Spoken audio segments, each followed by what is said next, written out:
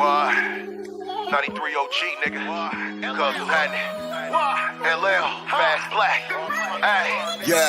What? I said brave nigga, try to split the pie but never played niggas. Raw my only flaws, I tried to come back and save niggas. Gretzky got me feeling like Jeffrey. I'm a made nigga that asked me could I walk on water, nigga I floated. Why would you try to trigger a nigga that's fully loaded? Willie Wonka sweet, golden ticket, candy coated. Yeah, fuck what you niggas post and fuck what you niggas say. If them jackets they gave me never fitted me, but I tailored it. He's working on the gram but want a man, what was his last call? You say you want a ring but that'll never happen. Chris Paul, make niggas jealous, my silhouette make these ladies scream. You ain't a top dog and you can't relate, baby king.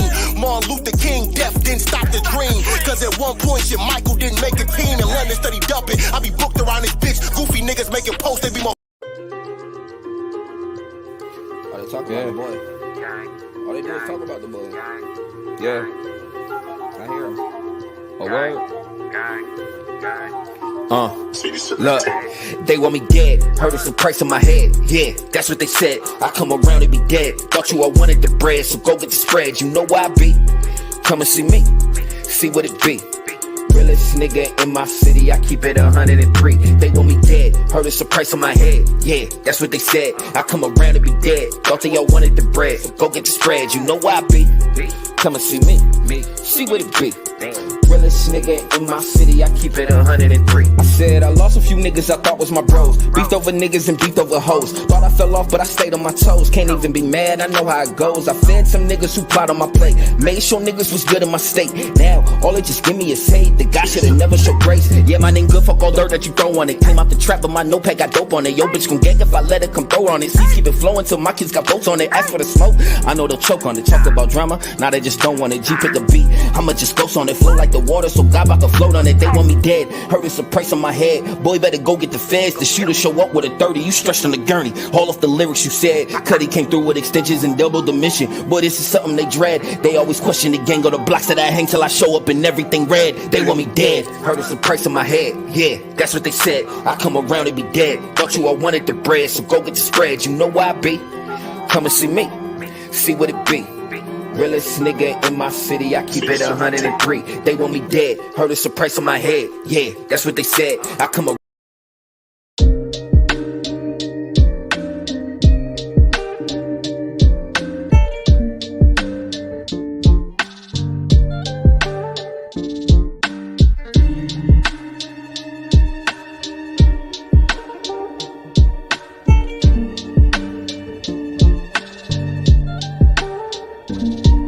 Yeah, can you see it in the distant future? We packing about to hit Bermuda. If I knew you had this sense of humor, shit, I probably would've hit you sooner. But what a lovely surprise, there ain't nothing to hide. You must be coming from God, I'm really loving your vibe. Yeah, gotta get you up in this ride. Since the magazine come like this, gotta subscribe. Was going out when you posted up a pic. Was looking good, so I sent a couple gifs. Started laughing and I knew you was legit. Now I'm on my Shakespeare, got me writing you some shit. Whoever in your life, tell your boy to get it right, or else I got a poem to recite. I'm the blues in your left and the funk in your right. You can even call me brother to the night. Is it lust or it's love, y'all? Well shit, I'm taking the gloves off, cause I can't let you get away. I must be Darius Love Hall. Yeah, now y'all know how I met her. I ain't never met her, but if I'ma get on, I got a sweater. If I'ma get on, I got a sweater. Or a piece of music that's just a pure expression of joy. Pure, like Shit bring me joy, man. I don't know how to explain this shit and put it in words though. Look, this ain't for the women that got suspicious cause some info that they came by and post they nigga face in a Facebook group called Are We Dating the Same Guy? You want results, you gotta aim high. I understand you getting strange vibes, but asking social media about your nigga, don't you think it's safe to say you better off without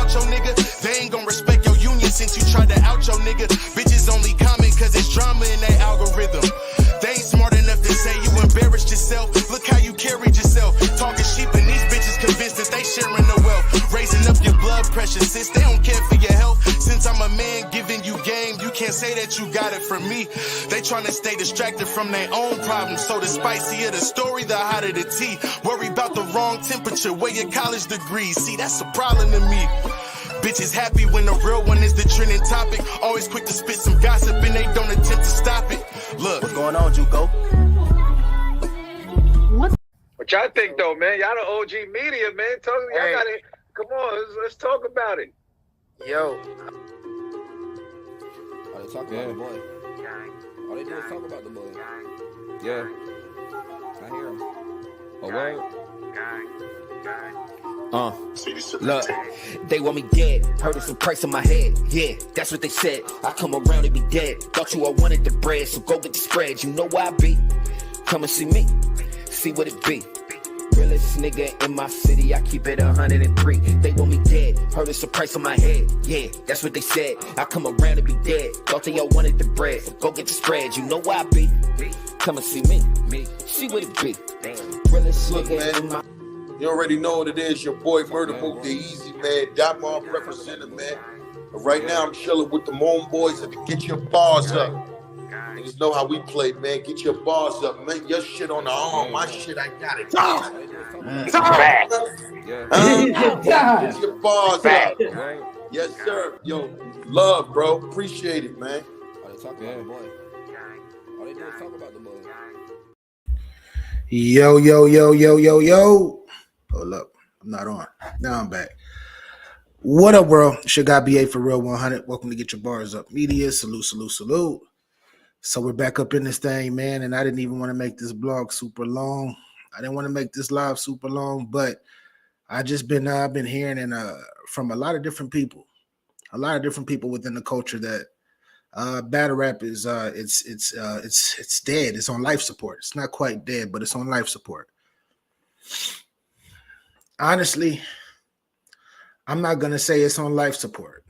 I'm definitely not gonna say it's on life support. I know that the URL had a situation going on, and I actually wanted to play a video of Smack talking about the money's dried up. I've actually been telling people for about almost 2 years that the money was definitely drying up just due to the sources that I have from behind the scenes, the people that I personally know who work within that company, who I would never, ever say their name live on here, live on any platform. But I feel like the culture is going through a transition. I think this is, and it's a healthy transition. And I'm hearing people say, I told them it was about the battle rappers. You know, it was it's about the battle rappers and the bloggers. As far as their numbers, the bloggers are failing and all of that stuff. Take it how you want to take it. I feel like everybody is needed in the culture. It's not just the battlers. The battlers need the bloggers. The bloggers need the battlers. The battlers need the league. The league need the battlers and the bloggers. This is how I go. This is the game. Because the bloggers play a significant role. But to say that numbers are tarnishing and everything, I think everybody doing about the same numbers that they've been doing, honestly. And we have Averb.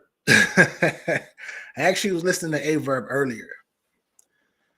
And Averb, very, very entertaining. I'm going to first and foremost say this. He is definitely one of the GOATs. Averb is definitely one of the GOATs of this.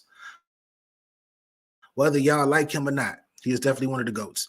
But even as a GOAT, sometimes he be talking out the side of his neck. Sometimes he be tripping with what he be saying. He do. But I do have to give him props on him spotting this. And I kept trying to figure out why do I see a lot of different battle rappers trying to start their own leagues? Like they're and everything. They're getting paid tens of thousands of dollars to do a 3-round battle on the biggest platform in the world, etc. But they are still venturing out, doing extra. Like I've seen this before.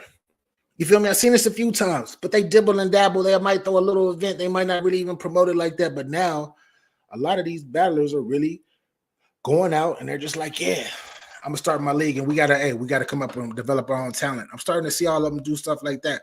When you start seeing battlers say, I have to develop my own talent, that should tell you something. And I'm gonna bring it back. It's not dead. It's not dead. But it's definitely, like I said, it's a transitional period. And I believe that this is a time, this is like a space where a lot of these smaller leagues that are still booking the bigger guys and they're still getting love on the prices. This is a time for y'all to start promoting y'all ass off. And this is the time for a lot of the smaller leagues to start connecting with the bloggers. While RBE is on hiatus, which people say this all, shout out to Chris Unbiased. I know y'all seen the blog. Yeah, ARP is done with this. ARP will never be done with battle rap anytime soon. That's just my opinion. I doubt it. Lately he's been taking these little hiatuses where he leave for 6-7 months and then he come back and go crazy. So he gonna be back. But while he's on his hiatus, and while URL is doing whatever they do, Wolf, I see you. He said, "Little big young." I'm the GOAT. You're crazy. You're crazy. But while URL is dealing with their financial issues and RBE is doing whatever they do, and then you got KOTD, which is dealing with their financial issues as well. This is a great time for you smaller leagues to try to get on. You book these big names. Make sure you promote. Go to all of these bloggers. Go to the top bloggers. If you got to pay them a couple, you got to pay them a little bit. Pay them a little bit. This is the time for you to put your talent out and make your talent relevant in the culture. You never know how big your league can grow until you actually put into it. And I know a lot of people are going to be like, "Nah, B, but this is a small league. Niggas going to lose money. Yada, yada, yada." This is 2024. This is 2024. 2024 represents the number 8. The number 8 represents infinite. It represents wealth. It represents actually trying. If you're into numerology, you know what I'm talking about. But this is battle rap. I'm not here to talk about numerology. But I'm just saying, I believe, Elk, what's up? Salute. Appreciate you, sir, for pulling up. But all I'm saying is that this is a time for, even if you're a virtual league, step up. This is the time to invest in when the stocks is low. Buy up some stock. Battle rap stock right now is super low. Niggas ain't out here getting paid for real.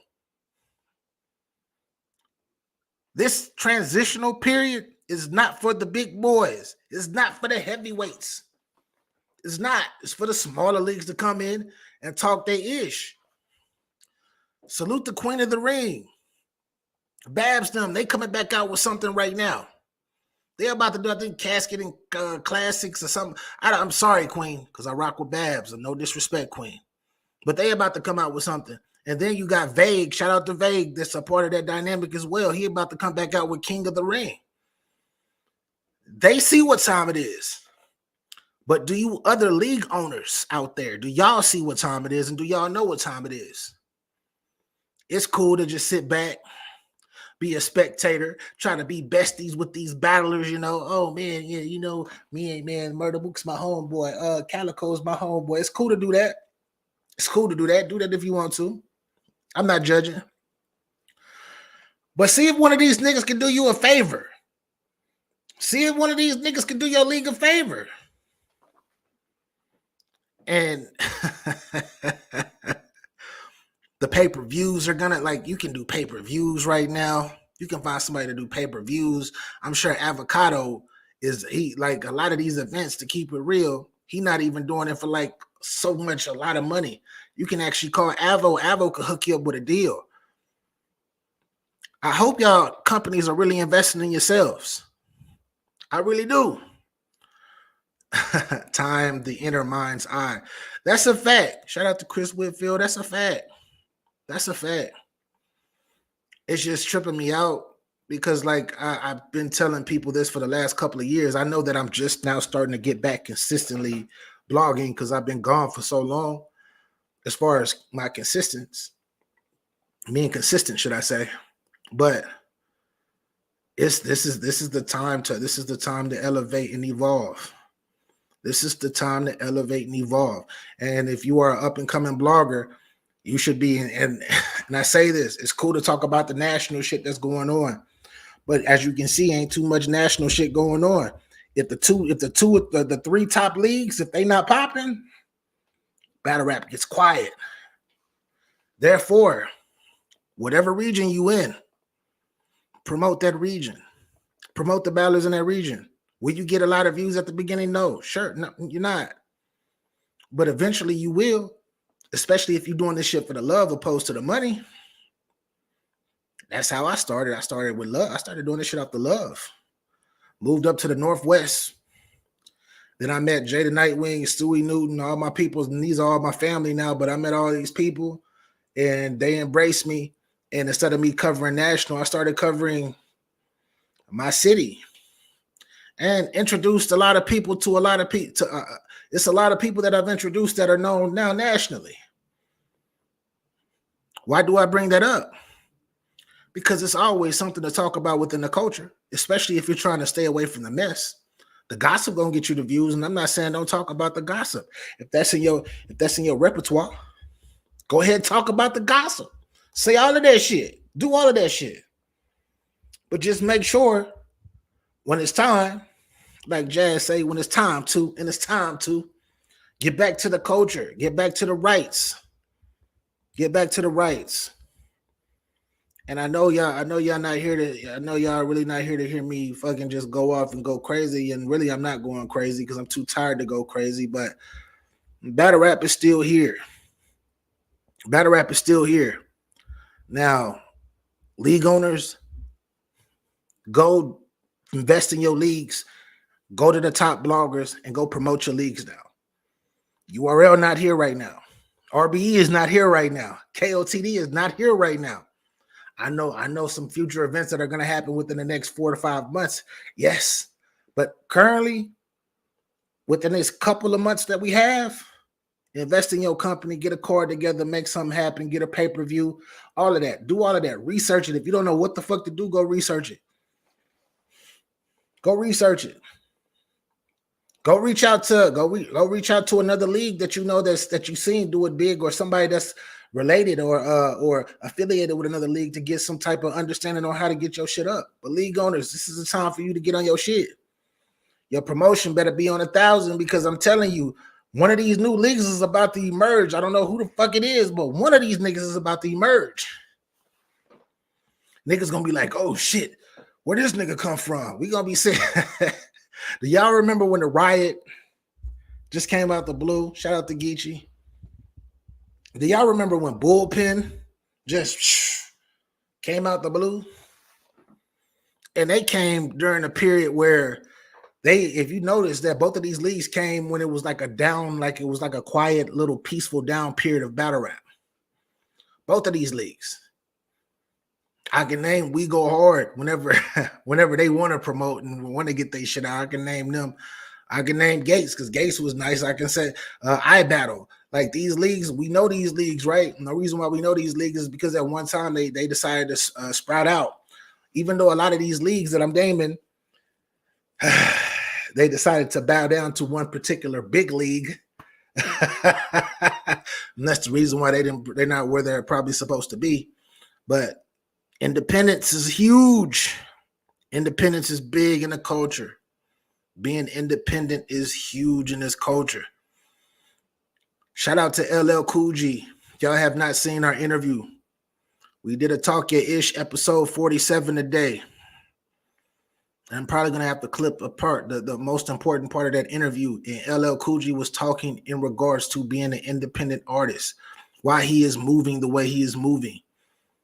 One of the very few artists to be able to go wherever he wants, whenever he wants, because he cut his own water on, he cut his own water off, if you get the metaphor. But anyways, I seen something earlier and I want to actually watch it with y'all. It's actually Smack talking about money. Smack got a lot of y'all niggas in y'all feelings. I kept wondering why the game was looking super crazy right now. I kept wondering why niggas is like, I think it's time for me to do my own thing now. Y'all niggas ain't getting no battles. And I don't mean to laugh at y'all, man. I don't mean to laugh at y'all, man. But it's just weird. The dynamic of battle rap has been super weird lately. It's been extremely weird. But here we got Uncle Smack. Let's see what Uncle Smack talking about. You see his face? Do y'all see Smack's face right now? Smack looks disgruntled. He looks bothered. When is the last time y'all seen Smack look bothered? He been living a good life for so long. He been getting that bread for so long. That caffeine money was just, now that it's no longer there, yeah, he looked like I'd probably be in my feelings too. And Smack, you should probably have Beasley speak for you because you look like you look super tight right now. But anyways, Uncle Smack. Because you know how these battle rappers be like, yeah, you know, Unc taking care of me. Y'all niggas looking crazy right now. Y'all battlers that's depending on the league to hold y'all hand. Y'all gave away a lot of y'all lives. Y'all burnt a lot of bridges. Y'all did a lot of crazy, absurd shit. And now y'all niggas not even getting paid for real. Niggas don't want to listen to BA. Behind the scenes, yeah, BA, yeah. But then when they get on screen, they want to be tough and they want to go crazy and talk opposite shit. Some of the biggest battle rappers in the world I talk to behind the scenes, and then I talk to them and they tell me this is what it is today. You right, B. You right, B. Yeah, B. And I see them on Hip Hop Is Real and all these other places. Them niggas be going crazy. They still be holding these league owners' hands. The word of the year. For all the battlers out there, the word of the year, unless you a new nigga, but even if you a new nigga, you still got to bet on yourself. But the word of the year is independent. Independent. Bet on yourself. But Uncle Smack, talk. I did like an interview with John, and he kind of mentioned that, like, as far as like the money is drying up or slowing down in the culture. Like when people really see the numbers, it's like, you can't talk heavy. How you asking for this? But this ain't do this. Like, how you asking for this when this whole event ain't even do this? And you asking for this just for you? Because that's where it's about to be. This negotiating shit in battle rap is about to get crazy in a minute. Damn. I'm telling you. Niggas, all right, niggas think y'all ain't getting paid nothing now. Because people going to try to raise their price, and it's going to be a bad time to raise the price. I'm here to tell y'all this right now. There's no money in battle rap like that right now. Yo, the money.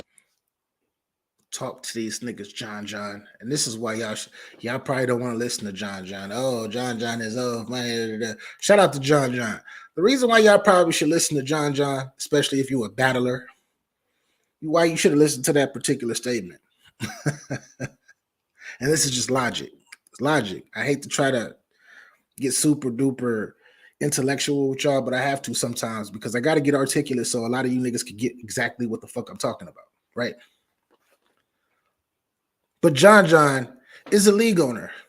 He is also not just a league owner. He's a league owner that's affiliated with the biggest league in the world.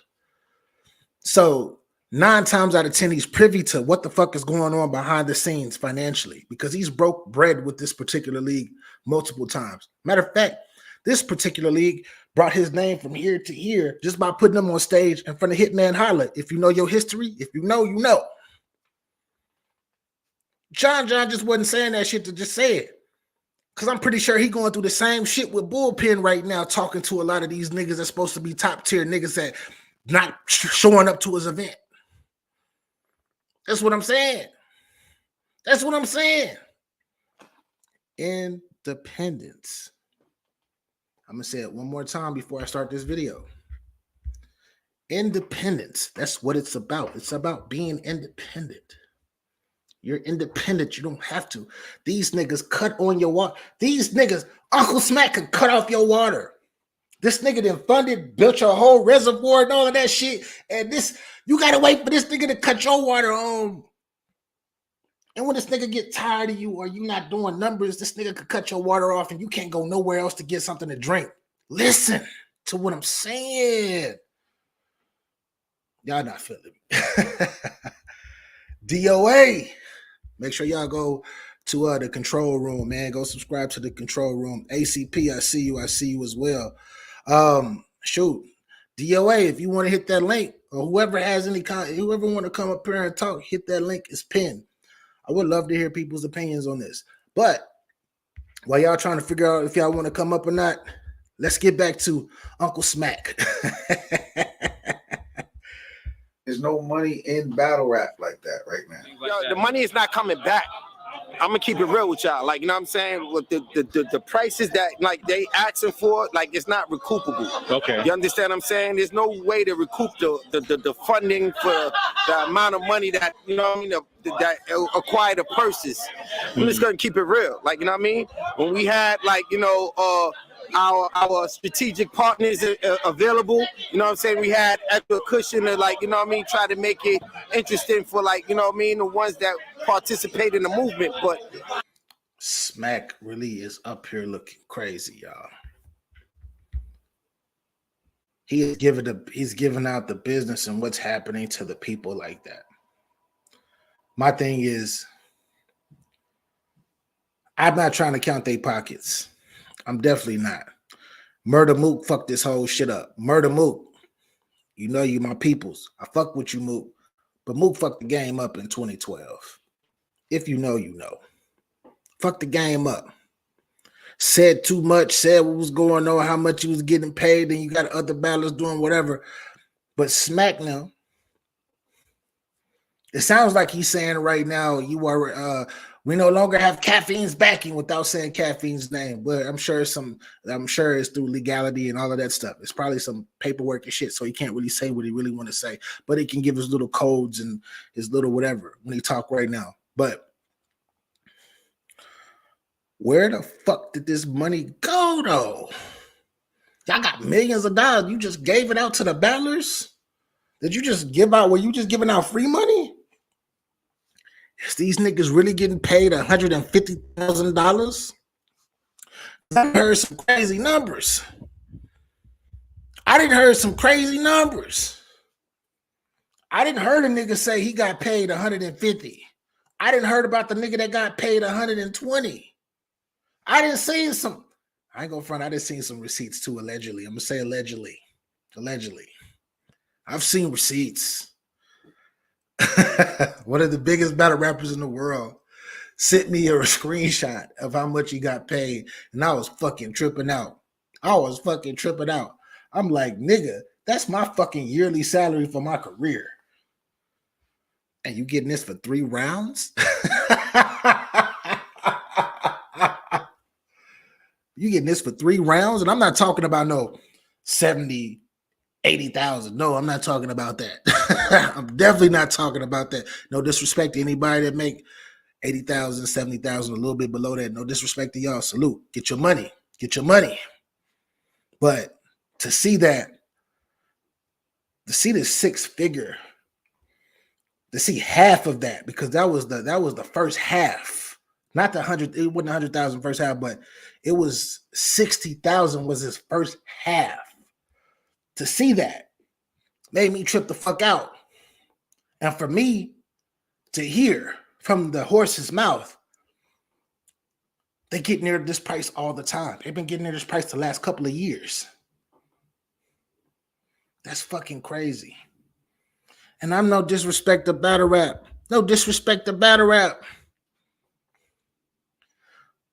But only one league was paying like this. And then there's one other thing about this particular league, URL. They were paying battlers that wasn't even battling.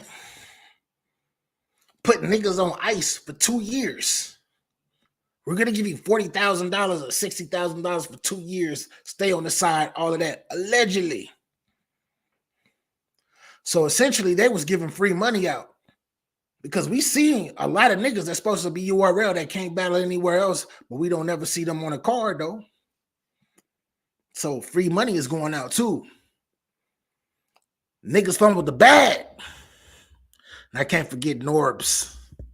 Good old Norbit. Shout out to Norbs. One of the pioneers of this shit. Good old Norv's got his money too.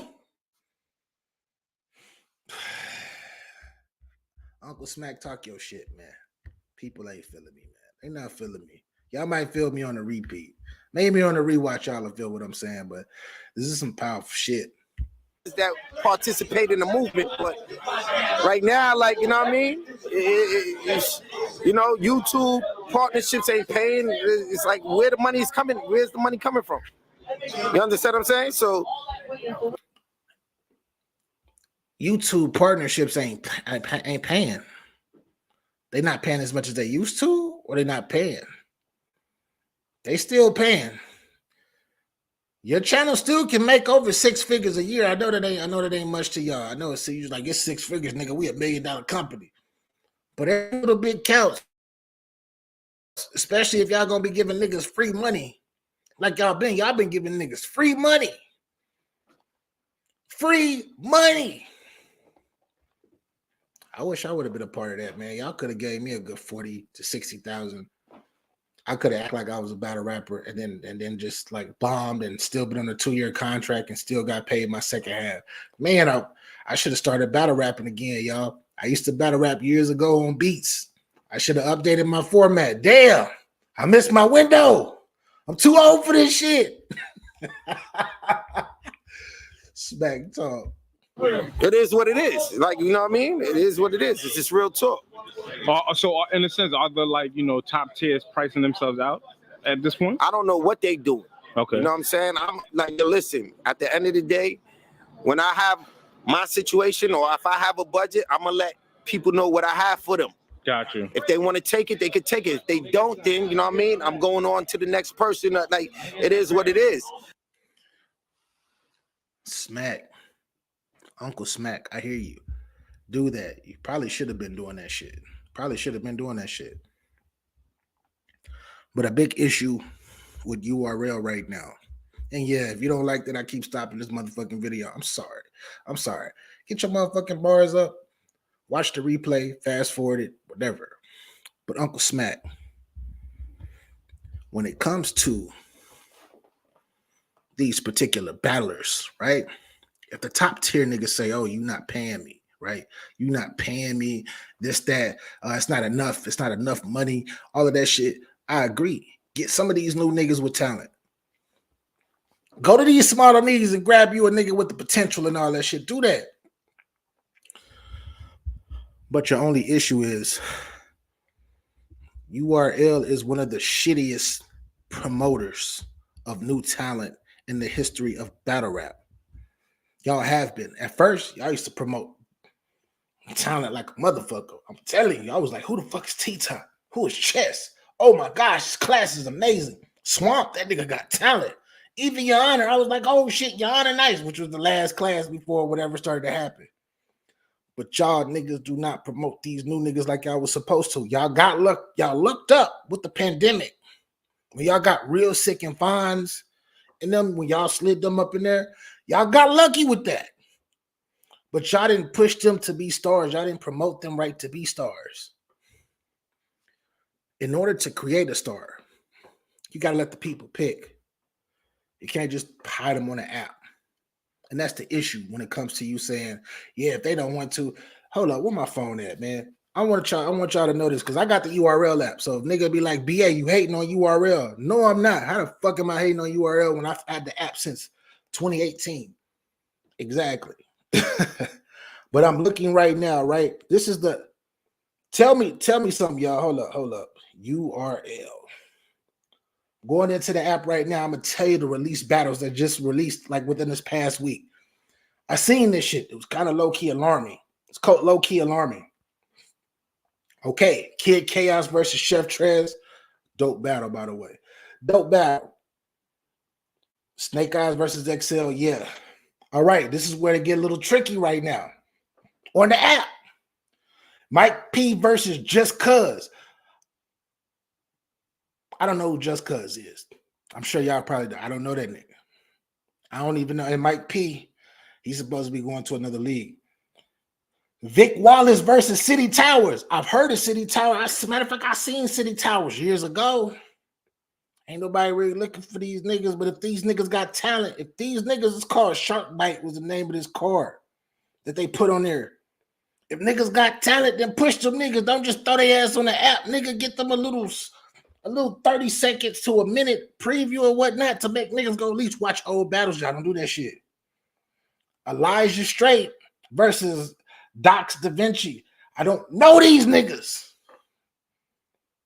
Well, I know Elijah Straight because he be trying to, damn, I don't want to say he's a carbon copy of Rum Nitty, but he came from that cloth because he sounds just like Rum Nitty. BMB the Don versus Corduroy.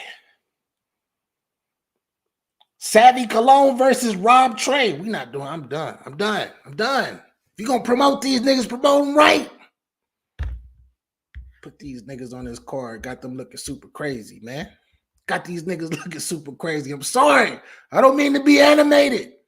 And I know almost every important fucking battle rapper from top tier to low tier watch my shit because it's all about quality. Might not be the quantity, but it's the quality. So if you are watching this, whether you're watching this shit now or later, and you one of them names I just said, I'm not trying to disrespect y'all. I'm not. I'm trying to keep it 100 with y'all. We don't know y'all.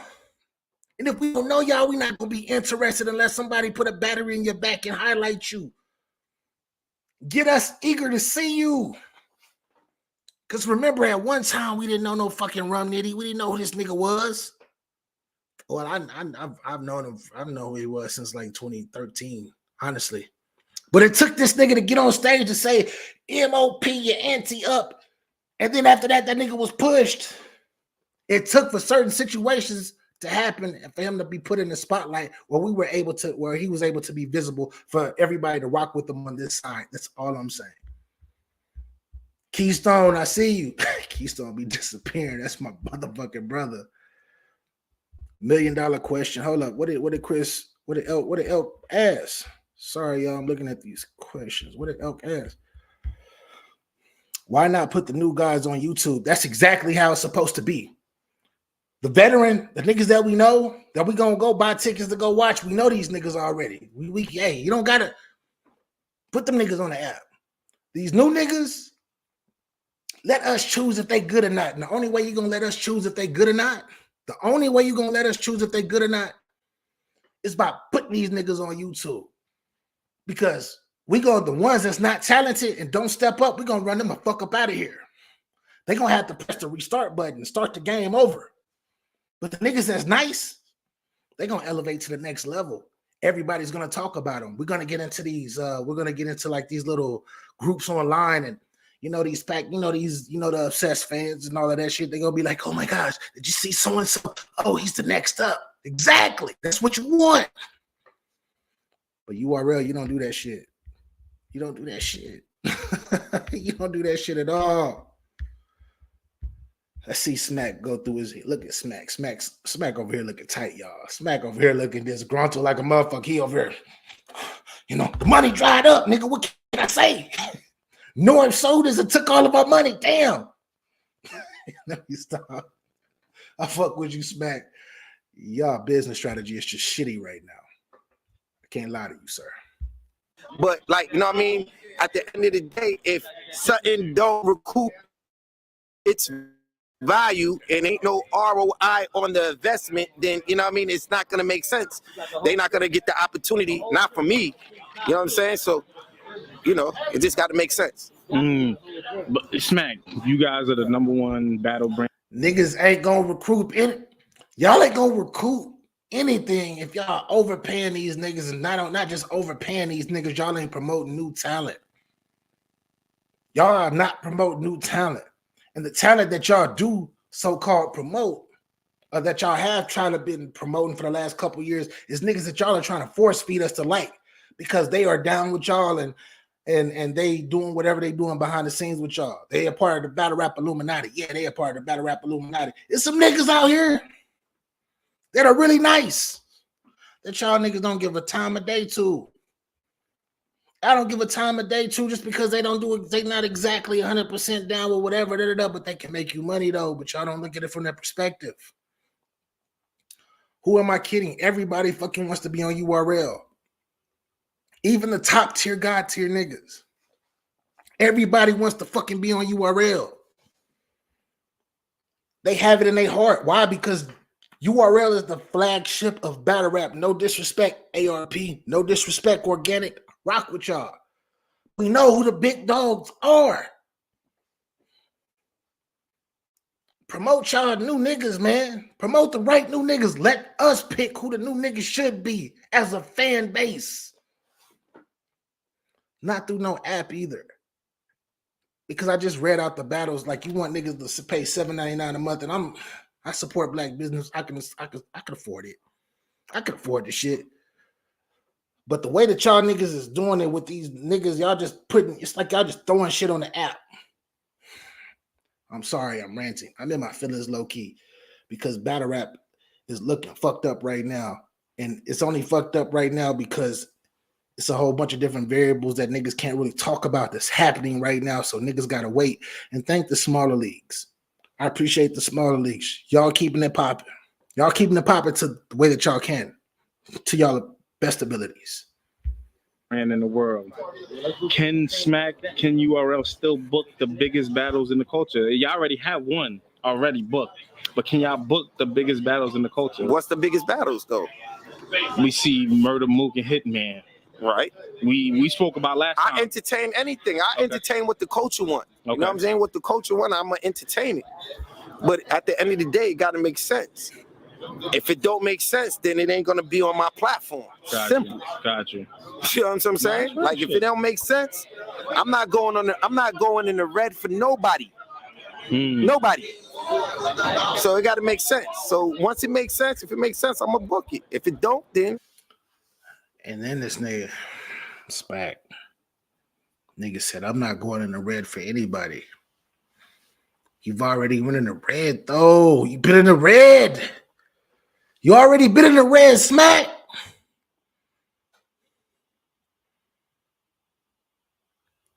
So that means that you went in the red for people like Sue Surf, New Jersey Twerk, the people who weren't performing to a certain extent, which now, shout out to Twerk, shout out to,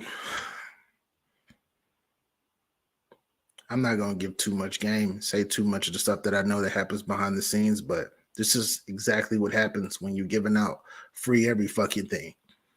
This is when a nigga get money that he ain't never seen before and he turn into fucking Oprah. You can't be Oprah if you don't got Oprah money. What makes Oprah Oprah? The money that she has. So she can get up and do a tax write-off and be like, you get a car, you get a car, you get a house, you get a house too. I hope y'all picking up what I'm putting down right now, people. And like I said, whoever want to come up here and talk they shit about this as well, if you think different from me or if you agree, hit the link. It's pinned.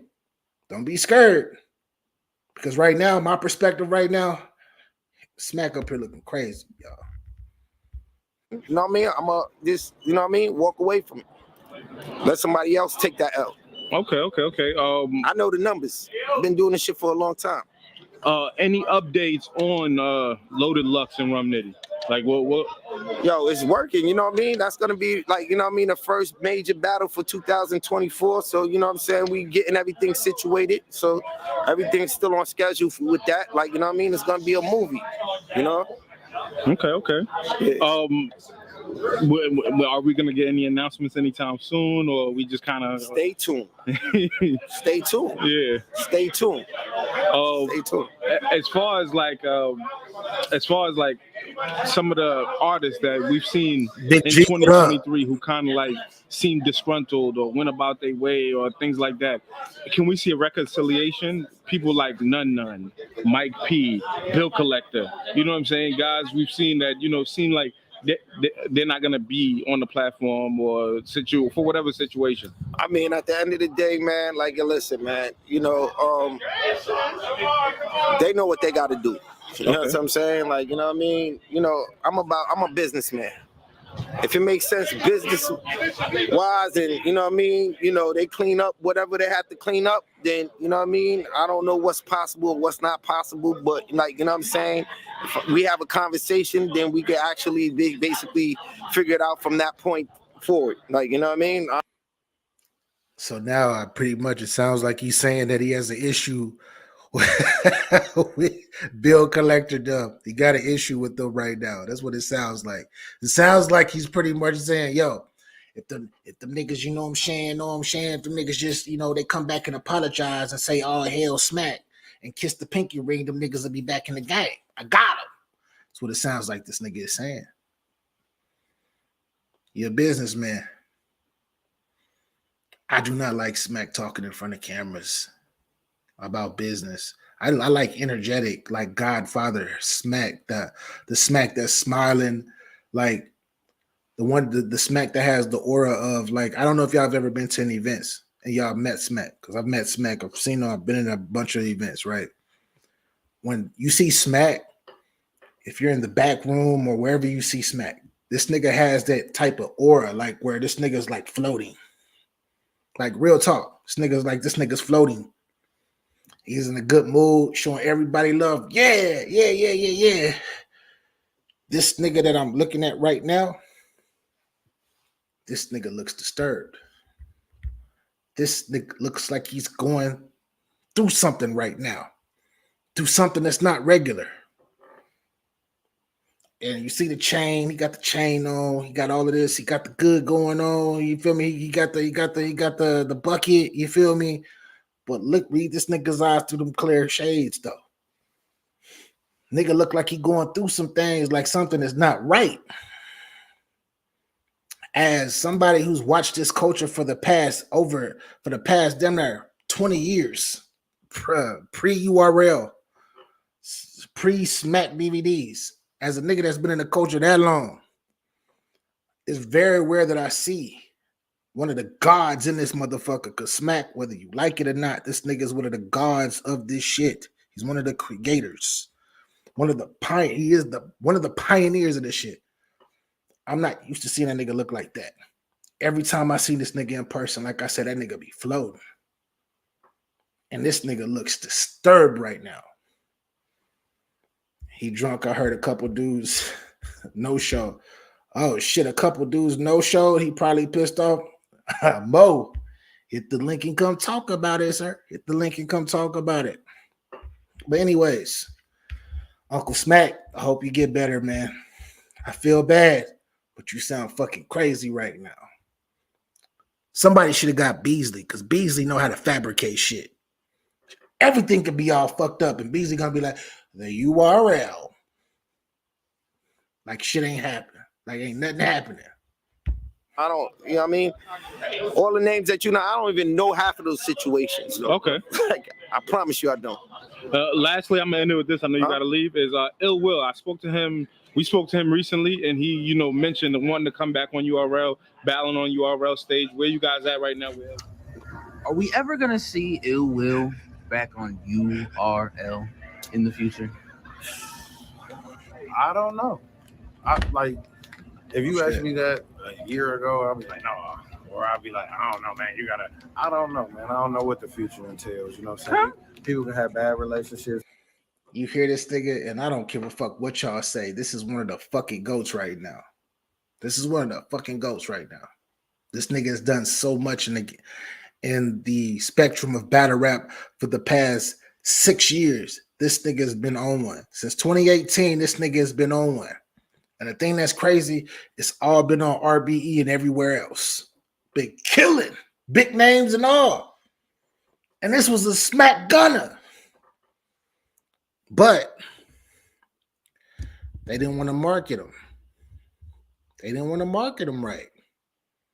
They lined him up. And then they let that nigga go. You can't do that with new talent that is super dope. You can't do that. Just because they're not 100% down with every single thing, but they're willing to work with you and be loyal to the thought of we're gonna at least do business. You can't just be, I got a number 2 and a number 3. I got a number 4 and number 5, nigga. I got a nigga to replace you. You can't replace nobody like this for real. This nigga is a one of one nigga. Just like y'all say Mook, just like y'all saying Twerk, just like y'all saying Hitman and all of that. This nigga Harlow and all of these niggas, he's in that class. He's a one of one. You can't just throw one of one type niggas in the trash. Go ahead, do this. You can't do that shit. But you did it with this nigga. And now you got my nigga up here like, I don't know, baby. When he should be. Let me stop. URL. Get it together, man. People could be on different pages. People could just have a miscommunication. And all it is a conversation. So you never know, bro. Right. I could say I won't, and then I will. I could say I will, and then I won't. So it's just all a conversation, man, with the right people and doing good business, of course. So I'm not opposed to it. You know, so I miss my URL fans because it's really a divide in some ways. So you are ill. Yeah, you are it's ill. You are ill when I'm over there for sure. But I see the divide. You know, I went to JC versus Surf. That was my last URL battle. That Summer Madness. Seen people I ain't seen in fucking years. What up, man? Hey, man, you top 5, man. You top 3. But I ain't watching you until you like, bro. How am Mo, I got you, bro. I'm gonna bring you up in like this 5 years. That's crazy. So it's crazy, bro. It's crazy that people like, man, I want to watch this Hollow battle, but man. So I get man, Ill Will, like, you know what I mean? I don't even know what it is with Ill Will. Like, Ill Will got to call the phones and, you know what I'm saying? How you don't know? That was your number one gunner, nigga. That was your number one gunner. You got that nigga lined up. And push that nigga the fuck out of here. That nigga got a right to feel the way he feel, though. And I know his business.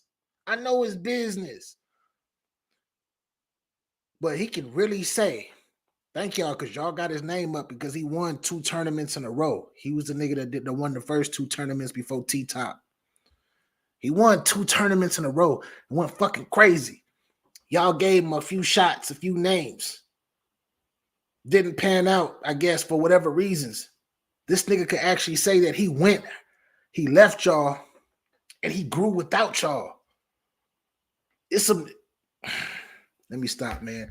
I got my guy in the building right now, man. I got my guy. Shout out to DOA says the new wave has begun, BA. Yeah, it's a transition in battle rap. Niggas got to get with it to get lost. If you in this shit to get numbers and views, y'all niggas better start transitioning and talking about other shit because battle rap is not going to be there for a little bit. Y'all going to have to leave and come back, I guess. Y'all better be doing this shit for the love. I'm trying to tell y'all. But anyways, here we go. Hold up, y'all. Hold up. Mo. Hold up. Let me get the screen right, though. What's happening, brethren? What up with you, man? Man, I'm trying not to go crazy because I'm listening to Smack over there shaking his head. You know, he over there doing that, like doing the Diddy bop, looking back and forth. He look distressed right now, bro. He look distressed. I mean, they just, the sponsor is over with, man. The big sponsor. You lose your base, you lose your funding, man. You start looking, But aren't you supposed to, when you get the bag, right? Just like with niggas, you mature, you in the game. You feel me? Me and you on similar wavelengths when it comes to getting money. You get money that's not yours, right? And what do? You go flip it. You go flip that shit in other places. You go experiment. Even if you lose a little bit, you learn from that shit. You go put that shit into something that's gonna come back. Why haven't the URL done that? It's like they giving money out. They've been giving money out, bro, to anybody and everybody. I mean, I wouldn't necessarily say they didn't flip it or whatever. They gave it to I don't know how long the contract was, you know what I mean? Right. So I'm assuming it was probably a 4-year contract, maybe. It was a 1-year deal. The very first year was like a 1-year deal, I guess, or a 2-year deal. They say how they did in 2 years, and then they signed up. Then it went 1-1-1. So are they still under it right now? I do not know. From my understanding, they signed a 1-year deal. Allegedly, y'all. They signed a 1-year deal in December of 2022. So I don't think they're in that deal no more. The 1-year deal should be over with because this is a new year. It's 2024. Okay, so you gotta look at it like this, right? If they still maintain like complete ownership of the battles, right? That's putting the money, taking the money, using it to pay battlers, and then you getting the content for your app. You know what I mean? So it's still like they were putting into their own thing still, but uh I was looking at it, and I'm assuming Caffeine probably was giving them a budget each event, so they were divvying out the money per, you know what I mean? Because I was looking at it like, yo, they probably just blowing the bag, just overpaying dudes. But if they give you a budget of $500,000 or 250 for an event, and you giving it all to the battlers, you know what I mean? Or paying your staff, taking y'all a little piece, and then putting it all back into the battlers, I can't really be mad at them. You know what I mean? I'm not mad at them at all. Do what they grown ass people. They are the number one flagship league to ever do this shit on this level. But it just look crazy. They just look crazy right now, bro. They look crazy. They've been looking crazy actually. All of 2023, they was looking crazy, but niggas wasn't talking about it. I mean, they've been looking crazy longer than that, though, man. You know what I mean? I was noticing that a lot of the people that are like the big names, like when I go to certain events, if the name is on the card, no matter what kind of event it is, it still should draw people in. And you know what I mean? I kind of see what Smack mean when he say he see the numbers. So if they not driving the people in to just whatever card they're on, like they probably not like big sellers though. You know what I'm saying? So it's probably like you losing money anyway on these niggas. You know what I'm saying? Yeah, my thing is how are they supposed to bring money in when like the machine like it looked like they started banking on the younger niggas, right? I'm not gonna say younger in age, but the new niggas to the newer battlers. But they didn't promote the newer battlers though. Like they come out and they throw the niggas right on the app, and niggas not watching that shit. Well, see, I think the problem is, right? I think they should have, because they weren't really they did put a lot of the newer guys on Caffeine, right? When it first started, they did the tournament. So we kind of saw a lot of the people that was coming out of Crucible, like the newer guys, Funds, and you know what I mean, Jay, all those people. That was in 2020 though. It's 2024, bro. But that's what I'm saying. So they started out doing it right, and they got a couple of guys that should have been like the new stars, but the event significantly dropped in 2022. You know what I mean? After they did that Drake event, 2022, the event significantly stopped in terms of because they were doing stuff every 2 weeks. You know what I'm saying, on Caffeine. So it significantly stopped. And then 23, I don't know how many Caffeine events they had, maybe 4. You know what I'm saying? So I could see where the misstep started happening. You know what I'm saying? So I think they had intentions. When I'm just looking back in hindsight, they were trying to build guys, and they had their guys that would move on or whatever the case. But then like Lou Castro, he was supposed to be one of them. He changed his name to Luz. Luz Astro. They had That's real crazy. name That's crazy. Luz Astro. That's crazy, bro. Then you had real name Brandon. I think he had like some kind of family issues that happened or something. He won the tournament. He would have been like a guy they pushed. What's the dude? NXT. It was seeming like he was kind of supposed to be getting pushed. I don't know what happened to him after he lost real name Brandon. He kind of something happened. He came back. He looked like he gained weight, cut his hair. So I don't know if he got sick.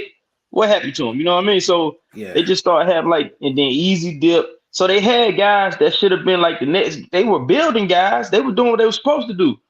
When I'm looking back in hindsight, because we saw Easy on, he was on caffeine every time. Luz Astro was on there, like he was on caffeine a lot early on. You know what I mean?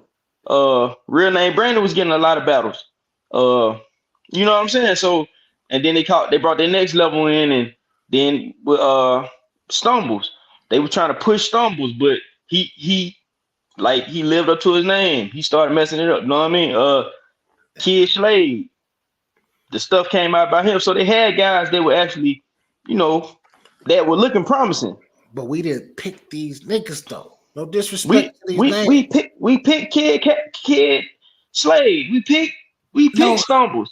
We didn't pick these niggas. No. Bro, they had one good performance. They had a solid performance. Shout out to Stumbles. Shout out to Kid Slade. But it was the for the people, by the people. We didn't pick these niggas. These niggas were shoved in our face, bro. Not Kid Slade and Stumbles. Look, Kid Slade won the Crucible, right? They put him on caffeine, and he was the guy that they were talking about from the new guys. He was the one who had the buzz, and people kept saying, "Oh, we want to see him against Easy. We want to see him against T-Top." I remember people like having a hype about him. You know what I'm saying? And with Stumbles, niggas, bro, nobody picked bro. These URL picked these niggas, and then they paid the bloggers, all these blogging ass niggas that's compromised and shit, still compromised, probably outside here looking stupid right now. These were the niggas that was saying that shit. It wasn't the real. Let me stop because I don't want. Wait. Who you saying that they picked? Are you saying that? What's the name picked that they picked? Who are the guys they picked in particular?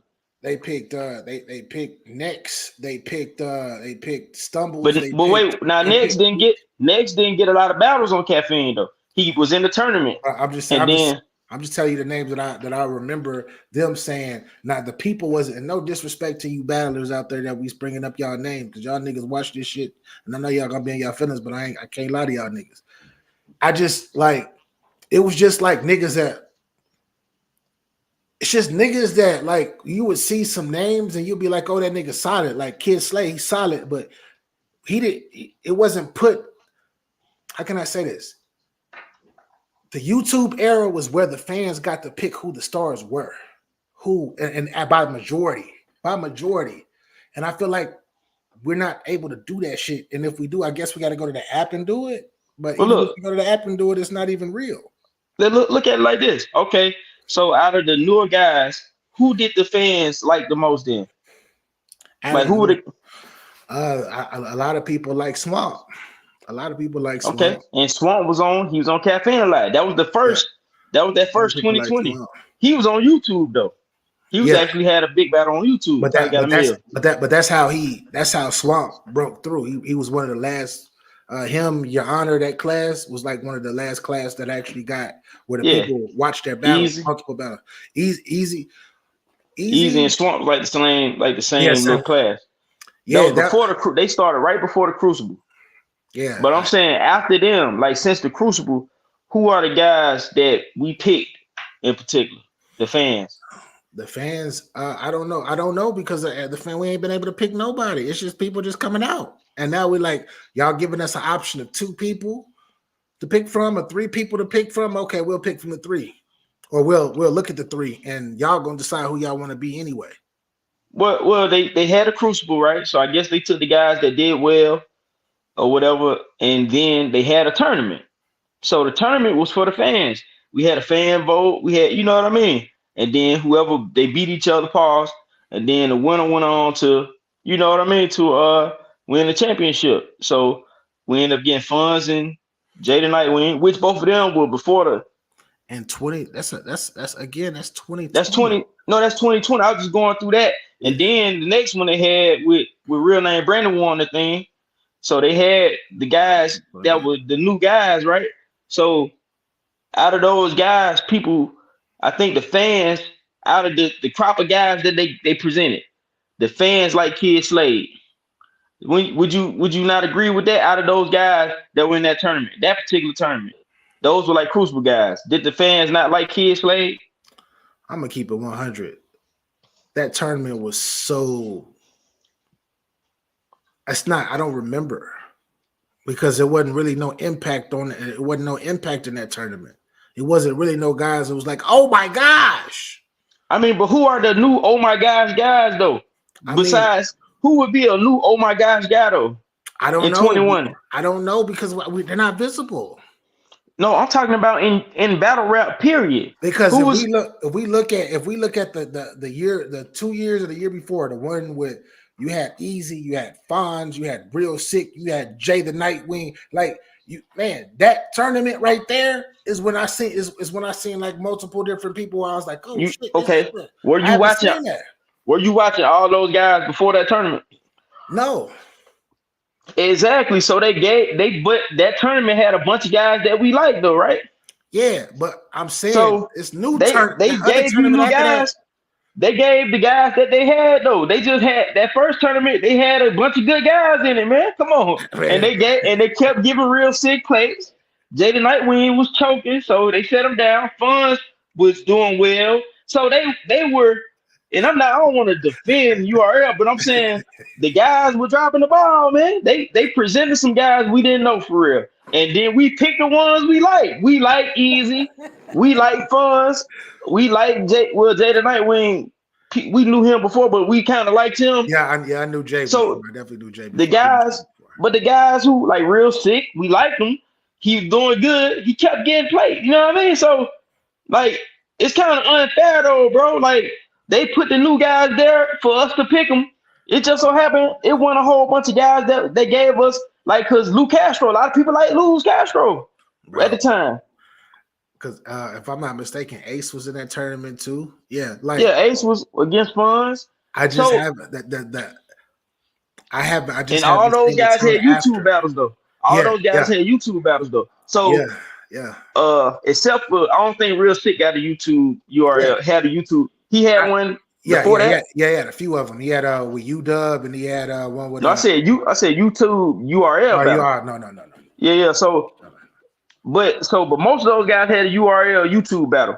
So people was we were familiar with Ace. We were familiar with him. He had been on main stage a couple times. Like Easy. He had a big buzz. A lot of people still remember him from 2014.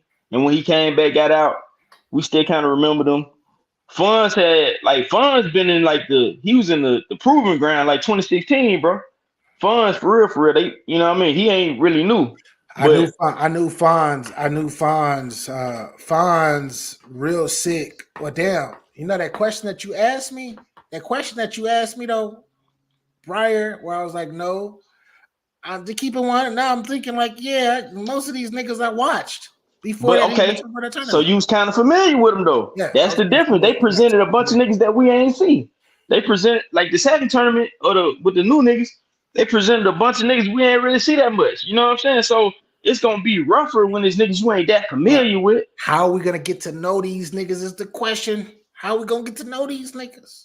I mean, bro, they put them on caffeine. Them niggas was on caffeine, bro. When was they on caffeine? I don't remember ever seeing them on caffeine, bro. But in the tournament. And a lot of them niggas, I'm talking about them newer niggas. And then they didn't. What you calling them? You talking about Kid Slade now? Yeah, Kid Slade, Kid Chaos. Kid Chaos. But them niggas, a lot of them niggas started. Kid Chaos was back. He was in that first tournament. Yeah, exactly. He was a part of that first class. Right. So I mean, I think they were trying to do something with the guys, man. But I do think the visibility, if they weren't gonna put them on YouTube, they needed caffeine for the guys. But how many of us gonna tune in if you got a bunch of new niggas on caffeine? You know what I mean? Like for real. If it's free and they fire, I believe people might have. I mean, yeah. I mean, but I do think you got to put some names. I guess because caffeine, it's a business. They're trying to get some traffic. So who the niggas that bring traffic? Bring some niggas that gonna bring some traffic. You know what I mean? So it's kind of like a catch-22 because you're doing business with a company that's trying to make money or get traffic, and they don't necessarily care about you fostering your new talent. You know what I mean? So I think they should have when they had the bag. I think they should have made the sacrifice of putting them niggas on YouTube. You know what I'm saying? These are the new niggas like Klutz, Saflera Soul, Foots, Eunice, and Ansel. I like all those guys. I think all of those guys are decent. I do. I think those guys are decent. And unlike a lot of people, I do watch the app. I mean, I do have the app, and I watch the battles on the app. That's how I know about these guys, and that's on the bottom of the screen. But it's still like the promotion is just still shitty because I can like them, but it's a lot of people that's in this culture that do not have that app because of whatever reasons. So how like nobody knows Klutz, nobody knows Souffleur Soul, nobody knows Foots, nobody knows Eunice, and nobody knows Hansel. I know them niggas, but I'm a culture fucking stand. Like I'm in this fucking culture for real. So I know them niggas. A lot of niggas ain't like me. But the thing is though, I do think a misstep was right. I think they did too many events, like doing 2 a month the first 2 years. That was like way too much battle rap, bro. Yes. Like and when they talk about nobody doing numbers on YouTube, I mean because if you got the biggest battles on like for free on Caffeine, we sitting watching Caffeine every 2 weeks and we watching it all day. Like I'm kind of battle rapped out for real. You know what I'm saying? Like I don't want to watch no more battles. And that's especially not multiple times. If I watch it once, that's all I'm gonna watch it. You know what I mean? So they kind of like talk your shit, Mo. Talk your shit, Mo. I'll be right back. Okay. Gotta get this charger. Okay. Yeah. So basically, they just oversaturated the game, man, with too many battles. And I do think they should have spread it out maybe once a month and have like some of the bigger, like the big battles. They did a lot of big battles before. They did a lot of big battles during that COVID time, that 2020, 2021. I think they should have spread it out and then had a lot of the new guys on the undercard. So we would see them when we tuned in to see the big battles because it's just they oversaturated the game. So I think that's what happened with that was the misstep. And I think if they could do it again, maybe they would have changed it. But I know Caffeine, they were trying to have content and get traffic. And it's hard when you got a plan for your business and they got a business model, but you need their money. You know what I mean? So that's where the issue come in. Did you heard anything I said? Nah, I'm just not catching back. I had to go run and go grab my charger real quick. Okay. Yeah, what I said was they did too many events. And I think they probably should have maybe did one a month because they burnt out a lot of big battles during that time frame. So you would have had a lot of big battles. You do one a month and put the newer guys at the undercards. We would have saw them and then we'd be like, who's that dude? The first battle, that dude was dope. I want to see him against such and such. Then you would partner with a company that was putting the bag, that was getting you the bag, and they got a business model. They want content and they want traffic. But you got a business model where you need to be building people up so you can sustain your business, so you can keep fans. You know what I mean? So, but the bag you need that bag a little bit more. You know what I mean? So I think that's what happened because they don't really have no big battles, bro. You know what I'm saying? They exhausted them, bro, when they were doing the 2 to 3 fucking events each month. Bro, they boy, like the nigga Geechee literally battled everybody from 2020 2021. He battled everybody. Yeah, that fast track was fucking crazy, bro. Like he battled DNA, Goods, Math, Surf, Hollow. Well, he had battled. No, I'm saying from 2020 and 21. I'm talking about just Geechee in particular, right? Yeah. He had Bird, Math, DNA, Goods, Calico, Hollow, Lux. Like them battles, he shouldn't have had them 7 battles in 2 years. Like nobody should have that type of be able to get that. You know what I mean? Like like that's several main events. You know what I'm saying? Yeah. And Mook, he battled Mook, I think 22. But in 20 and 21 in particular, the nigga battled everybody, bro. You know what I mean? And they kind of like, they oversaturated the game, bro. I think they should have, maybe they should have worked that out before. But I guess they just trying to put money in people's pocket. It was COVID. And it, you know what I mean? And they probably like, well, they finna be paying money. Let's go on book the battles. You know what I'm saying? So, everything hindsight 2020 though, man. You know what I mean? So yeah, but, they fast track. It's a shame that we did lose.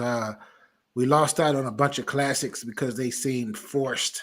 Like we have the money, and COVID hit, and they're like, okay, let's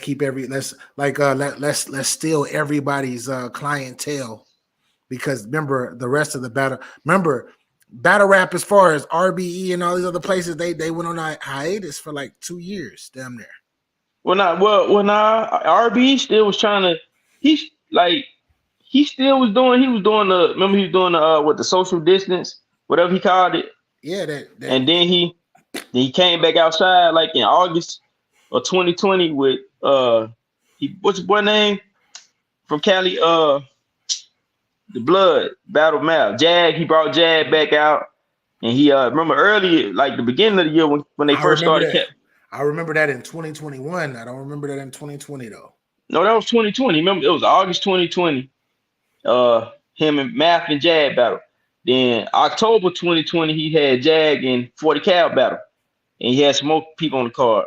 So he was trying to do his thing, and then 21 he did the big card. He did the Max Out. Max Out, the first one, the very first one. Yeah, the very first one. And he did did he do Max Out 2? Hitman and Calico was Max Out 2, right? Which was that Max Out 1 was Hitman and Cassidy. Max Out 2 I get them mixed up. You're right. You're correct. Yeah. Correct. So he was doing his thing. You know what I mean? ARP ain't, he was still trying to do his thing. Then he did the Divide and Conquer like the end of the year.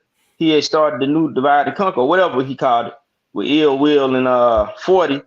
So he was, he was trying to do his thing though, you know what I'm saying? So now 22, it seemed like he started doing straight tours where he got like 20 battles on the card, and it's VOD or whatever. It was it's 2022 and up was pretty much the bricks and the intake. That was the bricks and the intake. Well, last year he did his thing though. Yeah, he did, but he still in between those. He had I mean, did nobody really watch those battles? But he had the straight tours, the intake, the intake. Oh, the intakes. Well, he's trying to build his little new guys though. Yeah. So he trying, but it's just, man, I just think, man, battle rap kind of oversaturated, bro. It probably need to die for a minute to come back, bro. It's too, it's oversaturated, bro. It's a lot of, extremely oversaturated. You know what I mean? Yeah. A lot of niggas that rap just alike. It ain't, you know what I mean? It ain't no levity to it. That everybody doing the same stuff. Like, it just, you know what I mean? It probably need to get a refresher point. You know what I'm saying? Yeah. A reset. I think that this is definitely like a reset period. I feel like what I was saying at the beginning of this video was before I started watching Smack Talk. The game, this is a transitional period, and it's an open period for a lot of these smaller leagues to try to step in and kind of fill a void with a dope ass card, but a dope ass promoted card. You feel me? Because promotion with these smaller leagues, they don't go. A lot of these smaller leagues, they don't really promote. So I think this is a period for them to actually step up and have at least people that ain't never heard of a name of a league to hear it for the first time, and that name can pop. Let's see I think URL actually kind of killed the independent league because back in the day, like 10 years ago, we had Spit Day Heat, We Go Hard, like all those people, like most of the people that's like diehard battle rap fans, we all watched all those battles. So you had dope. ACP said, but it isn't dead and oversaturated opposites. Which one is it? Dead and oversaturated opposites. I mean, you could be it's oversaturated. You could drown to death. You know that, right? Battle rap could never die. It could never die. Battle rap could never die. But I think in terms of like the money aspect, I think in terms of the business and the business model of it, or it making money, that could be dead for a minute. You know what I mean? Oh, but yeah, that's over with. That's over. Niggas gonna keep battling. You know what I'm saying? But that's over with. Them. Give me 120. Give me 115. Give me 130. That's over. I don't really think niggas were getting that like that though, bro. I don't really think niggas was getting a whole lot of money like they was trying to say, bro. I think like at the beginning of caffeine, like the beginning of caffeine, they was getting big bags. Yeah, I know. During them times, I know a couple niggas that got six digits, six figures. Like I know. I mean, it depends on the nigga. Of course, I can't say they days, but it ain't about 2 or 3, man. It ain't a whole lot of them though. It's it's about 4 of them. It's about 4 of them. But they got it's the 4 niggas for that one? for one. But these niggas, y'all can guess if y'all want, because I can't say their name. I know they saying Drake was dropping the bag off for his event, and he was like, but it was probably tax right off for Drake. Of course, it might not even been his money for real. You know what I mean? So he threw in an extra 50. Was it 50 racks? He threw in. Yeah, 50 for the one. Yeah. I mean, Drake rich as hell though, man. Nigga, Drake rich as hell. You know what I mean? Yeah, he can do that shit. But as far as these battlers asking for these, so a lot of battlers be on this like now you got a lot of battlers asking for 50, for 40, for 70. You got a lot of niggas doing that. And URL, from my understanding, they paid, like they've gotten some of these guys that probably you wouldn't think deserved it, but they loyal and all of this other stuff behind the scenes. They've been overpaying these niggas. And they got these niggas used to getting a certain amount of money now. He said battle rap was over. Slim, where you been? Hit that like button though. Salute, bro. I see you. I'm gonna be honest, man. I think it was probably a few niggas that was getting. I think maybe everybody was getting more than they usually get, but I don't think it was like everybody was getting no 20s and 25. You know what I mean? I think the niggas that you seen get their little caffeine deal where they just stream every day, I think that was part of their payment too.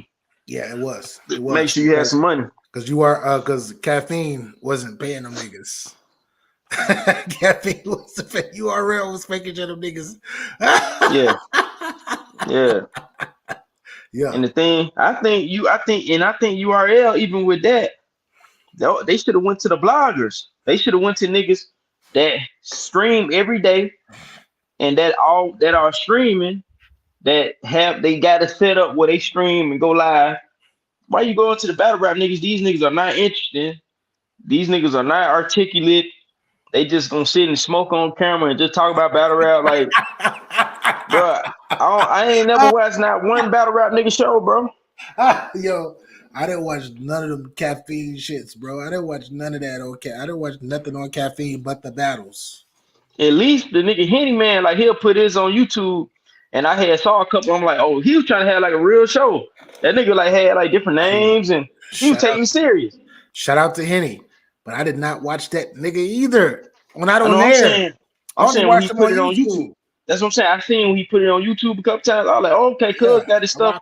He was trying to, But like, somebody that set up like somebody will upload like Arsenal had a show on the app. They'll upload it, and then you see like, what the hell, Tay-Rock, and they just sitting there looking dirty and filthy, and him and his old lady they smoking and looking like, you know what I mean? Like, bro, what's the purpose of this? Like, you know what I'm saying? Like, who watches this?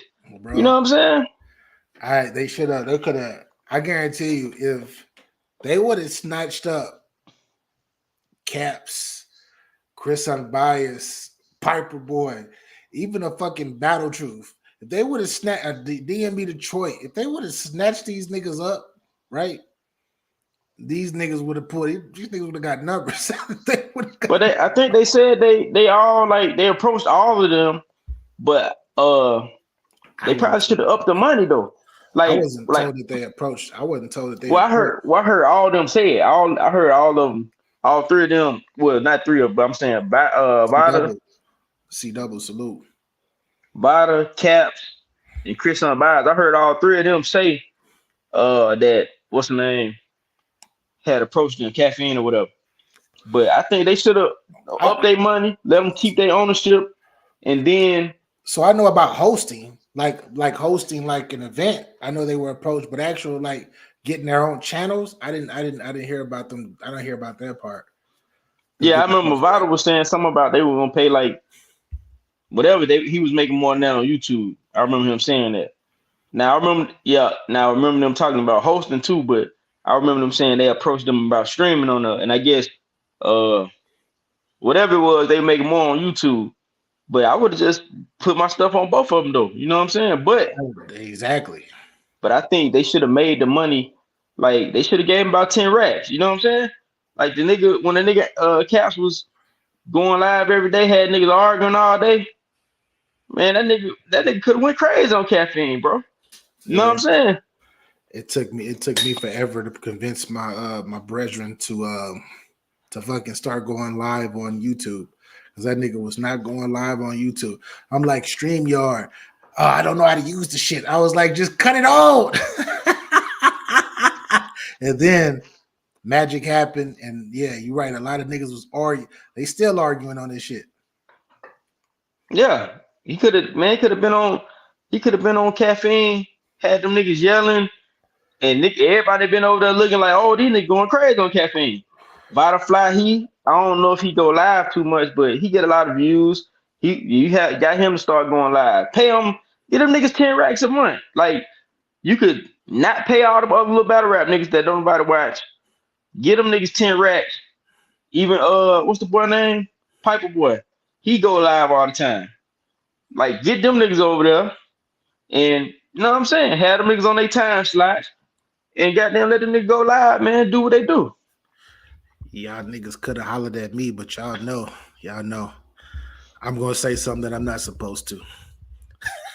You gonna say something you ain't supposed to? Yeah, because I'm not going to be, bro. I've never been this, bro. I told you the battle rap Illuminati is real. I'm gonna say some shit about a company or some battlers that they don't like, because I'm gonna go against the grain. I'm gonna be 100, and that's not what it's not. You have to be compromised to be a certain type of way, to be a part of a certain type of ilk, and I can't compromise myself. I could try and get that bread and be like, yeah, URL. But if I see a nigga that's fucking up in a battle, or I see the league, or I'm looking at the league, and even though they're my employer, and I'm seeing some fucked up shit, and I'm looking at the reaction from the fans and the culture, and I'm agreeing with the fans and the culture, I'm gonna say something. Well, you could talk about what's the name? You couldn't talk about ARP probably. They probably won't let niggas do that. No, you probably couldn't talk about that, but URL. None of these league owners, bro, except KOTD. I think Organic the most. That's the only nigga that don't give a fuck. You like everybody got their own opinion. No, I'm saying on caffeine, URL probably like, oh, this nigga over there talking about nigga talking about Max out, like nigga. You see what they did to Jay Black. You see what they did to Jay Black? What happened? They said Jay Black made it to where he'll mention, be like, yeah, this league, this thing happened and this battle happened. But he used to, like, this nigga was going to events and everything. He had to stop it. He had to lower that coverage down. He had to lower the coverage. Yeah, it didn't, but he was getting I thought paid. Because he was working with URL, like he was but that's what I'm saying, because he was working with URL. URL was his employer. He probably did that. But you kind of look at it though, like URL at that time, they was doing events every 2 weeks. So he getting paid. He getting money. Whenever ARP slip an event in, that's probably in between. He already in between. So a nigga want to take a break. You know what I mean? Nigga battle rapped out, man. He's streaming every single day. Nigga battle rapped out, man. I be tired of looking at it.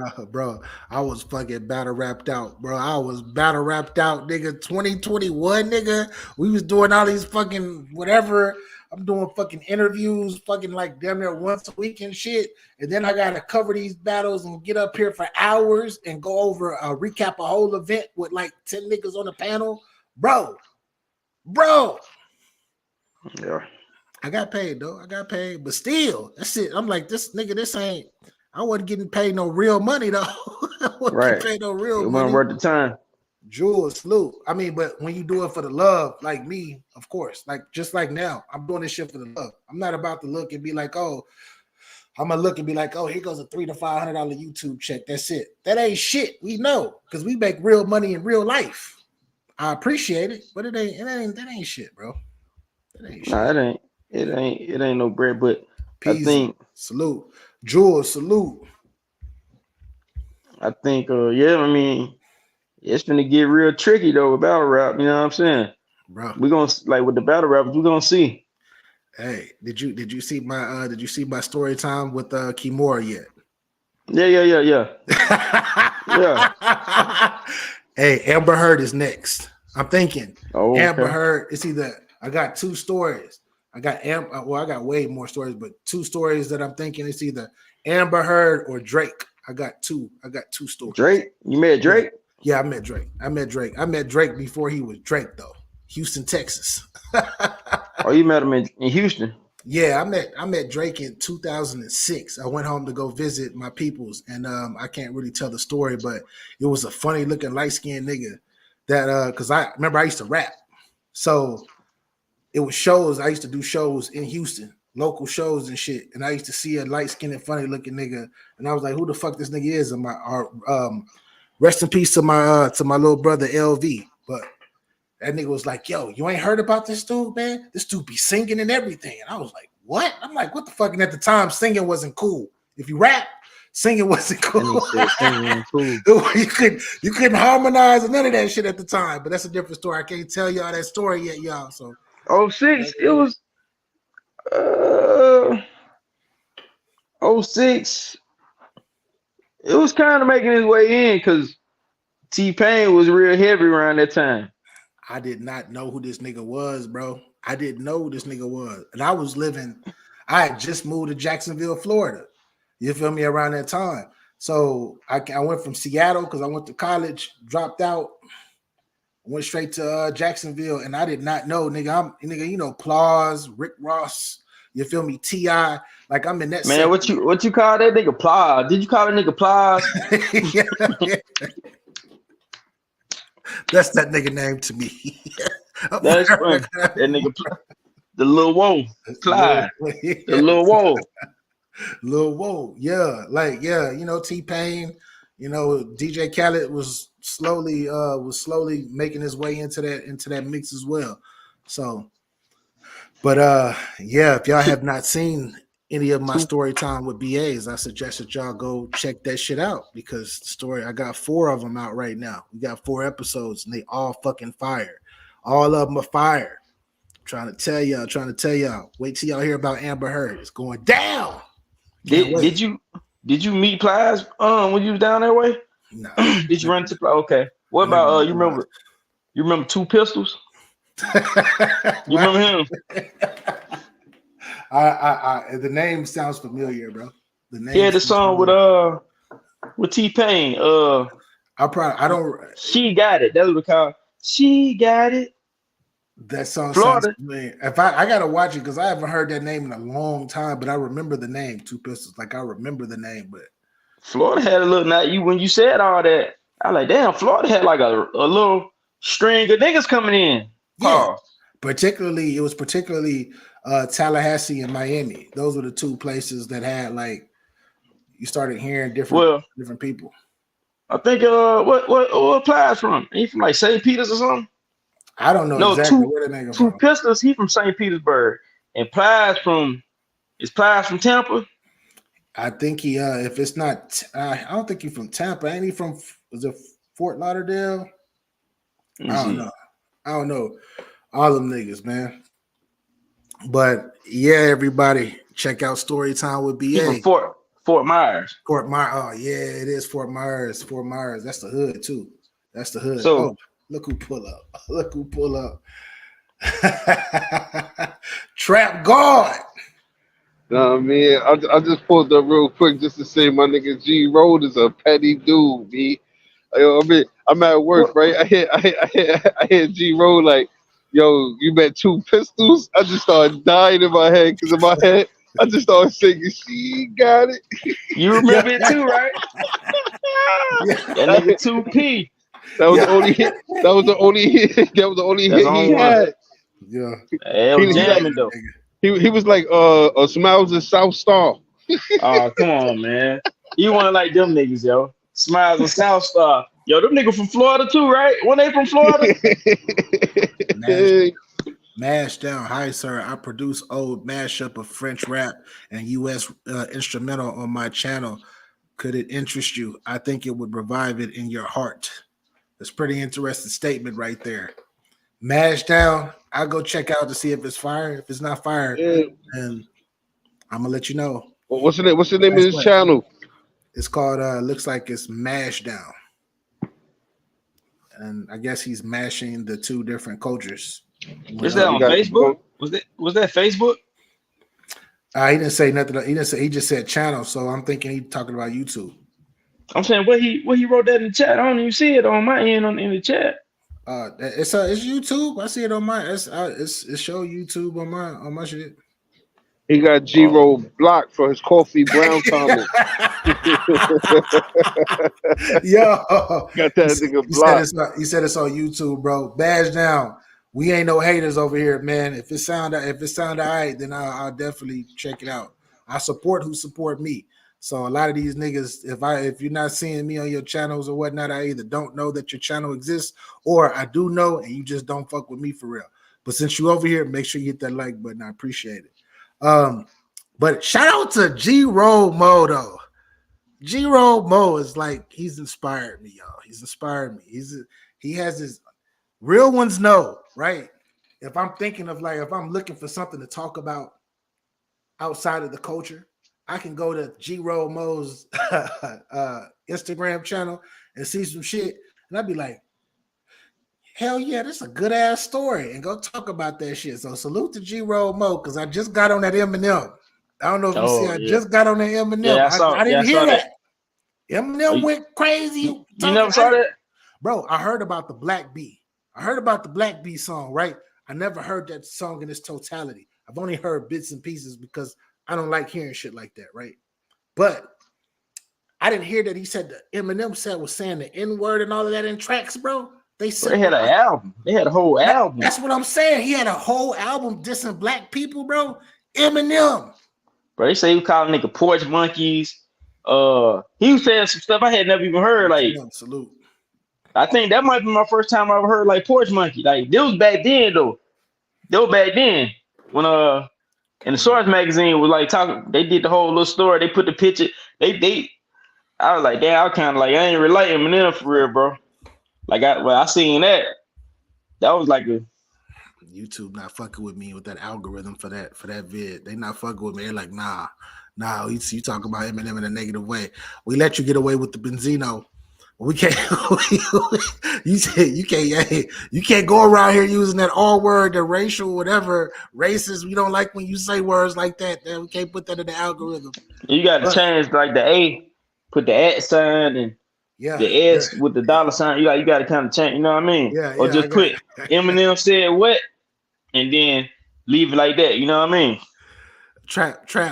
Did you hear about that, Trap? About this Eminem situation? Oh, he just died. He just went out. Yeah, he probably working. He probably working. That nigga battle rap Illuminati too, then. That nigga. That nigga work with Eminem his favorite rapper, so that's probably why he had to go. But Eminem his favorite rapper? I'm joking. I don't think. Oh, so. I was saying, snap. I don't think so. So what about Killer Mike? You hear about that situation at the Grammys? Why did I posted it, but I didn't see why he got arrested yet. So I actually I didn't see why. I just keep seeing them in cuffs. Of course, they want everybody to see black people in cuffs, even though he won 3 Grammys before that. He won 3 Grammys. Yeah, right? I posted it. Yeah, I posted it. Yeah.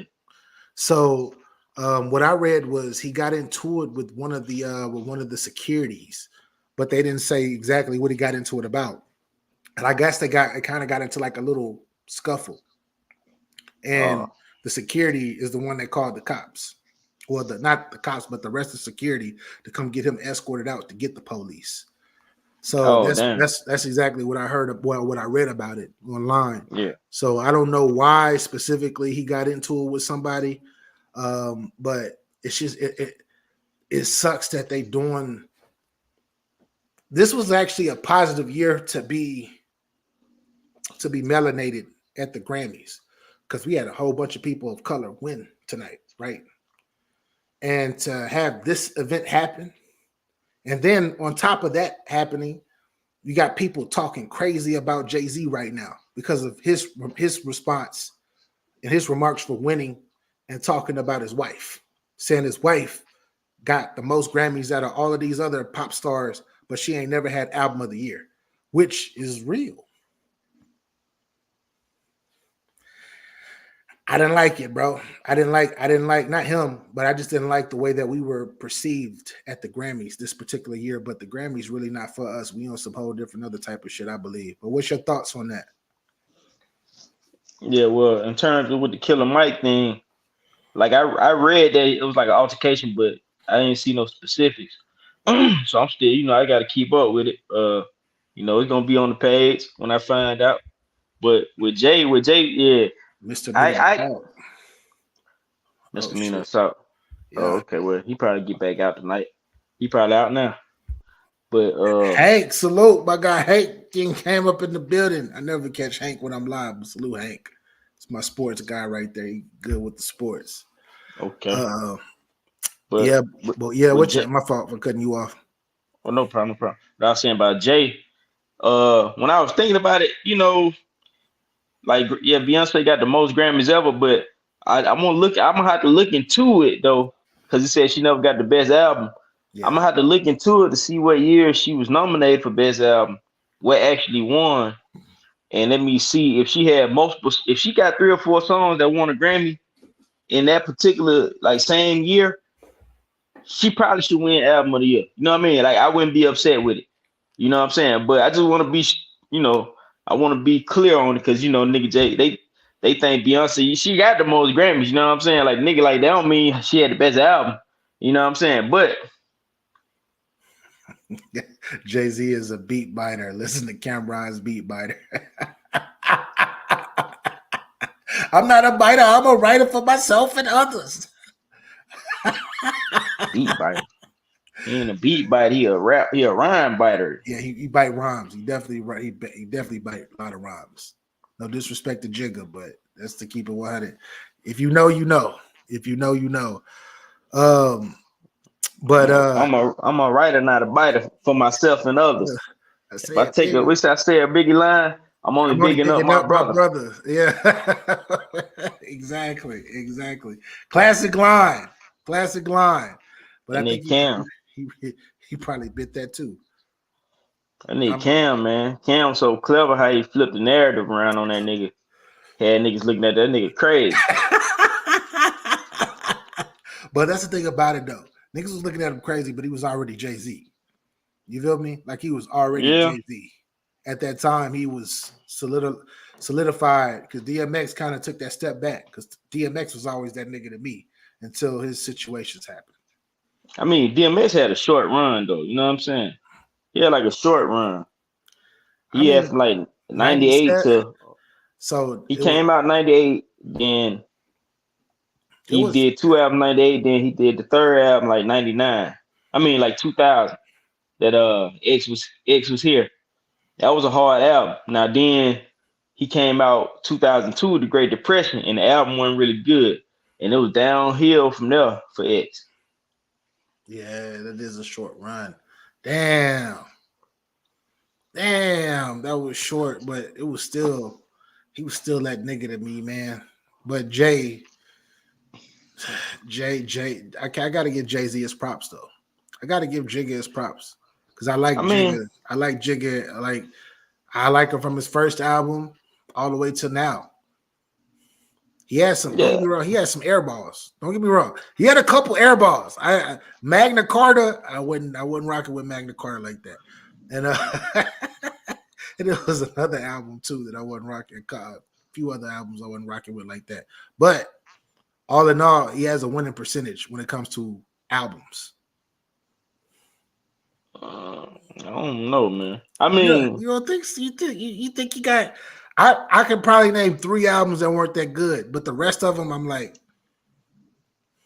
I probably got it. May be like 4 albums that I like added from Jay-Z. Like the album was a good album. You know what I mean? Because a lot of his, if you just go back, a lot of that stuff, he was like doing a lot of the trendy stuff, like every album, whatever was trendy. So a lot of this stuff ain't aged well. You know what I'm saying? Like when you go back and listen to it, it sound like dated. Yeah. But you know, that was his thing. He came out from when he first came out saying he was the best. So he kept saying, I'm the best, I'm the best, I'm the best his whole career. Same thing with Beyonce. When Beyonce went solo, she was the next Diana Ross. They promoted Nah, that. I didn't know Eminem said no racist shit, and I never heard no song with the racist shit. I don't know what happened. My shit got disconnected, but I heard that when you asked me the question. My nigga Trap is the only nigga that I know. He supports the channel. You feel me? He's a member. He's a brother. He's get your bars up fucking east. But he don't watch none of my fucking videos. He don't watch none of them all. That's not true, BA. I told you what I wanted to do. I wanted to react to the content. I wanted to react to the story. So I feel like if I pre-watch it and then do it again, it's not gonna be genuine. That's a fact. That's the only reason I didn't watch it. I seen it up there. So this nigga got. I said he got Okamura up there. I'm like, oh, he is stupid. Nigga got the picture and all that. Young BA. So trust me, it's coming. It's coming. I'm gonna make sure I'm pause. Oh man. You freaky ass nigga, man. You freaky as hell. I'll pause it real quick, man. Yeah, I get what you saying though. Trap, but like he was saying nigga and everything in it. Like he had a whole album, bro. Dissing black people. And look, they got it suppressed with Benzino trying to put the whole album out. Them niggas took him to court to keep him from putting the whole album out. You know what I'm saying? Because he had his like little white homeboys that were trying to expose him. Because he really from Missouri. The nigga not from Detroit for real. You know what I'm saying? Yo, we can't act like Benzino ain't had that song called I See Booty. I See Booty. I don't know what Benzino, bro. I never listened to Benzino like that, man. I'm not a fan of Benzino. Like I was a fan of the Source magazine.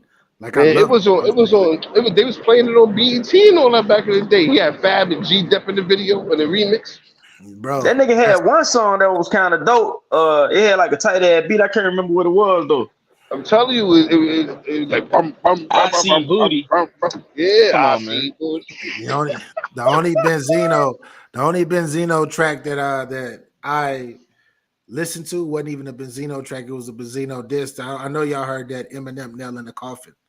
This motherfucking man, or Eminem. Talking about back in the day. Yeah, Nail in the Coffin. Yeah, that song was fucking crazy.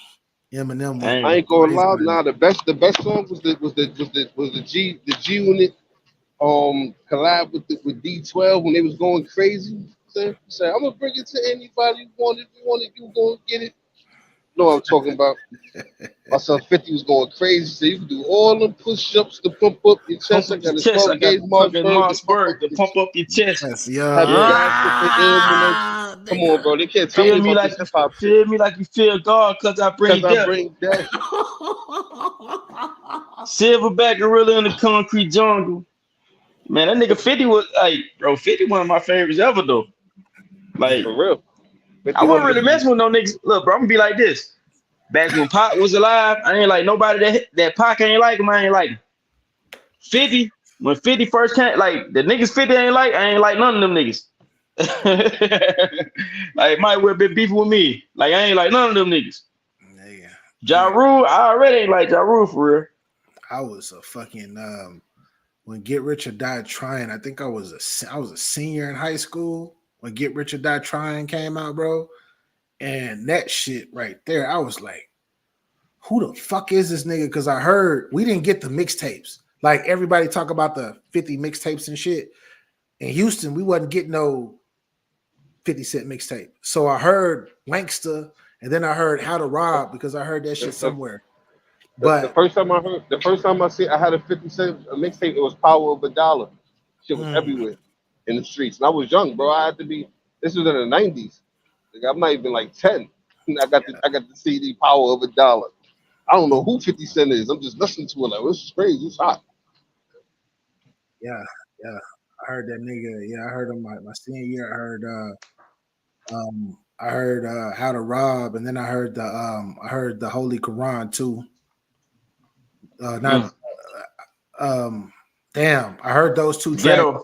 Ghetto Quran. Ghetto Quran, yeah, the Ghetto Quran. I heard both of those tracks on like some like mix CD because y'all remember we used to have the CDs and shit. It was Right. like on the mix CD. I heard both of those tracks. I'm like, this nigga, who is this nigga? This nigga go hard. But then like I heard like months later because I guess those songs were old at that time. They had been out. So then I hear this nigga go shorty. It's your birthday. I was like, that's the same nigga. You hadn't heard about him? Like he was on that Wankster came out. That was like, you know what I mean? Like we all kind of knew about him. Like he kind of like everybody knew about him like around like the fall of 02 because he came out February. Like so like summer to fall 02. I did hear Wankster first. I did hear that Wankster. Nigga. And that Wankster was like the first song because it was on that 8 Mile soundtrack, I think. That nigga had I remember the Wankster because I didn't know who the fuck he was talking about until my peoples told me he was talking about Ja Rule. I didn't know he was talking about Ja. I had no idea, but you know, like the South, we wasn't getting that like that New York beef. We ain't know shit about none of that. We had to wait till the DVD came out. Well, they was kind of talking about it on BET though. Like they was kind of like talking about it when he started. Like I guess when he signed, like the first tape I heard from 50. My cousin gave me it might have been G Unit is the Future or 50 Cent is the Future, something like that, whichever one that was. That had to be like the end of like 2001, man, beginning of 2002. My cousin had it. Matter of fact, that's right. I heard because I heard Wankster in like 02. Yeah, and Wankster came out like 02. It was on that 8 Mile soundtrack. Yeah, that's the track that I heard, and then I got my years mixed up because it seemed like right after that, like months after that, Wankster. I mean, the hit came out. Go Short, yeah, that came out because I think Wankster was like doing the song, like doing the summer. Then In the Club came out like maybe the fall 02. Yeah. The album came out February 03. Zero. Everything for the most part you saying is facts. That's why I ain't interrupting you. Right. For the most part, your time stamps is right. You know what I mean? Because I told her I got a sister from Harlem. I got a sister from Queens. So like I was kind of on it. Like Nas my favorite rapper. So know what I'm saying? When I heard the nigga had 2 songs with Nas. Like that nigga was cool with me then. When I heard that I heard Guess Who Was Back. Oh yeah. I had got that mixtape. And I was like, yo, this is the best stuff I ever heard, bro. Like when I was like, yo, this nigga the hardest nigga ever. Pause besides like Nas and Pop. Like this nigga better than everybody. Like that's all I was listening to. Yeah. I was listening to that nigga every day, bro. Guess Who Was Back? Yeah. I was like, yo, y'all niggas ain't heard this. And niggas like that was back in the day we had the CD. And nigga like you couldn't burn it. Like a nigga might steal your CD. Yeah. So like it was like, yo, bro, I want to play like nigga, don't touch my Nas CD. You can't borrow no Nas CD, and you can't goddamn have this 50 CD. You know what I mean? And none of my pot, you couldn't touch none of that. Like everything else, we can swap out. But you can't touch my niggas back in those days. Remember, you wouldn't get your CD right back, bro. Might not ever, bro. I traded Chronic 2001. You're not getting it back. Facts. I'm not giving it back for everything. Bro, yeah, you give me a CD, I'm not giving it back. It's over. Bro, man, I traded with this nigga. Bro, I traded the Chronic 2001 with a nigga with the 3-6 Mafia When the Smoke Clears. I ain't never get my Chronic back, bro. Yeah, but the When the Smoke, that When the Smoke Clears was going crazy too though. But you know, back in the day, growing up, bro, we was kids. So, nigga, you got like a CD, nigga. You got one new CD, bro. You gonna play the hell out that CD, bro. You down there playing it back. Yo, G-Roll, it's so funny because you made me think about you made me look at myself, right?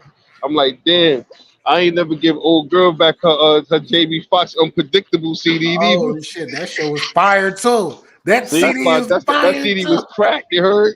She like, I got a warm bed. Yeah, that shit had the heat on it, yo. That Jamie Foxx, Jamie Foxx had that heat. Yeah, that boy was going. Yeah, that was good. Hey. That first album was so crazy. Yeah, I might have to get old girl that CD. You know what I mean? See if they got it on Amazon. Stop by. Like, yo, remember this? Remember the CD right here? Yo, nigga, around that time, nigga, I was the bootleg man around that time, nigga, when that came out. So nigga, I was the bootleg man, nigga. So I had an abundance of them CDs.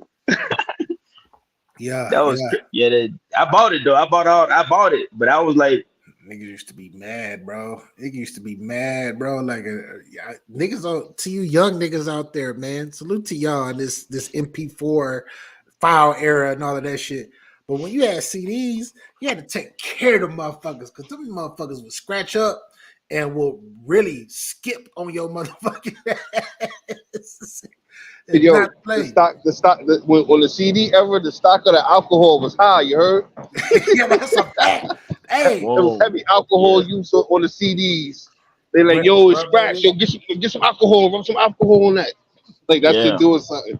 Some alcohol on that. There was something else that they said like it was like better than alcohol. Like what was it? It was adhesive that would fill in like it was the like scratches. Yeah, it would have filled in the scratch. Right. Yeah. Yeah. I remember bro.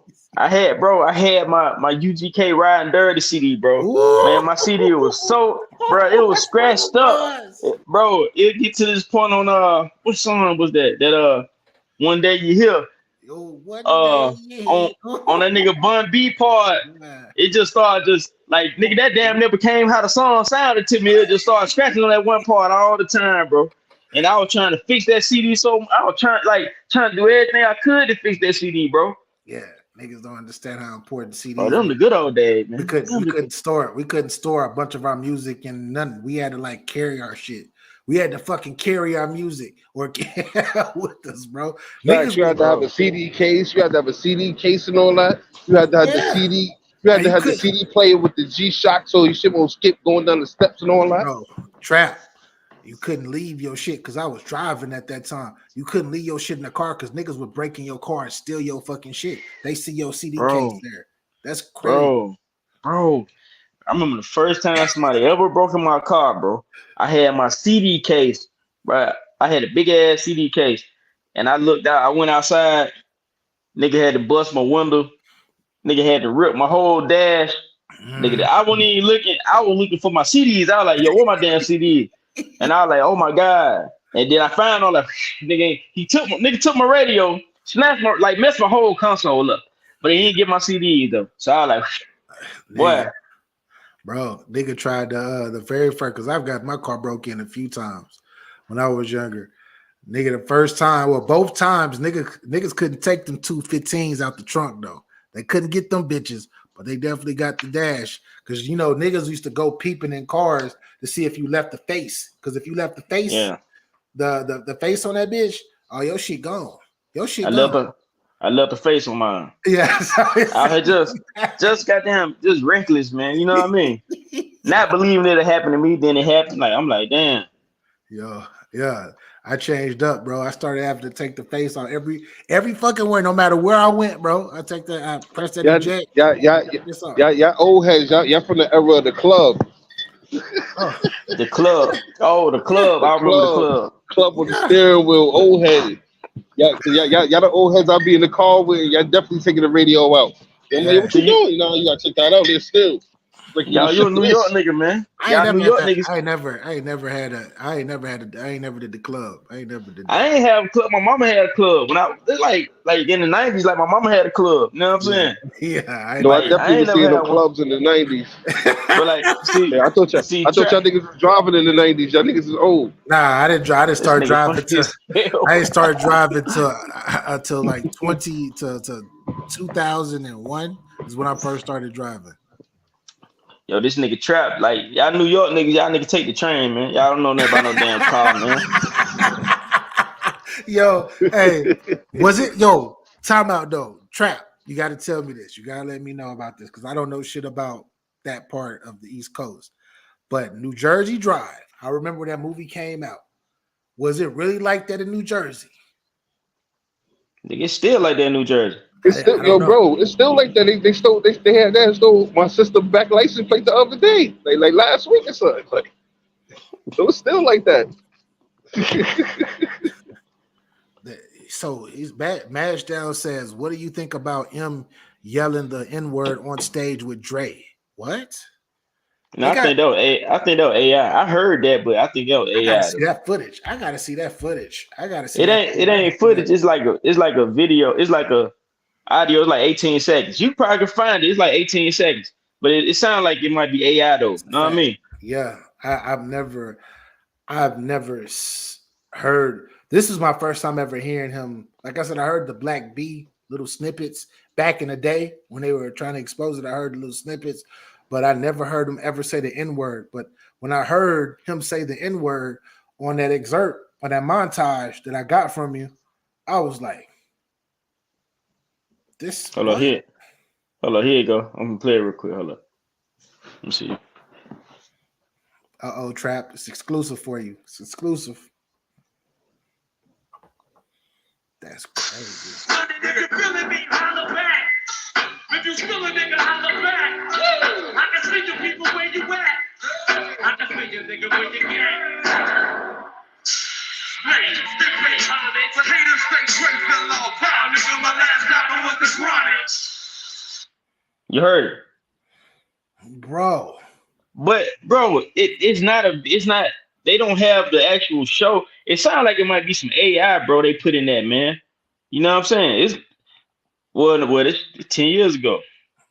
Yeah, AI wasn't 10. No, that's legit. AI wasn't 10 years ago, bro. Hell no. But I thought that was DME. Oh shit. Oh shit, bro. But why would the nigga Dre let the nigga say nigga? I didn't know y'all was playing Eminem. I thought that was DME. That mean, but I know why it's chicken accent. That's why. I mean, yeah, I just thought it was. But I mean, I thought you was playing because all I heard was nigga. Oh, Trout, stop it, Trout. Bro, they got an Eminem N-word compilation, nigga. That's allegedly. It's all jokes. Shout out to DME. It's 5 months ago. If it's 5 months ago, it's like I said, it's so much. The AI is everywhere, so I can't like. It's hard. But damn, that video 10 years ago. Yeah, it's only 18 seconds. Yeah. Why would Dre? Why would Dre allow a nigga to say, nigga, you signed under me, nigga, you Aftermath, bro. You making me you my money maker, bro. I'm trying to get paid. Why would Dre allow the nigga say the N-word at the show with him perform? That don't make no. Because Dre was trying to get paper. He didn't give a fuck. But I'm saying he was his hype man. Yeah, but Dre, Dre did not care. This is your artist that's brought you like that. Remember, Eminem is the highest paid artist of all time, hip hop artist of all time. Selling, high selling. But yeah, selling. I'm saying he was his hype man though. Like it sounded like he was like them Dre songs he was singing. But but we never even heard about that though. I think we would have heard about somebody would say, "Yo, this nigga's at the shows saying nigga." You know what I'm saying? But we're not gonna hear about it because remember 10 years ago they were still covering up shit. The cancel culture just started about 5 years ago. 10 years ago, you could do anything and be accepted and get away with shit still. Well, these shows probably was Dre ain't did no shows in years, but this probably was. This probably was like in the 2000s though. Yeah, a show in the 2000 probably was. It probably was until bro. This shit's tripping me out because it's like. If you feeling me, holler back. If you feel a nigga, holler back. I can see the people where you at. I can see you nigga where you at. I mean, I got to see the video. I got to see him, bro. I got to see him because he said it twice. that was just that one song, and then they went to the next song. It's only an 18-second video. I can't, and he was saying it by himself on that. I gotta see it to see if that was Eminem. You know what I mean? I have to see. I ain't gonna get that too much merit right there. I ain't gonna get that one too much merit. But it don't make no difference. The nigga made a whole nigga tape. Nigga made a nigga tape. Like, like damn, bro, you that mad at niggas? We gotta stop saying tape. We gotta say album for the young people so they can know he made a whole album. You feel me? He made But a they know whole about mixtapes. They know about mixtapes. Yeah, but Yeah. I like I want to use the term album so they can really, the young people can actually digest that and interpret that. Like, he made more than one song. You feel me? That's So crazy. yeah, like Yeah, that nigga said stuff I hadn't even that was like my first time hearing Porch Monkey though. This was back in hold on, somebody say Eminem says the N-word on stage while touring with Royce in 1999. Let me see this, man. Let me see. Now this is a video. How many people know what Slim Shady is really about? No, I'm serious. Alright? Only the real motherfucker. If you don't know what Slim Shady is about, you're gonna find out in time. I see a few of y'all in the front. You know what Slim Shady is about. Gotta dish you. My niggas be cocking pistols. hey, cut it, because I don't want them to black this shit out. But I heard him say the N-word. But I don't know if he said Royce rapping. It's a video. Royce was rapping, and Eminem was like, it looked like he took the mic away when the nigga got to niggas. That's what I'm saying. It's on the video, only 40 some seconds. Oh. So I stopped it at 22 seconds. So I don't know if he's gonna do it again. Like, so that no, bro. Bro, nigga, Eminem. And Eminem, man, is actually one of my favorite lyricists of all time too. But to hear this though, I'm just saying, to me, like I love this lyric. I love his lyricism. I love how he broke down and everything to me. That nigga don't be talking about nothing, nigga. And some of the tracks he don't, but the ones that he do, he go crazy. Most of them, nigga. Most of them he don't, nigga. That nigga be talking about, like, back, I remember he's talking about he rhymes syringe and orange. Syringes, oranges. And I was like, yo, that sounds cool. But I'm like, but what they got to do with each other? When I like thought about it, like back in the day, it was in the magazine. He was like, I was trying to find a word that rhymed with orange. So he's like, oranges, syringes. And I'm like, but what it mean though? It's cannibalism, man. It don't mean nothing though. That's what I'm saying. Like, you just like trying to rhyme stuff without no meaning. So like when he got on that song with when Diddy had him on that song with that recorded big verse, bro. Dead wrong, bro. Eminem fucked that track up, bro. Like 7 different levels. Devil worship his horse's heads. Human sacrifices, cannibalism, cannibals, exorcisms. See, I can't. Nah, I just realized something. I mean, y'all mad that he used the N-word when they told him it was all right. He was on the song Realist Niggas, 50 Cent, B.I.G. Oh, shit. Realist Niggas, 50 Cent, B.I.G., my nigga. I mean, remember the last verse on that killed that. Went crazy. That's why I'm on that. Go look it up, G-Roll. Go look it up and listen to M verse on that. He had the end verse on the remix. Because Pac is on there too, right? The recording. Nah, it's just Biggie. No. It's just Biggie. 50 Cent, Biggie, Eminem. Biggie. Okay, Biggie. Yeah, Biggie. You right. Damn. 50 your nigga, Biggie your nigga, speed the trigger on a nigga for sure. Yeah, nigga. Yeah. They told Eminem it was all right. They gave it okay. But I don't think Eminem probably did a freestyle like later. It probably won the official remix. He was on the official remix. Go listen to it. He on the official joint. Hey, but Eminem killed that fucking verse too. Eminem said nigga though. He said nigga on that song. Nah, he ain't say nigga on that song. I don't remember him saying nigga, but he was on that track though. Eminem killed that verse though. Come on. I mean, Eminem. When Eminem, the best Eminem was it when he was rapping with Dre was producing all his stuff.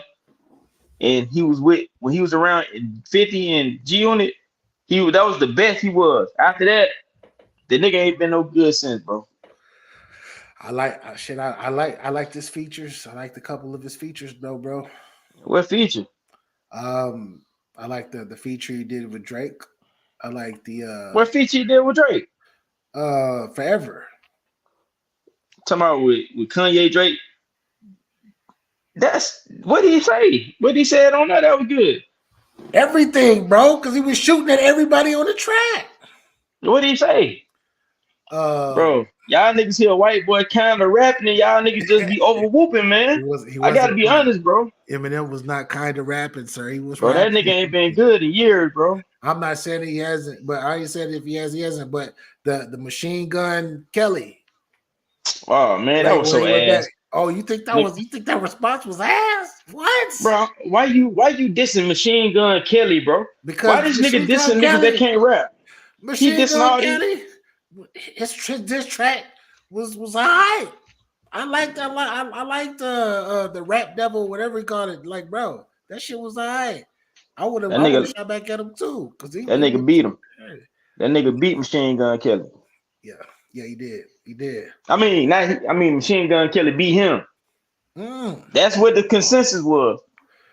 Why this nigga ain't diss the game? The game would have made a whole 10-minute record wanting you to come rap with him, and you ain't said nothing back to the nigga.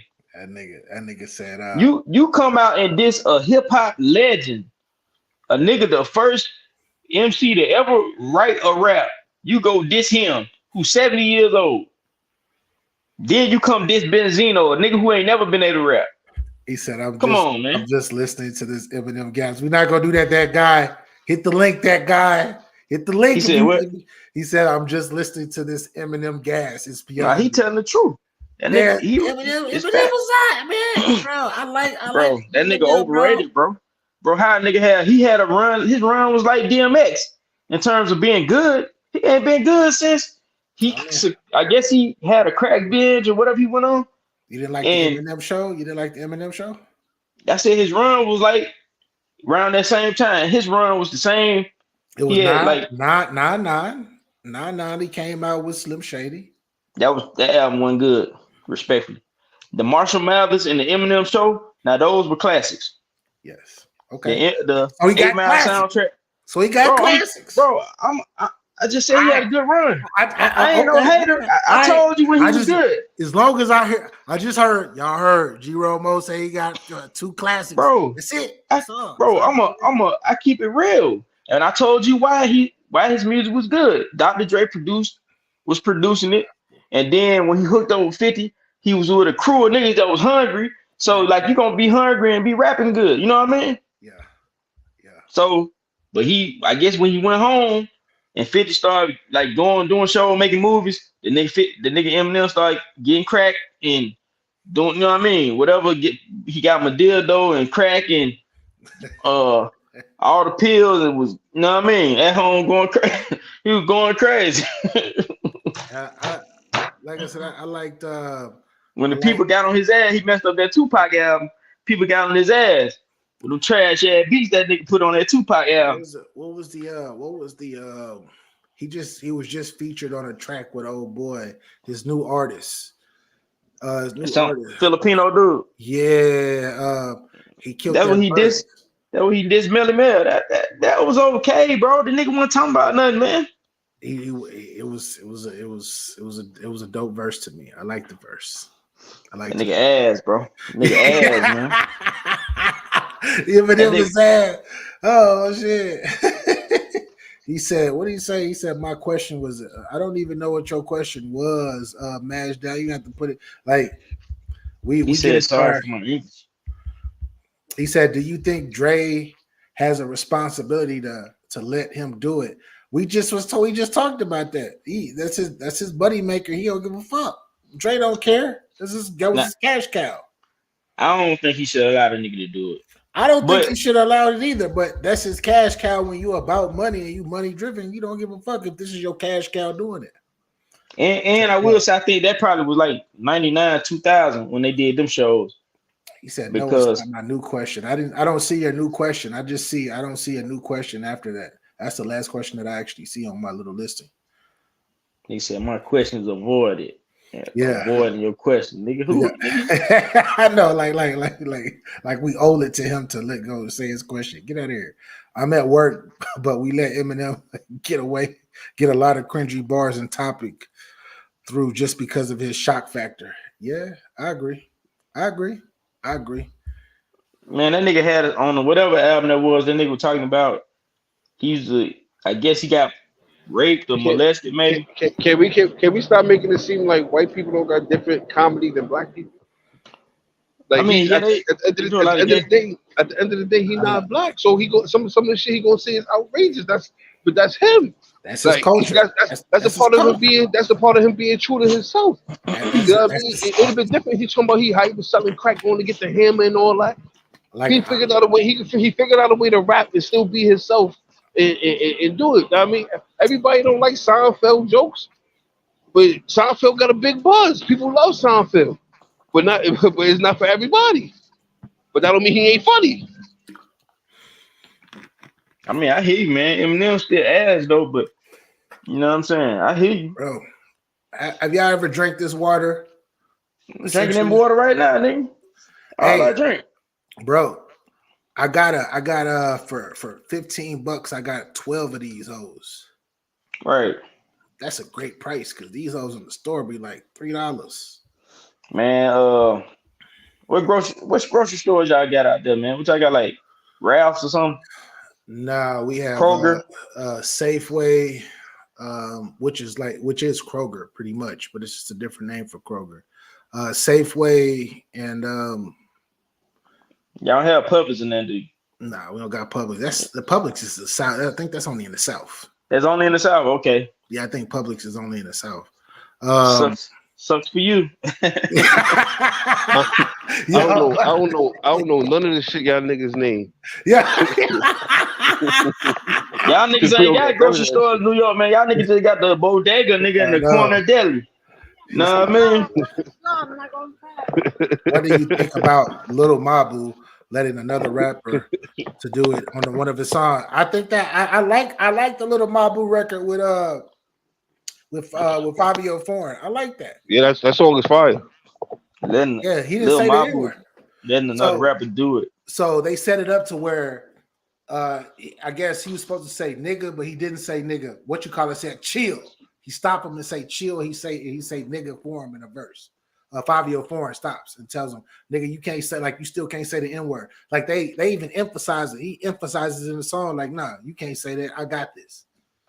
It's actually okay. Yeah, so it's not. Yeah, so Mabu. Yeah, I actually like Little Mabu. Like I like it because he's a little white kid, but he's corny. Like I like how corny he is. Like he's himself. He's like, yo, I don't sell drugs. Stay away from me. I like this and I like that. Like he raps about who what he's true to. So that's why I rock with it. Yeah, I ain't never listened to him. I seen him with Krayshawn Rock, and I was like, that's like. So I took his baby. I like blue faces. Yeah, I ain't never even. I ain't never gonna listen to him. I seen him with her, so I was like, oh, some gimmicks. So I ain't trying to. But Lil Dicky paused, and Chris Brown did that a couple years ago. Shout out to Blue Dream. Blue just had Blue was on her way to having a meltdown the other day on her channel. She was cursing out, you know what I don't like? As soon as she get into that bag, I'm like, ah, shit, let me get the fuck out of here. Let me stay away. I'm gonna hit the like button though. Salute to the queen. That's because you gotta blame it on Trap. Trap be starting a whole bunch of shit. He be starting everything. He be having everybody mess. But Mabu, I like Mabu. Mabu was nice. He said I crashed out. I crashed out. He said, thanks, mates. Have a nice day. He say French, but he say mates. I saw that. He thanks mates. I thought he said French. I don't know, but hit that subscribe button. Hit that subscribe button. The nigga Australian now. He said shit. Not just Australians, but what's my guy Teekster? Where he from? New Zealand. New Zealand say mates as well. Well, I mean, New Zealand like close to Australia, so yeah, but not French though. French to French. Yeah, not French. But he didn't say he was French, did he? He said he was French. I'm French, but I have a good level in English. I'm sorry, bro. You said it's close to Australia. Hell no, that shit ain't close to Australia. That shit is close to nothing. New Zealand not close to Australia.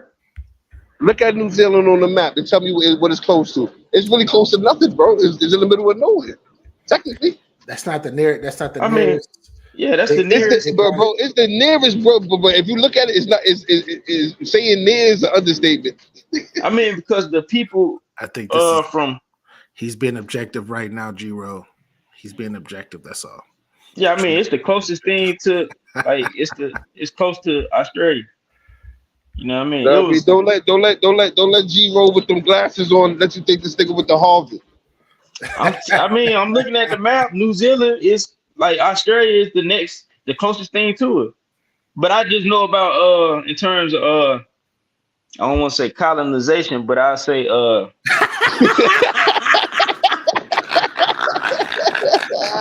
I know people from they got like same bloodline, put it like that. The people from New Zealand, Australia. Bro, you see how my nigga Mo is on a whole fucking different level mentally. My nigga, nobody ever used that term, colonization. Yeah, I ain't want to say colonization. Yo, bro, but what make it wild is he didn't want to say it, but he said it. Yeah, exactly. Yeah, I was trying to find another word, but the people I say migrated, like when. Because the Aboriginal people of New Zealand and Australia, they like the tribe from Australia established like in New Zealand. You know what I mean? Yeah. In terms of like the indigenous people, Aboriginal people. They would. And I forgot the name of the tribe though. They would actually go back and forth on boats from New Zealand to Australia and whatnot, back and forth constantly. And then when they got colonized, you might as well say because they did. Yeah, they got colonized, took over.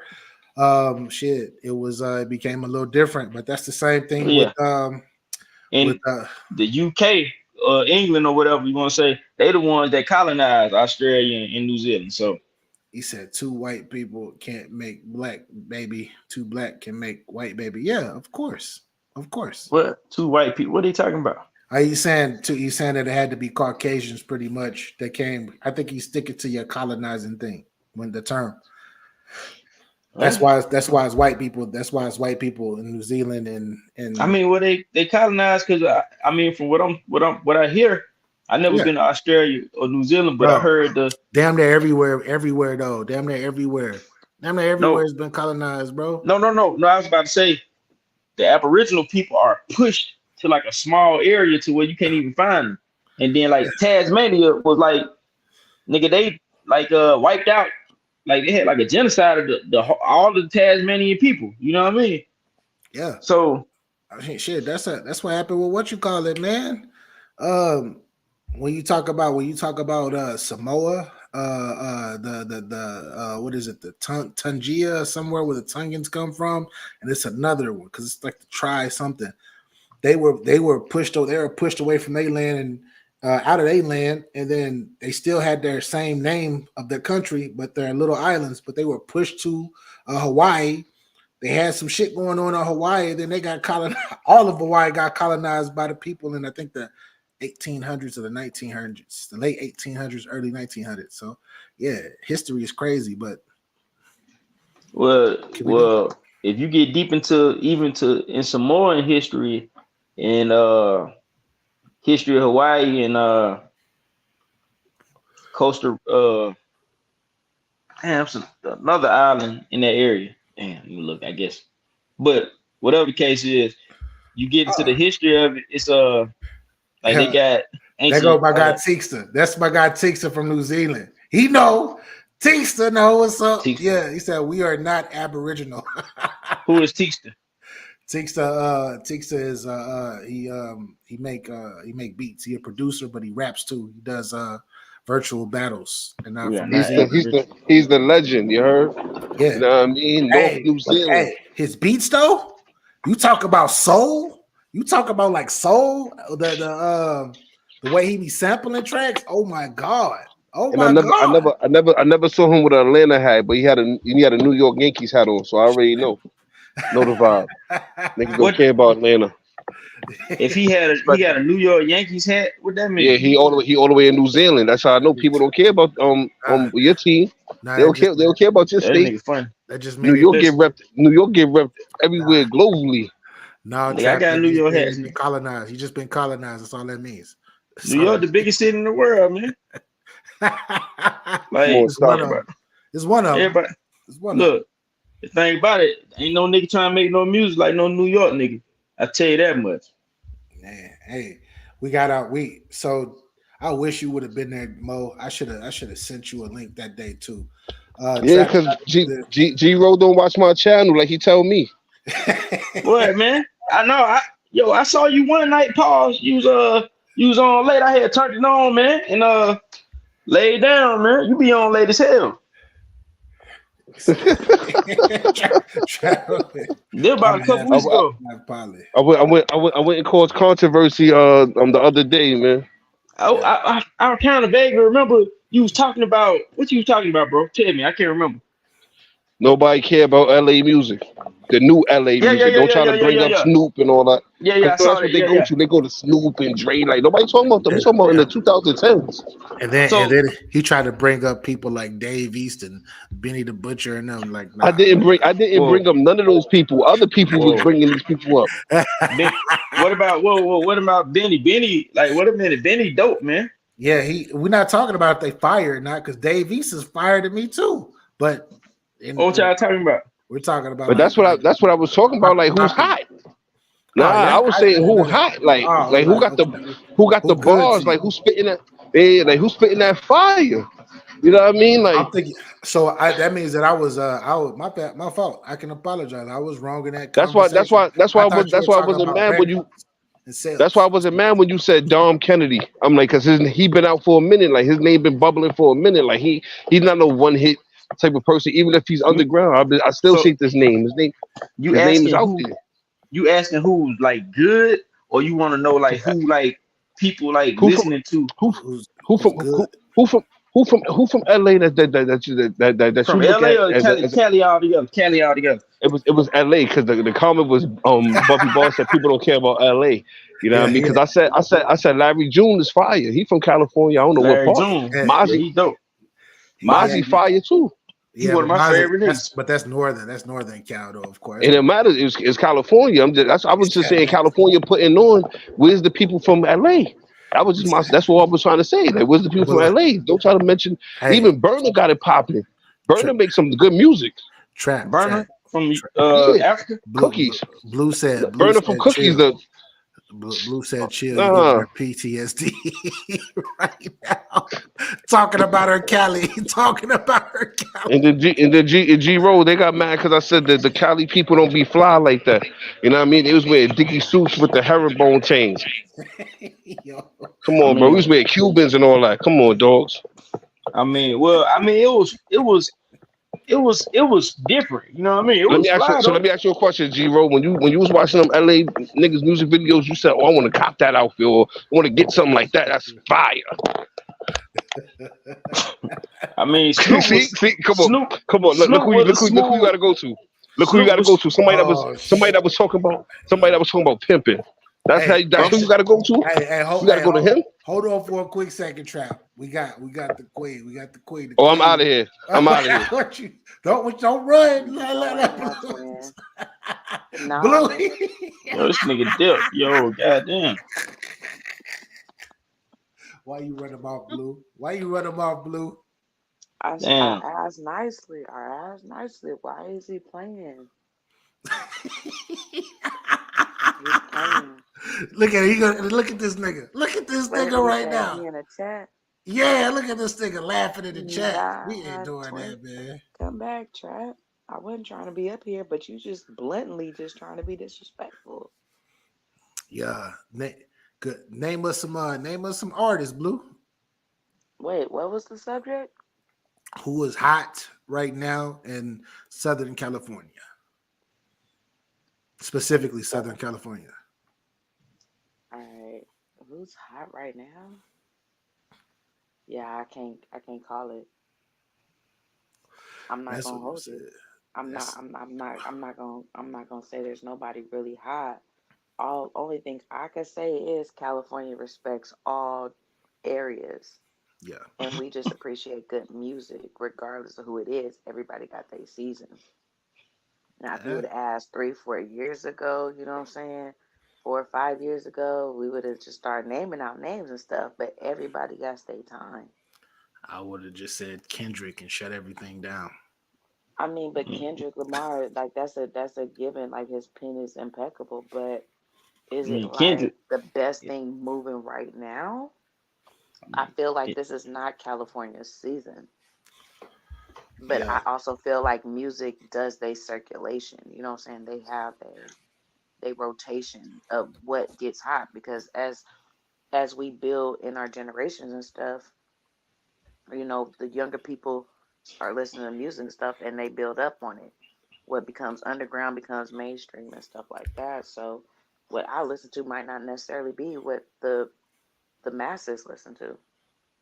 I But honestly that's think not to that take away from anybody in any genre, any region. I think the South The only just like people grabbed that's this the shit. only people that are narcissistic ass niggas is New York because they think they the shit. They think they the best things in sliced bread. They think ain't nothing better than peanut butter and jelly. They feel like, oh, because we was beatboxing on the stoop and shit, and niggas is trying to. They think they the best shit going. You know what I'm saying? That's a low key hater. That is the definition of a hater. To think that nobody could do what you do and do it better or do it just as good, they are haters. Trap is a hater. That's why he fucking ran. Hating is in New York's blood. That's what they do for fun. They hate for fun. Chris Whitfield says, I agree, and I'm from NY. Hating is what they do for fun. Yeah. Yeah. Yeah. If we First of all, Trap low key might still be wearing skinny jeans with the holes cut in them with a couple of rhinestones sprinkled through it. Okay. What? And that's my twin. What? Because you want to hate on the Dickie suits and shit. Niggas ain't been wearing Dickies since like forever. Okay. These niggas, it's a fact. But the thing about Dickie No, suits like don't. universal though. Like But this is I'm Dickie's, going based off of Trap when he started this debate, and he wanted to plug that shit onto the West Coast, and it's California niggas wearing Dickie suits and Converses. I haven't owned a pair of Converses since 2005. but Dickie suit and Converse When was kind of the last hard though. time? When was That's the kind last of time you? hard though. I ain't When was gonna the lie. last time? When was the last time you seen a New York nigga wearing skinny jeans? Last week. All them niggas And what tell that what me they I'm were. lying. But now if you one of them niggas that still be wearing beef and brocks with shorts, If now you're that's wearing and bomber coats like them if niggas you with a wearing Yankee skinny jeans, fitted. if you wearing skinny jeans, what's happening to your nuts? Why do your nuts need to be hugged that tight? Damn. That's a new generation. I don't know anything about the new generation. I don't think Trap like that What young like what a nigga wearing the women jeans. Nobody wants us to rely on the older generations like the Snoops and the Nipsey. They want to talk about what's hot now. What's hot now is y'all niggas wearing skinny jeans. Y'all might as well have a da-da-da-da and some white clothes. And everybody knows what that is. But like, who the New York niggas though like that? Like who like the New York niggas? Besides, I guess 5-year foreign, like who? That's it's a lot of people we never heard of. Most of them are You know what? I'm females. really into drill. Like right now, like my music way be changing. I'm really into like the drill rap. So I mean, I know K Flock is in jail, but I like the K Flocks. I like the Diddy Osamas. I like the. I'm really into that shit right now. So I'm really not gonna hate on a music debate of what's hot now. Man, it's But just the females right now for me the in female New York. rappers, Female, who they got? Cardi, I mean, Ice Spice. I'm an Ice Spice. I'm a munch, so I love Ice Spice. I ain't go you front, look bro. like a munch. So I I'm ain't go just gonna front. sit here and Ice say, let's change Spice. the subject. The nigga look like a munch. Damn, she said I look like a munch. That's crazy. I'm not gonna front. I'm not a Ice Spice. The BA Munch is a song munch is too. cool. No, I'm definitely not. I don't even like I ain't gonna front. That song is like I like the concept of the song is dope, but she is like the worst, probably the worst performer that I've ever saw on stage. She's like She one don't of do the nothing but twerk, nigga. I haven't seen her perform. You haven't seen her But like perform. They online. She I like Glorilla and stuff like that, you know. Glorilla go hard. Glorilla go I hard. like Glorilla. Yeah, I like Glorilla. I like Glow. Oh, I you like back, Glow. twin?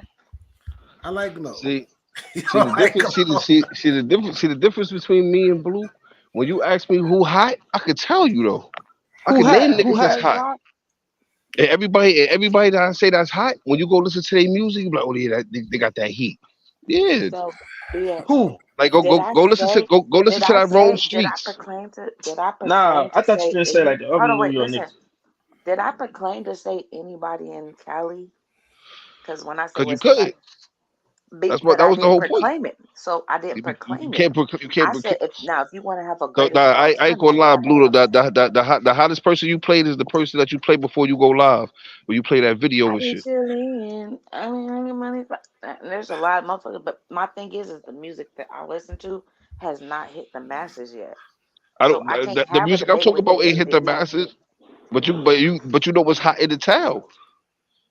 You I know had what's you had hot to do everywhere. you had to do research. You hit me up talking about yo, I found out about D I Thing and told you K that I Flop. was really going. I told you because I was going down a wormhole, Exactly, and I was. but you But had to do that's how you research. It discover the wasn't music. it wasn't it wasn't it wasn't like nah, I mean you had to do your homework on it. I'm sorry, That's all I'm nigga. saying. I'm sorry, nigga. I got serious. I'm not just looking. I can't get what's on the radio across the country. It's not I on the radio. actually have to. It's not on the radio out here. You feel me? So that's what I'm saying. But It you're ain't not on. telling It us, definitely ain't. It definitely ain't on the radio out here and either. and Which you not means I telling us what's actually it. just have to be. I have to actually be open You're minded not to that type you're of not telling us music. what's in California that's hot though. I Like said it's not our season. I already said it's not our nah, season. it don't matter. In New York, it wasn't our season. We still had Our niggas like season. Fred the Godson and all that. Our season. Joel Our season Ortiz when it ended. wasn't our season. We Our had niggas like season Man, ended. Ano. Our season ended man, well, come on, bro. Don't say no with damn Kendrick. man no. Our season I'm just ended with saying that Kendrick but Lamar, she's saying Nipsey it's not her Hussle, season. But I'm saying Roddy when it Rich. wasn't our Our season, we season still had ended people. then. Okay, we gotta wait our turn. It gotta be about 2-3 years before Kelly come back up. The Okay. last time y'all niggas was hot is when YG came out. Slip 400. No, Nah, that's that absolutely ain't true. false. That's absolutely false. Okay, I because DJ think it came Mustard. after. DJ Mustard made niggas hot. I like it Slip kind of fell off in 400. 2018 though. R.I.P. But I rock with Snow. DJ Mustard made niggas hot, No, man. No, nigga. 2018 they kind of Look, started falling off though. look at Geek Mike. Yeah, I can. Rome Street's fire. Yo, Wrong streets. if you He not, ain't from New York City though. yes he is. If you're not in Where he tune, from? listen to Chase Fetty too. Chase Fetty fire. He from Jersey though. I He got never a heard of song them. with Surf. Never He heard of got a none of song them with niggas. Surf. Fire. Know what I mean? I never heard of none of them niggas. Yo, my But favorite nigga right my whole now is point is, Ransom. BA, even though you never heard of them, when you go listen to them, you gonna be like, yeah, you gonna be like, yeah, it's that heat. It's not gonna be nothing that you gonna turn off. Why? So Trap. Why is like right BA don't now? want to Trap. hear them niggas, You man. gotta. Bottom Nah, line, at the I'm end of the vibrating day, too high. BA, I'm about to get off. Nah, But this at the nigga, end of the day, that nigga Trap, listen to you Lil got a Mabu. pair of And jeans. Blue You Dream, got a pair of jeans. I want to correct you too, Hold sis. I want to on. correct you. I want to correct you because You got a pair of jeans in your closet you with kept holes saying in it. you kept saying skinny jeans. They not skinny jeans. They fitted. There's a difference. No, okay. All right. It's a I rest difference my case. when you go in the store and you look at the jeans. They got all different type of cuts. They got slim cut, skinny cut, fitted cut. You got boot cut. You got What's stacked fitted? jeans, Wait a huh? minute, wait. Fitted? What's fitted, nigga? I ain't never Fitted heard is of fitted cut, nigga. fitted You is gotta the go. booties and You gotta go in the store. fitted is Go. the booties and skinny jeans Matter that of fact, hold your butt. G-Ro, it's so real, G-Ro. I never lie to you. If you go to Levi's right now, go look. Go to Oh, Levi's and go look. And okay, go look at the type of jeans they going to have it. It's all different type of okay, jeans. Yeah, So I'm okay, just I'm okay. telling not you, even they're gonna not hold skinny y'all. jeans. They I'm fitted not gonna jeans. There's a hold y'all. difference. Fit, I filthy just worked rich, all night. filthy rich hard. I got 9-10 hours. So I gotta go back to work.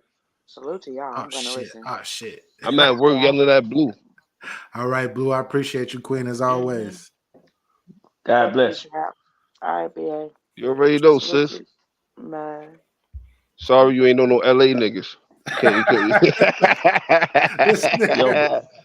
but for real though, the LA scene, it kind of like since 2018, it been kind of like, cause the TV, last nigga, remember, the last nigga that had a lip was Draco the Ruler. Nah. well, '03 What? Greedo, it was they had a few like Drakeo, he had got locked up, then he got out, then he got killed. But like they had like a little like when TDE, all them TDE niggas was coming out. Then they had '03 Greedo, '03 Greedo was out, Drakeo, what's my boy YG. Like they had like a nice little wave, and everybody then fell back. It felt like 10. All them niggas been in like 10 years now, so Yeah. you know what I'm saying, 10 plus. Yeah, So man. it's about time. You know they ain't got no new wave. J Rock was J Rock, one of my guys too. I rock with J Rock. Schoolboy, Absol, Yeah. Schoolboy. Reason. Yeah. Yeah, but Nipsey was Nip, forgot about my Nip. Nip in 2020. I think he passed in 20. Yeah, he passed in 2020, I believe. 2019. Victory lap, bro, for like 2 years. That was like that album still, like I still listen to that shit today. 03 Greedo out. He out, Blue. He been out about good 9 months. I thought he get locked up for like attempted murder or something crazy. I don't know what it was, but he out. That nigga been out about like 9 months. That nigga told on somebody. No, I don't know. It was something. I forgot what happened, but you know, niggas that went through that nigga paperwork, they trying to say he snitched on somebody or something. You know how this is, man. The internet. That's what I'm saying. What's these niggas? I saw 1090 Jake. He was telling. Bro, they got caught on their way coming from Vegas. Bro, this nigga, yeah, something like that. This nigga 1090 Jake, bro. I don't know how this nigga just started to pop up. But you know what's crazy about 1090, bro? You know why I really respect 1090 shit? Is because when I first ever seen 1090, bro, he wasn't doing YouTube, bro. He was somebody that was doing an interview on a channel called 23 in Life. Yeah, that's how he got popping from that, right? Yeah, and then he made his own channel. And he started doing jail stories and all that. You know what I mean? And then eventually, nigga, only gonna have but so much jail stories. Know what I mean? So he started switching this shit up. He started talking about crimes that was happening. You know what I mean? Like heinous crimes and shit that was going on. And you know what I mean? You know the algorithm dictate what you do, right? Yeah. So he did a video about a white person snitching, a white rapper snitching. You know what I mean? And after that, you know what I mean? It just became what it became, to the point where he started paying for paperwork, and eventually people started sending him paperwork. Now what blew him all the way up was what's that boy, Boston Richie? That's what blew him all the way up, because he was like the new hot dude Future had signed. And this nigga came out, this nigga paperwork, and that just blew the nigga all the way through the roof. Pause. He just kept on. He the paperwork nigga. I don't respect the nigga, man. I don't respect. I mean, my thing is this though, bro. So what, nigga? Like, so what? That ain't like, you know, because the way the internet work, like niggas be caring about niggas who niggas snitched on. Like, bro, he ain't snitch on me. I don't care. Nah, it's just you know what it be? It be what niggas be portraying in the lyrics. If you talking about other shit in the lyrics, like getting high, smoking weed and shit, niggas not gonna look at you a certain way. But if you talking about you in the field and you giving it up a certain way, and you got all these packs and you got the fetty moving and all that, nigga, and then you ratting, is a difference. That's what that. So I understand what you're saying, G-Ro, but it be because of niggas' images. Niggas be having this image. Like, put it like this: a Lil Nas X snitch. Anybody gonna say something? No. But the thing is. But the thing, if Benny the Butcher snitching, niggas gonna say something. It's a difference. But this the thing though, right? If you like a street guy, right, bro, you know niggas be snitching anyway. Like you already know. If you study like I used to like be into like the mob real deep. Pause. I used to study the mob, and bro, all the niggas be snitching. Like they used to be like, that was the one thing they killing niggas left and right for snitching. No, bro, all the niggas be snitching. Have a good night, Blue. God bless. Man, all them niggas be snitching. Like all the mob bosses niggas goddamn making deals. Niggas goddamn had police on the payroll where they goddamn set a nigga up for the police to lock him up. So like you already know niggas be snitching anyway. And if you like growing up, bro, in the hood, ain't nobody giving you the 411 what to say when the police grab you. They ain't telling you like, yo, don't say nothing at all. They never tell you that. They never give you like how to get around the police. They never tell you nothing, bro. You know what I'm saying? And that's me coming from the hood, being around like niggas. And nigga, that was never one of the that was never a meeting. Like, hey, look, this what happened. If the police get, you know what I mean? You kind of I kind of learned not to snitch from like seeing a nigga get killed. The first time I ever saw a nigga get killed, bro, it was like Super Bowl Sunday. I think the Chargers had played San Francisco. After the Super Bowl, I'm looking out the window and I just see some niggas walk up on a nigga. They killed him, long story short, found out the reason why they did it because they said he snitched on somebody. So, nigga, that's how I learned. Like, oh well, I guess I ain't never telling on nobody. I ain't like, nigga, I don't know nothing. You know what I'm saying? Hey, everything that G Romo saying is it's alleged. It's alleged. No, I didn't do nothing. I was a kid, so okay. And I don't even know who the niggas were that did it. I just heard about it later, like, you know what I mean? I remember like seeing a nigga shoot him, and that was my first time seeing a nigga get shot. Nigga, I ain't even get out the window. I kept looking like, oh snap, they just shot him. I'm like, Mom, they just shot the nigga. And she like, get out the window. My mama called the police. You know what I'm saying? Yeah. So, well, I'm for some reason this is what's been in my algorithm, and I have not been trying to, because I've been really avoiding like low vibrational shit. I've been really trying my best to, but you know, as a human being, sometimes we got to have our balance. So I need a little bit of ratchetness. But I've been getting a lot of Chicago, like the Chicago drill stories and shit. What's the nigga name? Trenches? I think his name Trenches News. This nigga been popping up in my algorithm. I'm like, stop. I'm tired of hearing your stories, nigga. I think he the one who testified in the duck case, right? Yeah, he got on the stand. He got on the stand with that. And I know he talked. He say his side of the stories, but then you got niggas a part of the FBG family and all these other groups and sectors that's like, that nigga lying. FBG. Oh damn.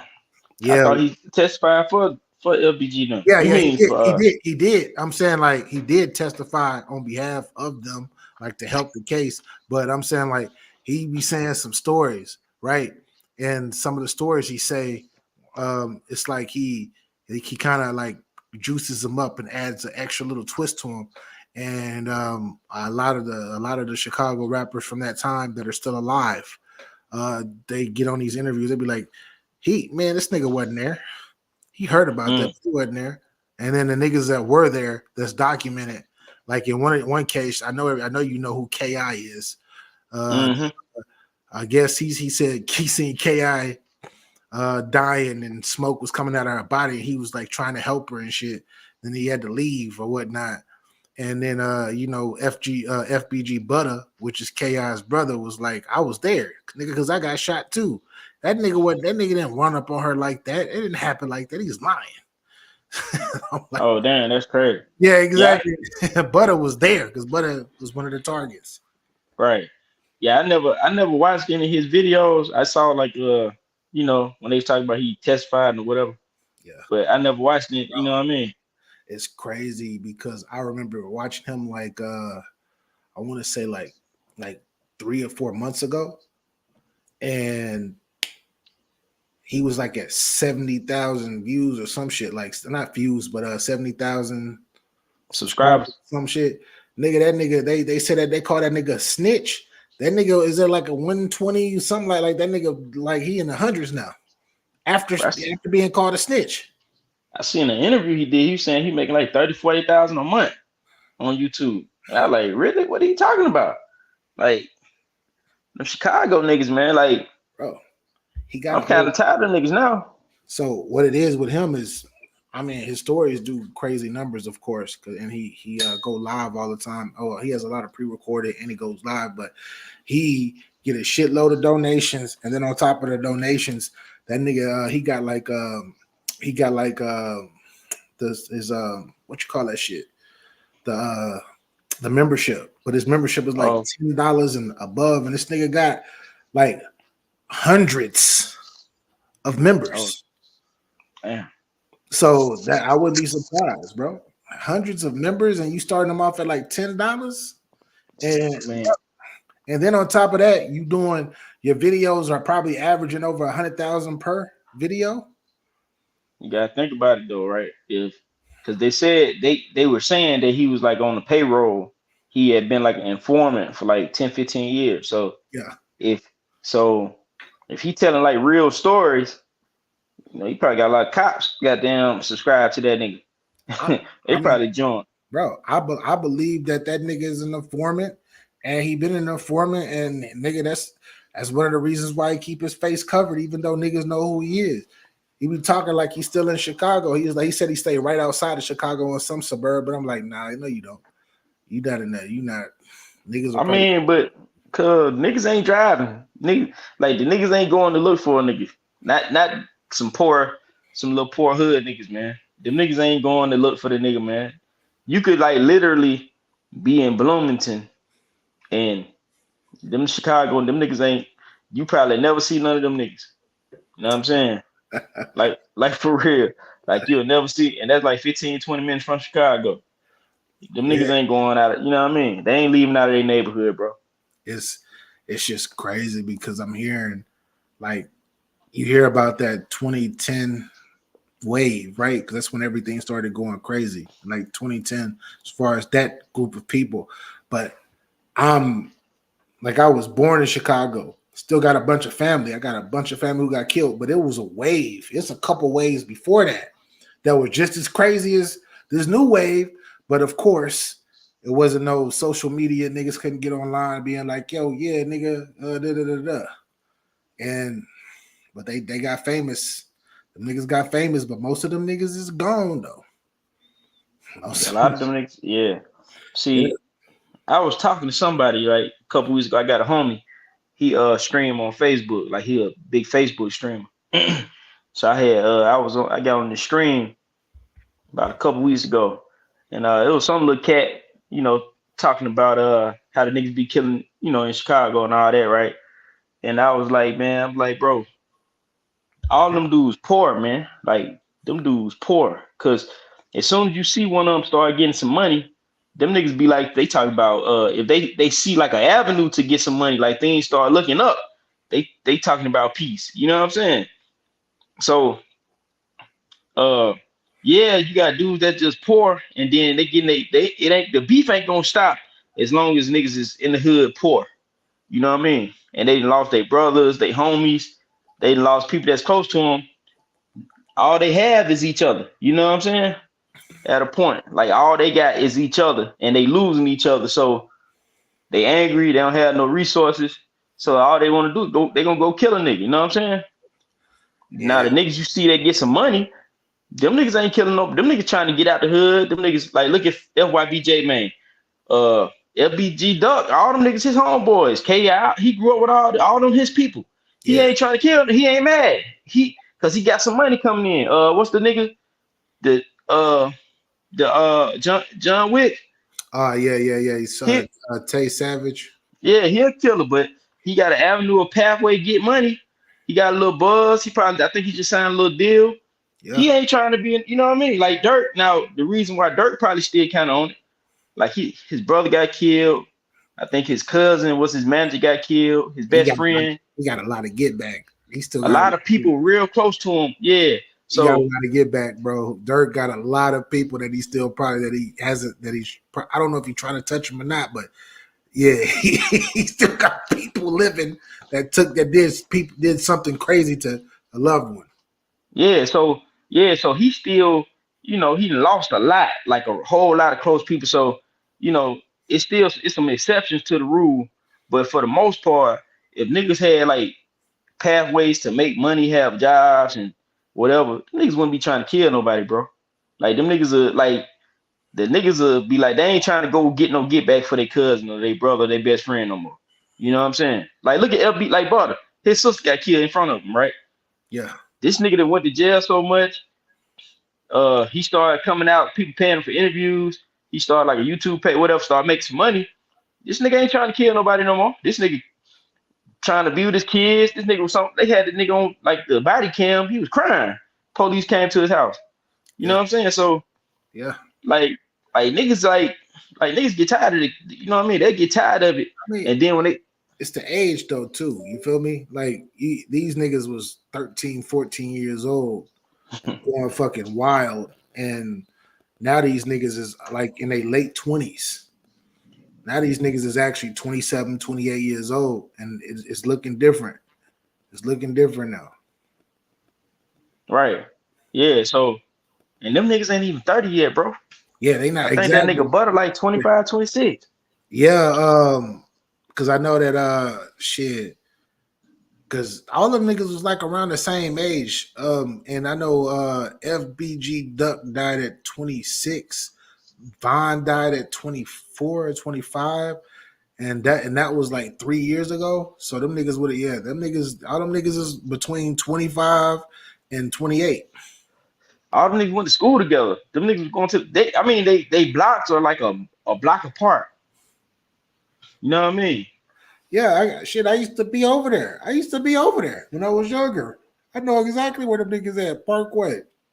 That's crazy. See what I'm saying? I used to really be over there, and it was crazy, but it wasn't like them niggas, like the way that they making that shit sound. It wasn't like that. It was more of a GD BD thing. It wasn't no O Block and all of this. It wasn't none of that shit. You feel me? Well, it was GD versus BD, and you just have to get back from there. I think O Block, them niggas is BDs, right? So yeah, I think they named the O Block after the dude OD Perry got killed. But the thing about it is each clique got G, like it's BDs over here and it's GDs. Like they, how can I say it? On 63rd is the GDs and but and it's O Block has GDs in there that are O Block. Yeah.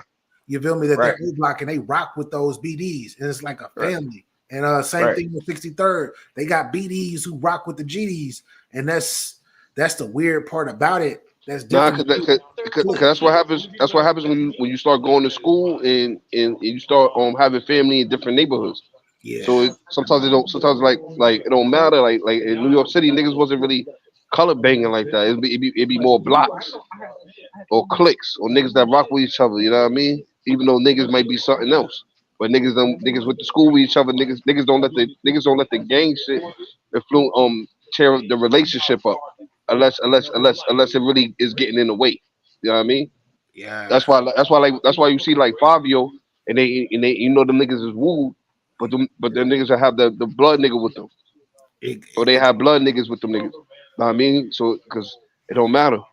Yeah, it was like my pops, right? My pops is a vice lord. My uncle was a four corner hustler. My other uncle was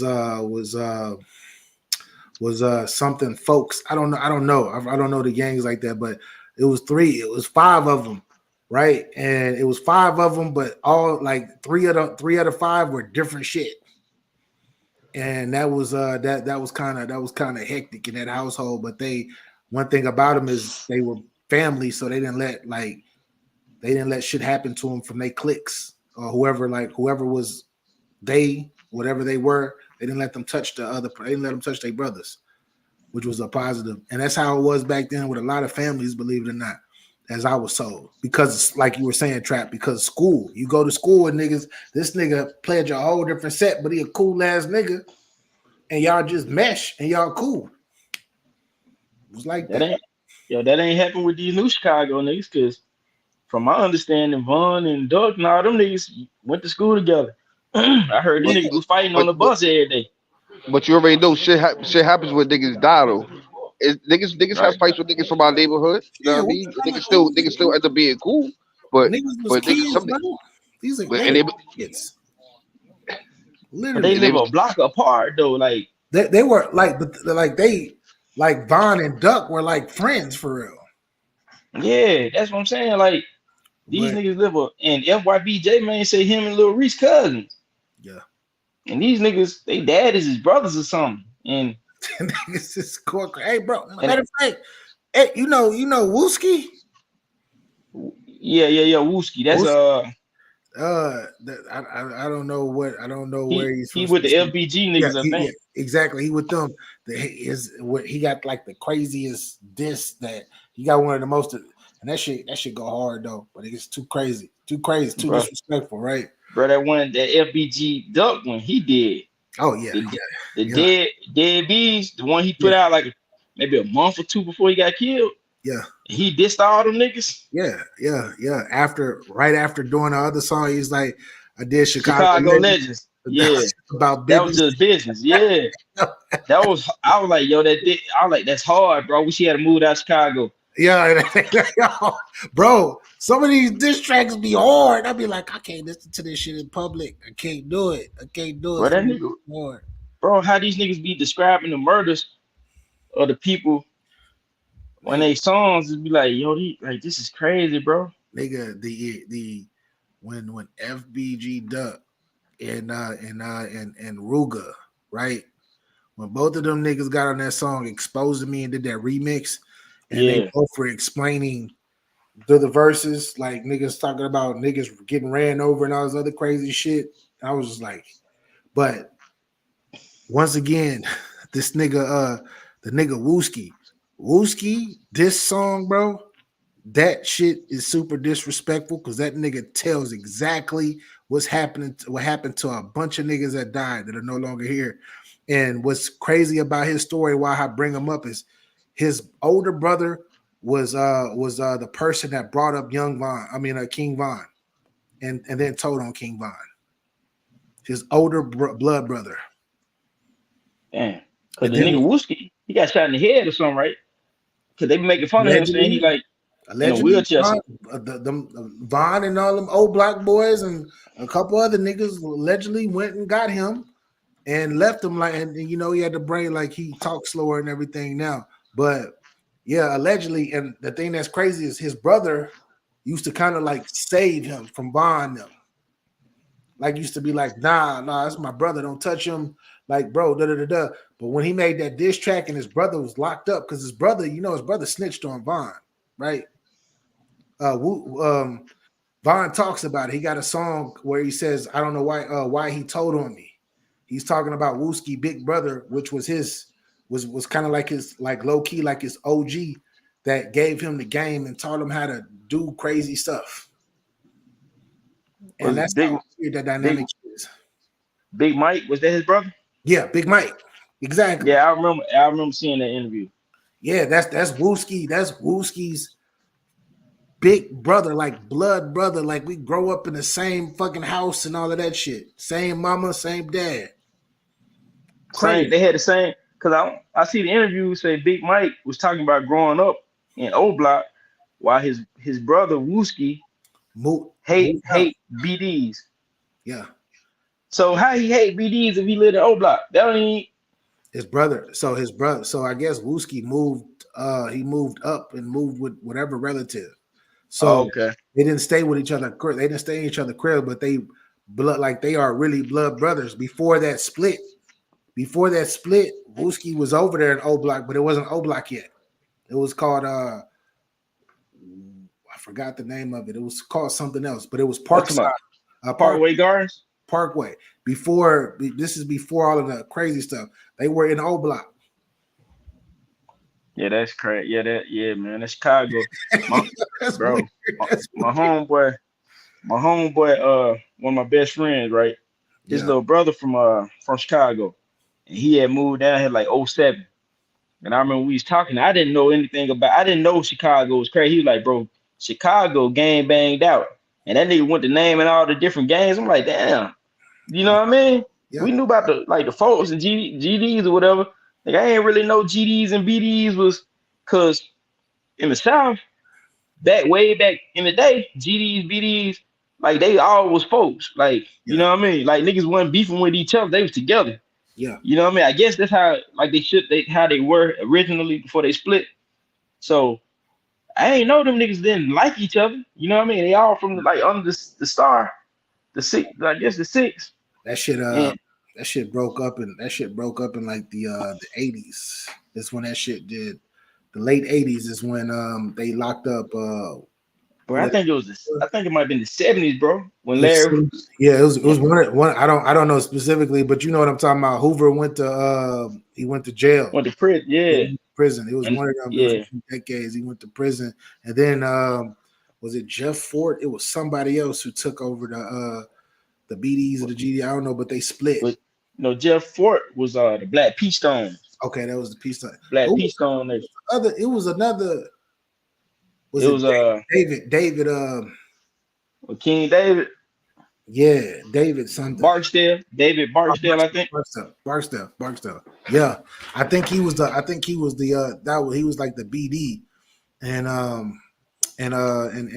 Hoover was the GD, I believe. Right. They were all under the star, and they all were coming together to try to protect the neighborhood. But then you know what CIA and all of them do. Yeah, them niggas end up. Yeah, they locked up Hoover, and then Yeah, I think they split. And that's crazy though. yeah, exactly. Because Barksdale, I believe he died. Didn't he get whacked? If I'm not Might mistaken, have, man. I think he See. got whacked. And there goes the leadership right there, man. There goes the leadership. I just remember my dad and my uncles telling stories about them because they were like, yeah, everything was great. Like it was peaceful. And then but the crack came in. You thought it got crazy, but it didn't get super crazy because the gangs were still selling to their old people. But it wasn't really violence like that. It wasn't. The violence didn't come till like the mid to like the mid 80s. Mid to late 80s is when the violence came. That nigga died in 1974. Oh, I so he died think. early. So he died earlier. Okay. I think what's the name got locked up in 73. 73, yeah. So it didn't get crazy, like I said, to like as far as my people say, to like the early to mid 80s. He died from kidney failure. Oh, okay. He died. So it wasn't like a. So they lost their leadership all around. Know what I mean, they probably just went to going crazy. But you know when them drugs and that money started getting involved, that's when they started doing, killing and stuff. Yeah, it becomes greed and then territory. Yeah, yeah. Late 80s. He said salute to Magtown. He said late 80s. Yeah. So my dad had to get up out of there. But my dad did. My dad grabbed my ass at the age of like I moved to Houston in 89. And nigga grabbed me up and was like, yo, I can't raise you here. And him and my mom had split up. They weren't together. So that nigga took me and went straight to Houston, went straight to the country. I gotta get you. Yeah, but it's crazy because I moved from one hood to another hood, but it was just a different environment. Yeah. It was slower. It was slower. That's what I'll say. It was slower. Yeah, cause a lot of niggas ran down south and found out, nigga, it was nigga, it ain't what you thought it was. Facts, bro. Facts. It was a lot slower. But I mean, when you're a kid and you grow up in an environment like that, it's like it's normal to you. So when you hear gunshots or you are in like because we didn't have projects, we just had like it was apartment complexes, but it wasn't projects, if that makes any sense. Like, where Houston? In Houston? Yeah, Houston. It wasn't really project buildings that like high story buildings. It was Section 8 apartments, just a bunch of apartments. It might go 3 stories, but it was like a rundown. Just the area would just be fucking ran down. But the dope dealers and shit, they it was different though. The dope dealers like they fucking like helped the kids and shit. They were nice to the kids. I remember a bunch of dope dealers passing by shit. No, niggas didn't fuck with us. The niggas was telling us to go to school. You feel me? Like it was a different era. See, the thing is, the thing people they kind of paint a bad picture about the niggas though selling dope and stuff like that, right? Because niggas was selling dope, but they didn't know that the dope would have the effect, the long-term effect that it had. You know what I mean? Because niggas was still like working. You know what I mean? People still work, they get high, and that was their thing. They get high. It was functional. That was functional. Yeah, so when it started doing people bad, now these niggas dope heads now. So you still gonna make your money. You're like, damn, that nigga kind of messed up now. You know what I'm saying? But niggas ain't know. They thought, because everybody was getting high, bro. Like in the 70s, 80s, it was very little knowledge. Only bad drug niggas knew about for real was like the heroin. Yeah. Like niggas was doing coke. Like niggas was doing, niggas was smoking rocks. Nigga, I know like a couple of old heads was telling me like, nigga, that was their thing. They smoke rock. But it's just like it's just like I was saying, it's just crazy that the way that the dope dealers are now, they find little kids and all of that stuff, younger kids to push work and do stuff. Like when I was younger, and I really grew up in that fucked up, crazy ass life that you would call a jungle, but it wasn't really a jungle to me though. It was like this is normal shit. And niggas, the dope dealers and shit will fucking hoop with my dad. Like the shit. Like niggas was playing basketball with my pops and shit. You feel me? Like it was regular shit. It wasn't like any. Don't get me wrong. You had niggas that was getting deleted out in the motherfucker. You did have that, but I didn't know the people that were really getting deleted like that. It was niggas from other neighborhoods and shit that would come through. You feel me? You know how niggas shouldn't be in the neighborhood, just like the niggas up there with the old block shit. You shouldn't be on this block. It was shit like that. Right. Yeah. It was a different time though, bro. Like niggas wouldn't really have no issue with the street niggas like that. Growing up, like I used to hoop with all like dope dealer niggas. You know what I mean? Yeah, exactly. Like, they be out there hooping with a nigga. You know what I'm saying? Yeah, a nigga occasionally a nigga be like, you want to smoke something? They try to pass a nigga the weed, and it was up to you to be like yes or no. That's it. But yeah, niggas ain't never try to pass me no weed when I was young like that. Oh yeah, nah. But they already knew, nigga. My mama ain't playing. That shit happened with me. He said you said you was down there with your dad though. Yeah, I was with my pops. The niggas in my neighborhood, they knew my mom. So October, what up? Yeah. Yeah, I already know nigga mama ain't playing that. You know what I mean? Like a nigga daddy might be cool with it, but nigga mama ain't playing that. You know what I'm saying? Yeah. See, I didn't grow up with my mom.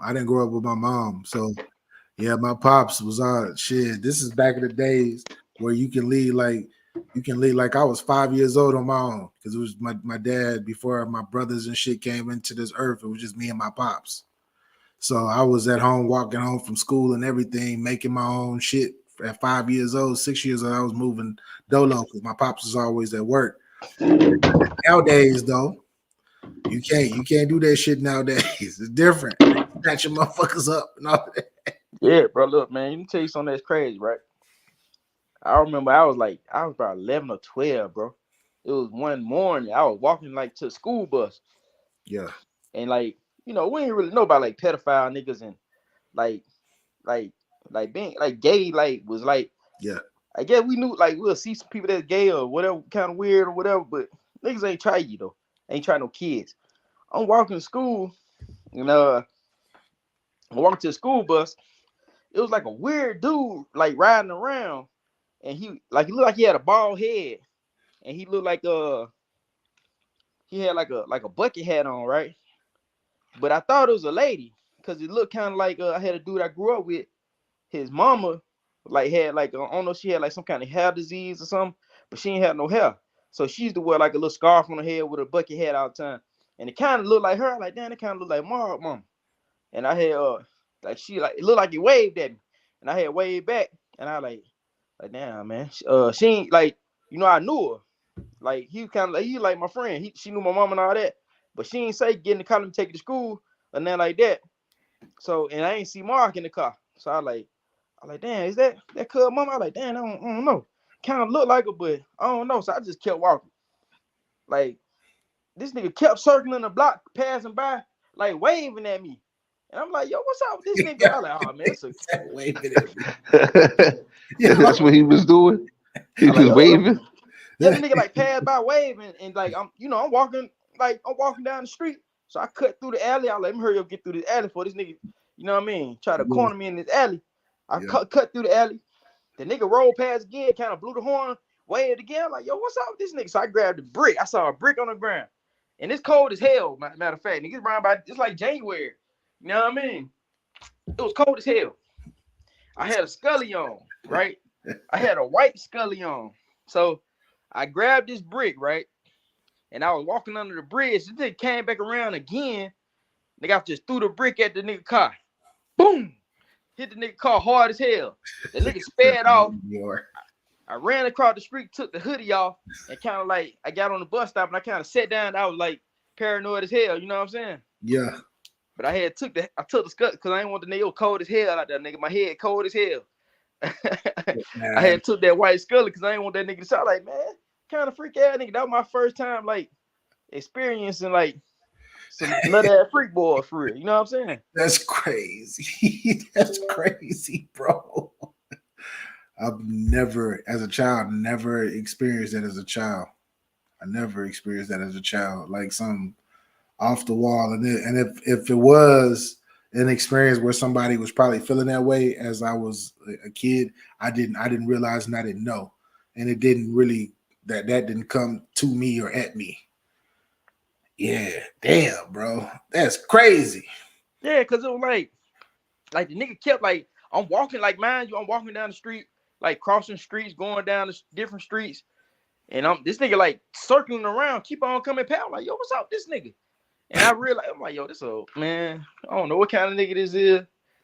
I cut through the alley real quick, came back like on the main street.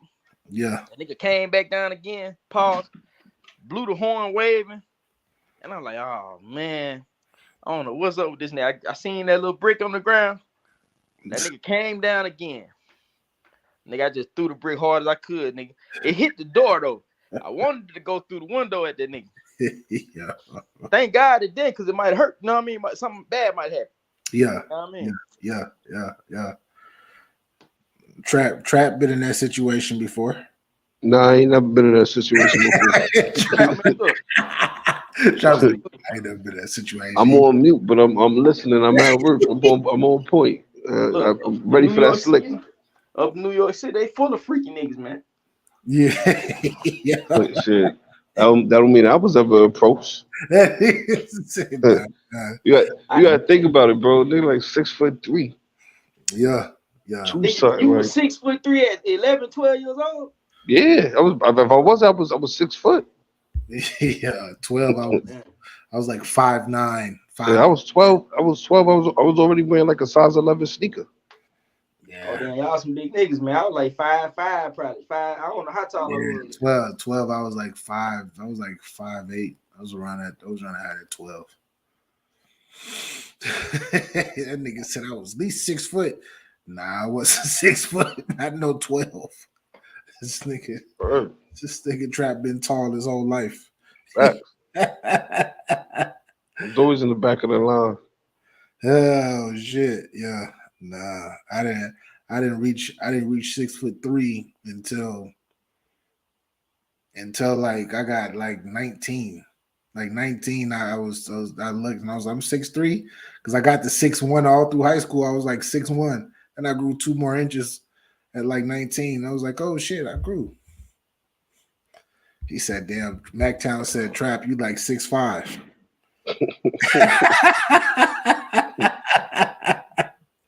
I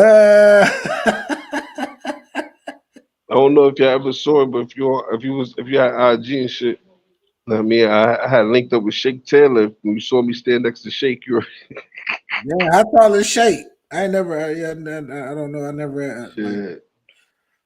Who was Shake Taylor? Who was that? A battle rapper. Oh, nigga tall? Man. Nah, he ain't tall. Shake a little guy. Especially next to me, maybe stand next to a regular person. You like you 6'5", Trap? You 6'5"? Yeah. Nah, you know Mac going crazy, bro. This nigga Snack King Cole. That nigga 6'6". Nigga 6'6". Yeah, Snack King Cole 6'6". Damn, can a nigga hoop? Nah, hell nah. He could cook. That nigga can cook. That nigga can cook like a motherfucker. This nigga Capo, like both of these with Capo, it came up here to come kick it, and we went to the battle rap event. This nigga Snack King Cole, bro, and I'm like I said, I'm fucking 6'3". This nigga, both of these niggas is up here. Capo like 6'5". Yo, BA, don't that feel awkward when you've been like the tallest nigga your whole life, and then you just meet some people and they hovering over you? It's like, yo, this is what everybody else experienced.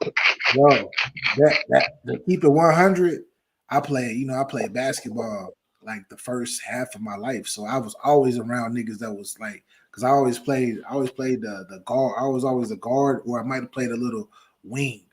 But everybody else, like, I've been around these 6'8", 6'9", nigga, like LaMarcus Aldridge, all of them niggas, bro. Like, I've been around all these niggas. These niggas was like up here when we was in high school. Them niggas was like way up here. And I'm like, bro, niggas is calling me big man in high school. And I'm only like 215 pounds. I'm 6'1", 215 pounds. I'm like, yeah. And these niggas was tall and lanky and skinny as fuck, but they tall though. I'm like, Shit, in the street boy, I was power forward center. Oh, nigga in the hood, nigga, it's always In a the 5'9" hood. power forward, nigga. In the hood, it's always like a 5'9" power forward. Nigga yeah, jumping out the gym. that was me, bro. I was Nah, I 6'1". wasn't jumping out the gym. I was like Zach Randolph. I ain't gonna lie, I was dunking on niggas. I was really dunking on niggas, man. Man, bro, it's this nigga, man. When I was growing up, this nigga like 5'9". This nigga jumped through this nigga jumped, touched the goddamn top of the square. That's how high this nigga jumped. Blocking shots. Nigga taking out down there from the free throw line, dunking. Nigga couldn't dribble the ball to save his life. But that nigga get all the rebounds. The nigga hustle. You be like, damn. It's always like a nigga like that in the hood. Especially in the projects. Yeah. So shit, I was I started dunking because I was like in 7th grade. I want to say I was like 5'9" in the 7th grade or some shit like that. I started dunking in the 7th grade at like 5'9", 5'10". So I already know like jumping was but you know, that's from my pops. My pops was athletic like a motherfucker too. You say you started dunking what grade? 7th grade I was dunking. Damn. Yeah, at the end of my 7th grade year, shit, I started. My dad started teaching me how to do these little. Started having me jump. I had to jump. Like these boxes, and I would just jump. All I would do is I would go run, and then I would come back and I would just jump over these this cardboard box. Constantly just jump over it, and I got my chance to at school. We had like some PTO thing or whatnot, and I got that motherfucker ball. I jumped off 1 foot and I dunked that bitch. Bow. And everybody in the fucking school that was watching was like, "Oh my gosh, this shit crazy." And it was in the fucking game. It was in the game. And that was the first time I ever tried. Like, I would try that shit. Like, I worked on the shit like outside of school. You feel me? At the playgrounds and shit. But it was the first time I actually tried it in school. And I flushed that bitch. I dunked that bitch hard too. I got like this much of my wrist over the rim. I'll never forget. Oh damn, this nigga here. Yeah. I told you, nigga, I used to hoop. I used to hoop for real. Like, I used to really, really play. Man, bro, that's one thing I regret, man. I stopped hooping. I was like 14. Like, I used to hoop every day, nigga. I was getting ready. Yeah. Bro, man, I got a brother, he like 8 years older than me, right? This nigga had a job at a grocery store.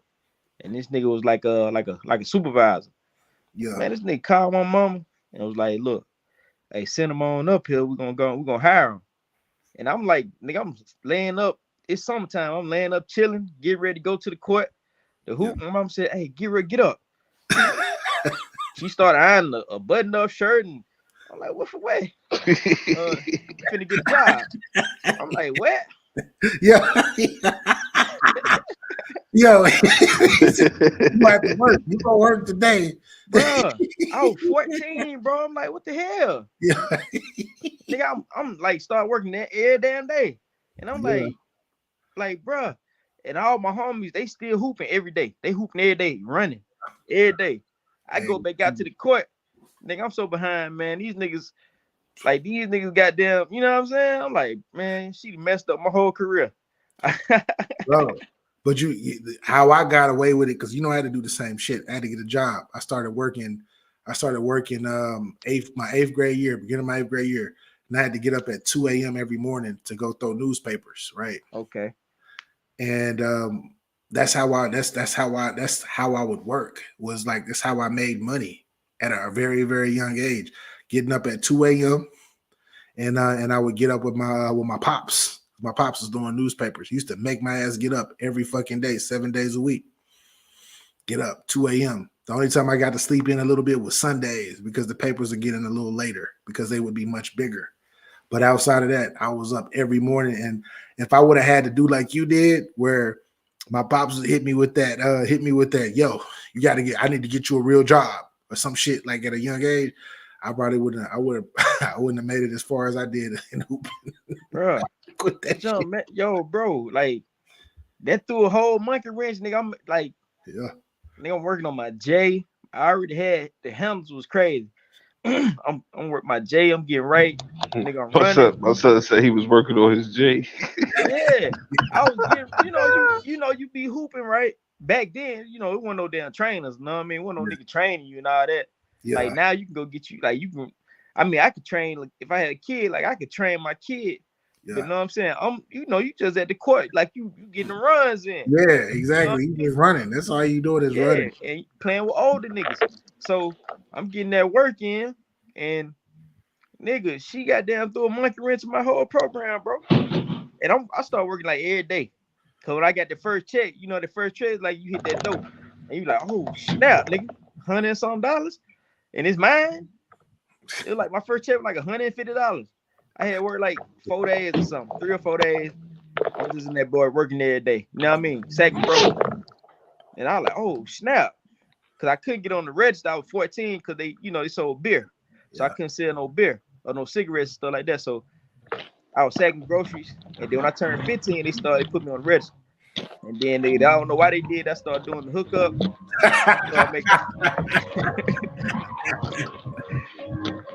Nigga, I was making buku money. Bro, I used to. It's crazy that you say that because when I was in high school or whatnot, I used to holler like, "This is me. This is how you know a nigga didn't have money for real, right?" I used to holler at every chick that worked in the fast food restaurant. I didn't even fuck what size they were, and I would get hookups at a lot of places that I would go to, bro. Yeah, just because of that, bro. Nigga, I didn't give a fuck. I was ahead of the curve, bro. Back then, bro, I remember. Bro, yeah, I remember like having a chick that worked at Subway. Yeah, I had a chick that worked at Taco Bell, and then Subway, like they'll lead. Like we was in high school, like they'll lead. Like it was 2 chicks that went to school that they'll lead them there. Like we end up eating for free. I eat there, then I take another sandwich to the crib. You know what I mean? You young, like you be hungry as hell for some reason. Like they'll get like eating a 12 inch. And you still growing, shit. Yeah, you still growing, yeah. Get another one for the free. Take it to the home. Getting chips. I'm getting cookies. Like they getting everything. Yeah, them the good old days. Good old days. I'm trying to tell you, bro. We had a it was this big girl, right? And I went to high school with her. Niggas would always be dogging her, like talking crazy, like, "Oh, I would never talk to you, big girl." You said just say cruel shit to her. But me being me, I was always nice to her, and she so happily worked at the Jack in the Box that was right smack dab in the hood. And I used to go through that drive-through, nigga. I'd be like, "Can I get 2 tacos?" And this is when tacos was 99 cents for 2 tacos, right? Oh yeah, nigga. I go in that bitch with like $2 and buy 4 tacos. She'll throw a jumbo jack, fries, and drinking that bitch. Bro, I'm trying to tell you. Yeah, I'm trying to tell you. Show me love all the time. Yeah. Shout out to them joints. Yeah. Yo, bro, back in the day, yeah, nigga got hooked up at every fast food that was somebody I went to school with for real. You know what I'm saying? Exactly. Like, bro. Then you had like a little chick that, like, if you had like a chick that worked somewhere, like I had a chick that worked at like a shoe store. Very valuable. Nigga. I had this chick worked at the shoe store, nigga. Yeah. Boy, we got there when that boy ramshacked that boy for real. Took my homies and she just said, "Look, get these shoes for me, get these jeans." Like she just like gave me some stuff for her. And I met her, you know what I mean, gave it to her later. Yeah. And nigga. Yeah, I miss her. I gotta hit her up on Facebook. I ain't talked to her in a minute. That's fire. That's fire, bro. I never had a connect. I never had a connect for shoes. Well, the only connect that I ever had, which really wasn't a connect, but it was a connect, was my cousin. I had a cousin that worked at what was it? Foot Locker. And he had like I used to get his discount. He had like a 20% discount, and I would use it. That's the closest that I would get. I got to shoes, but I never could do it for Jordans though, because it was off limits for Jordans. Bro, look, my homeboy, I told you, his little brother lived in Chicago, moved down here. This nigga got a job at Foot Locker. It's like a whole like Foot Locker, Foot X, and all of them together. Yeah. So they kind of moved back and forth. But he was like assistant manager, got the nigga assistant manager job. Yeah. Nigga, we either use the discount. They used to have like, well, you get everything 50% off. Like, I forgot how often they did everything. Nigga. So, nigga, we going to get, nigga, we like everybody getting some shoes, bro. Like everybody. Like I'm like telling everybody I know. And then they had this thing where they had like a factory defect. They call it FD. So you got like some old Jordans or something. It don't matter how old they start retroing shoes. So nigga, they beat up, or you got some old Timbs, they beat up. The value, whatever the value is, that's the value they give you, and you get some more shoes. So nigga, we taking old Timberlands, nigga, old Air Force Ones, old Jordans, Air Max, take them in there, and nigga, they beat all up. Nigga, get some brand new shoes. He sent them back. They sent them back to the factory. You know what I mean? Like that was the lick. You know what I mean? Man, yeah. Look, nigga, we hit them so hard, bro. They gave them niggas a limit, bro. They like, look, when we had a 50% discount, literally. You can't spend like number $1,000, something like that. They gave like it was unlimited. Bro, Yeah, getting about $10,000 worth of stuff, bro. Like for real, like I'm telling, like everybody, bro, like all the homies, whoever. And nigga, I got to the point where nigga, I started selling stuff. I'm like, what shoes you want? I'm like, they 200, so give me 150.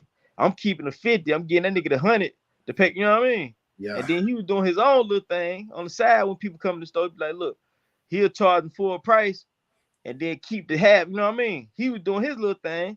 So, nigga, they probably losing about $100,000. That whole little half long they doing that, they losing 100. Nigga, I wish I had a lick like that, bro. I always had a lick on food, but I never had licks like really on like shoes and shit like that. Not even on clothes, bro. Clothes and shoes, bro. Well, shit, I used to get a lot of shit. I got like hand-me-down shit from my uncle was like a fucking, he was a dope dealer.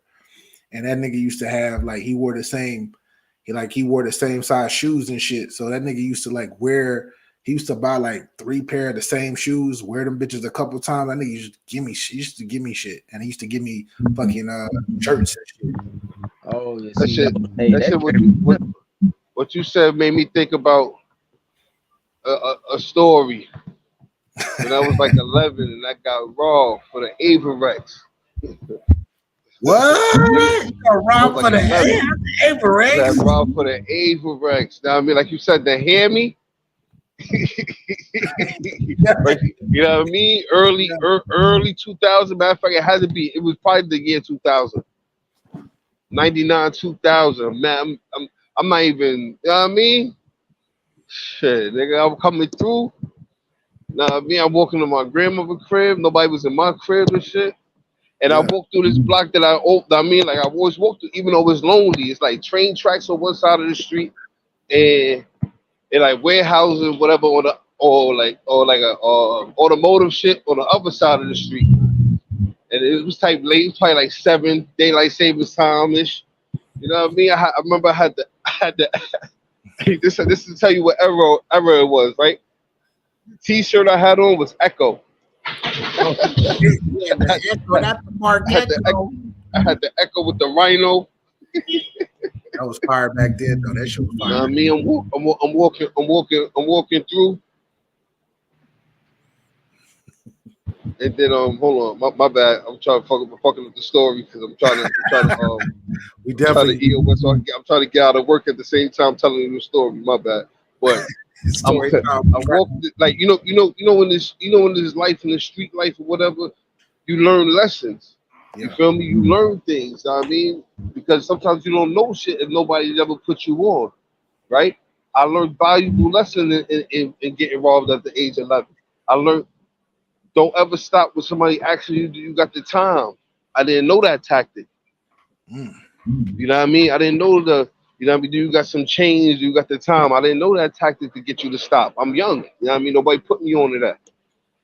You know what I mean? But I was looking like a lick, young nigga. Got the red AV on the wool joint. You know what I mean? Had a yeah. He asked me, he like, you got the time? You know, I'm a young nigga, I stopped. I'm like, nah, I don't got the time. He like, you got some change? I'm like, nah, I don't got no change. And I start to move a little bit. He like, we gonna switch jackets. I'm like, no, we ain't. He pulled that 38, that chrome. Man, I gave that jacket up. You know what I mean? I was young, but I wasn't dumb. I mean, I knew that jacket wasn't worth my life, but I also was tight. You know what I mean? At the same time, because when he gave me his jacket, I didn't not like I took his jacket. Like I threw his jacket. I wanted to throw his jacket right on the ground, and I walked to my grandmother's crib. You feel me? With the T-shirt on and shit. But it was just like, I mean, that moment right there, you learn valuable lessons. Like, yo, you know what I mean? You don't stop for the time. You know what I mean? Yo, watch the weights, watch the blocks you walking in. Yeah, bro. You know what I mean? Pay attention to certain shit. You know what I mean? But if you don't know, you don't know. You know what I mean? But like I said, that's a valuable lesson. But when you said hand me, that's what I thought about when I had got the hand me AV. Yeah. Thought I was that dude. You know what I mean? I'm young. I don't know how much that jacket costs. Yeah. I just know I see a lot of the older dudes, you know what I mean, the hustlers, they got the AV on, they looking fly.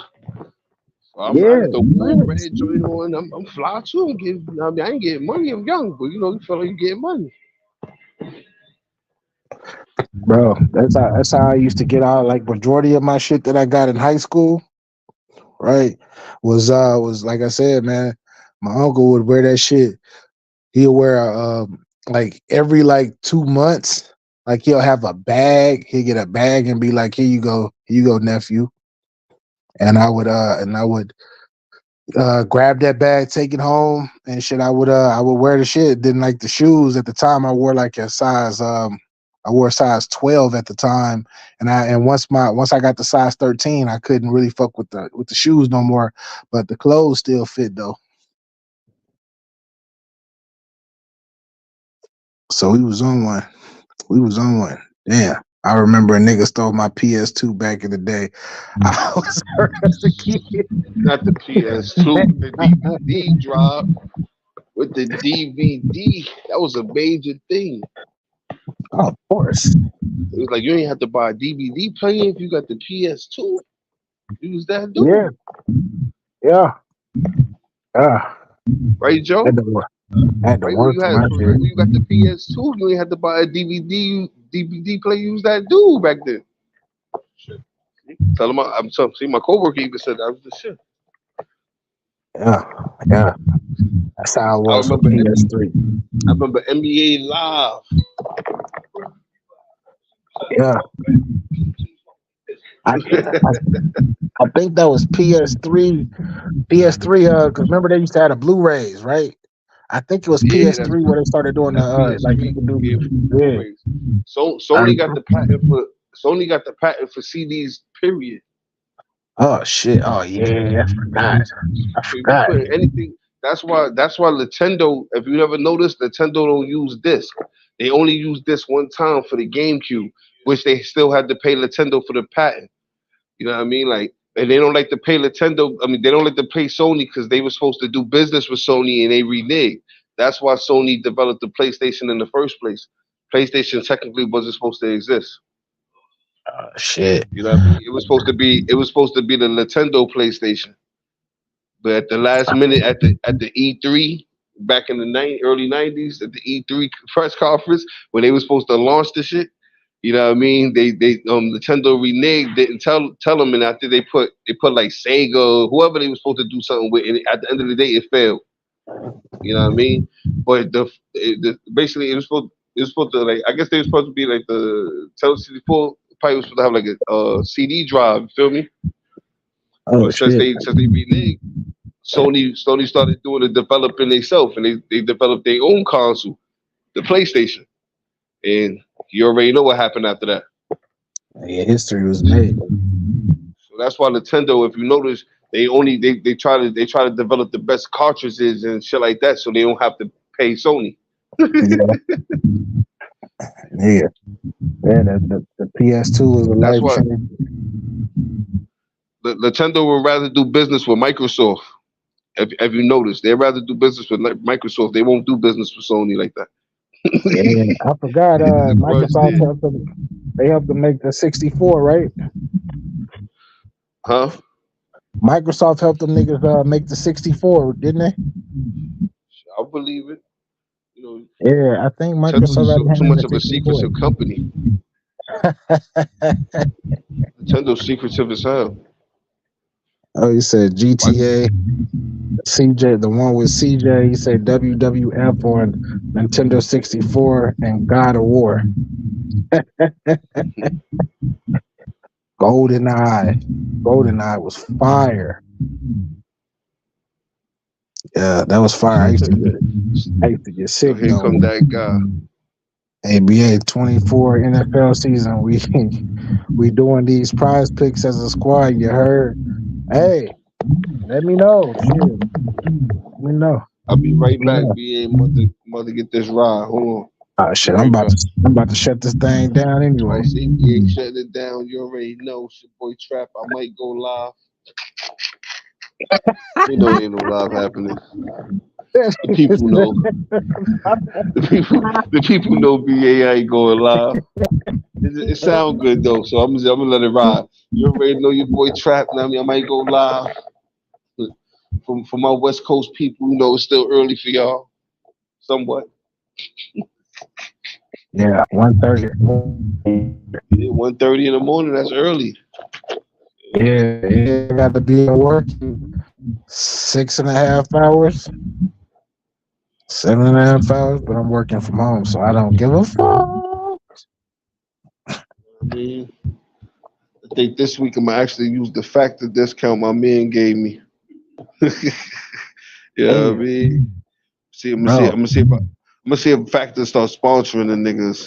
See if Factor is it's dope. It's dope if you get if you can find a way to get certain discounts and lower them shits from because it's like 100. I think I'll spend like 130 a week. If you can get the discount where you can do the I think they got one for like $90 a week for like 7 meals or some shit, or 8 meals. Shit, you'll be on, bro. You be on. But that shit is expensive. I wasted thousands of dollars on Factor, bro. And I still was fucking eating out. That's what happens when you got money for real. Got a little money, should I say.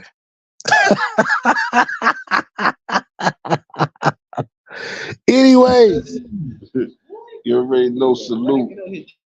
Hey, I appreciate you, Trap, as always, man. Dave, what up, man? I don't know why your ass ain't never clicked the link. I know your ass is working, but I know you could have came up to say what's up to your peoples.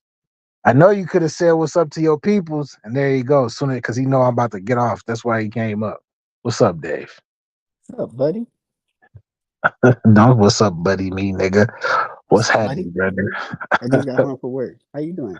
I'm about to go to sleep. I just want to say what up. Okay, that's all. And hell, that guy, I still can't figure out how to unblock this nigga. He blocked him. I did for some shit he said, and then he's like, somebody was like, "Hey, Dave, that guy said I'm blocking him. I still ain't figured the shit out." Oh shit!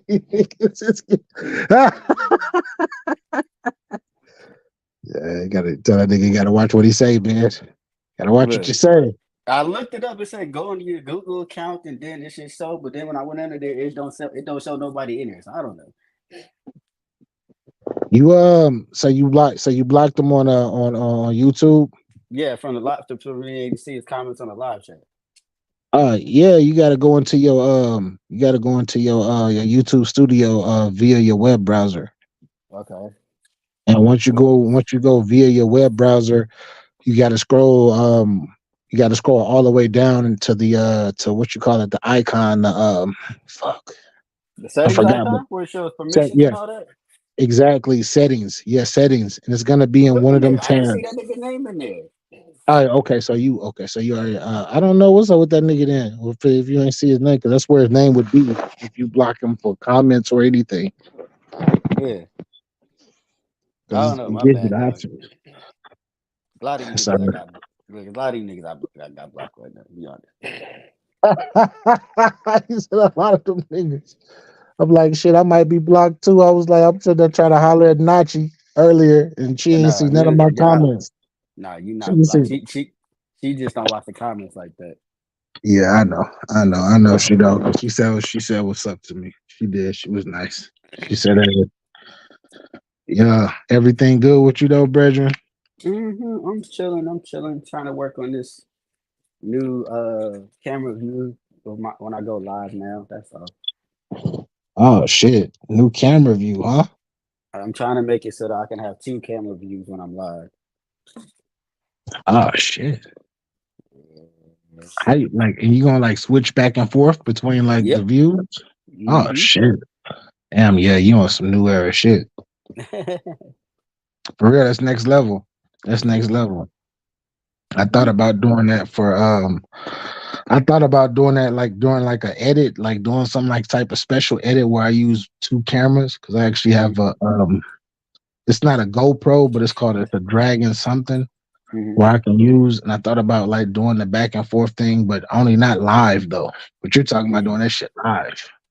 There's a way to do it through StreamYard. It's pretty much a hack. Like I seen this dude that he showed you how to do it. That's the only thing I hate about StreamYard. Like you got to go through a little bit more extra hoops to do it, type shit. Yeah. Let's see. But the The cool thing only. is, I got a stream deck, so like all I gotta do is I remember watching the video. I just gotta set it up. I'm like, oh, I can still do it this way. Then. All right, cool. Yeah, that shit is different, man. It's different, man. Go back to Tech Thursdays. You'll see it. I was testing it out then. Man, oh shit! I need to make it to a Tech Thursday, but shit, like if it was a Thursday morning, this would be perfect. This would be perfect. I'd definitely be able to make a Tech Thursday, but your ass, this would be your times, bro. But I know. Hey, look, it's the footage still there. You can it's always there for view later, and Yeah, it's a short one. It's only like 51 minutes. yeah. With you, in order for me to find you, a lot of times if I do find you, or when I do find you, it's like it's like when I'm just going down a rabbit hole scrolling because it never pops up at the top. Yeah. Like I gotta really like scroll to check and see what's going on, unless you are live or unless it does like it's a few times where like I've gotten up early in the morning to like work out or do something, and then it'll say Dave, not your name, but the name of your channel to say just ended stream 53 minutes ago or some shit. Or yeah. Yeah, I'm trying, and you know me, I'm on like I don't mind giving out free information when it comes to that because I'm trying because anybody can look it up. It's I found it for free. Man. Today I went live on my personal channel just showing how to set up a stream deck. Bro, I'm not giving niggas no more free information unless you support me. Yeah. So you support me, I will give you all the information that helped me. But then what I mean by support is I'm not even talking about niggas like buying anything or getting a subscription, none of that. Just like Yeah, just for the like and the share. That's it. a like and a share, that's it. Or just even a like. Mm. Like I was like you I noticed that you pull up, you say what's up, leave a comment, say what's up, hi, what up, get on with your merry way. You don't gotta say shit after that. Mm-hmm. You good with me, but a lot of niggas like to be in the bushes. Mm. So I don't be knowing. I say it like this: if I'm watching, if I'm tuned into your channel, if I'm tuned into your channel, I'm gonna at least interact with interact with it, whether it's being on the panel Yeah. or being in the comment section, keep the engagement going. You see what I'm saying? But Yeah. if I don't rock with you, you won't see me in the bushes. You won't catch me in the bushes on your channel. Nope. You don't pull up. You don't pull up in my shit. Yeah, So I'm not nigga, if I don't rock with you, you're not gonna see me, and I'm not even gonna know what you got going on.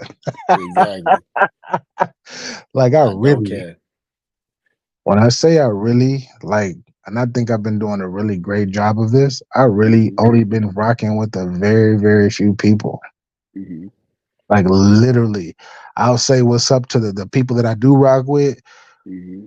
I don't even really be hopping on panels like that unless it's like if I were to catch you, of course, if I were to catch you, I would hop on. But like blue, trap blue, maybe Jules if Jules is but not even so much Jules because Jules usually just playing video games, but just like that's it. Like Smoke don't do his open panels no more. Capo really don't really do open panels like that. He got like his whole new team that he working with and doing some shit with. So I'm Mm-hmm. really not really jumping on panels, bro. Man, that's not a bad thing. Oh I yeah, feel it's a good thing. It's been peaceful for me because ain't nobody been looking for me, and I ain't been getting in the middle of nobody's shit. yeah. Yeah, they'll be like, "Fuck this person and fuck that person." And BA, I don't mean to put you into this, but this motherfucker, da da da. Da. And I'm just like, yo, like that was 2023, 2024. I have not caught that smoke, and I do not want that smoke because I'm on this. I'm on this. I'm on this. Fuck everybody that don't fuck with me. That's what I'm on right now. Hey, That's I it. don't blame you. You know what I mean? I'm gonna say this shit once. I'm gonna say it. I keep saying it. You can't crack 20K trying to talk shit about me. If not, I'm not responding to a goddamn thing.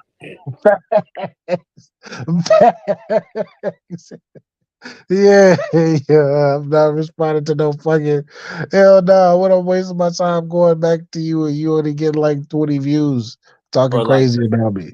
two or 2,200 or like 5,500. Like no, not on it. Yeah, if you do 20K views, then you get a response. I'm Yeah. not. I'm good. let me take some of your viewerships. Let me cross a couple of your people over to my side real quick. See, you see you see the plan. You see the plan. Oh yeah. Man, I've been doing this too long, bro. Like when I first started, I was like, man, I hope a nigga jump out the window. Mm-hmm. I'm ready. Now it's like I don't give a fuck. I don't give a fuck. Niggas say shit all the time, and I do not. Niggas be like, yo, B, send me little clips and shit. This nigga said this. This nigga said you were doing this. And it be niggas that I don't even got issues with, but they just for some reason some niggas just don't like me. So I'm just like, okay, they don't like me. Salute to them. I don't even care enough to like them or not like them. I don't give a fuck. Mm-hmm.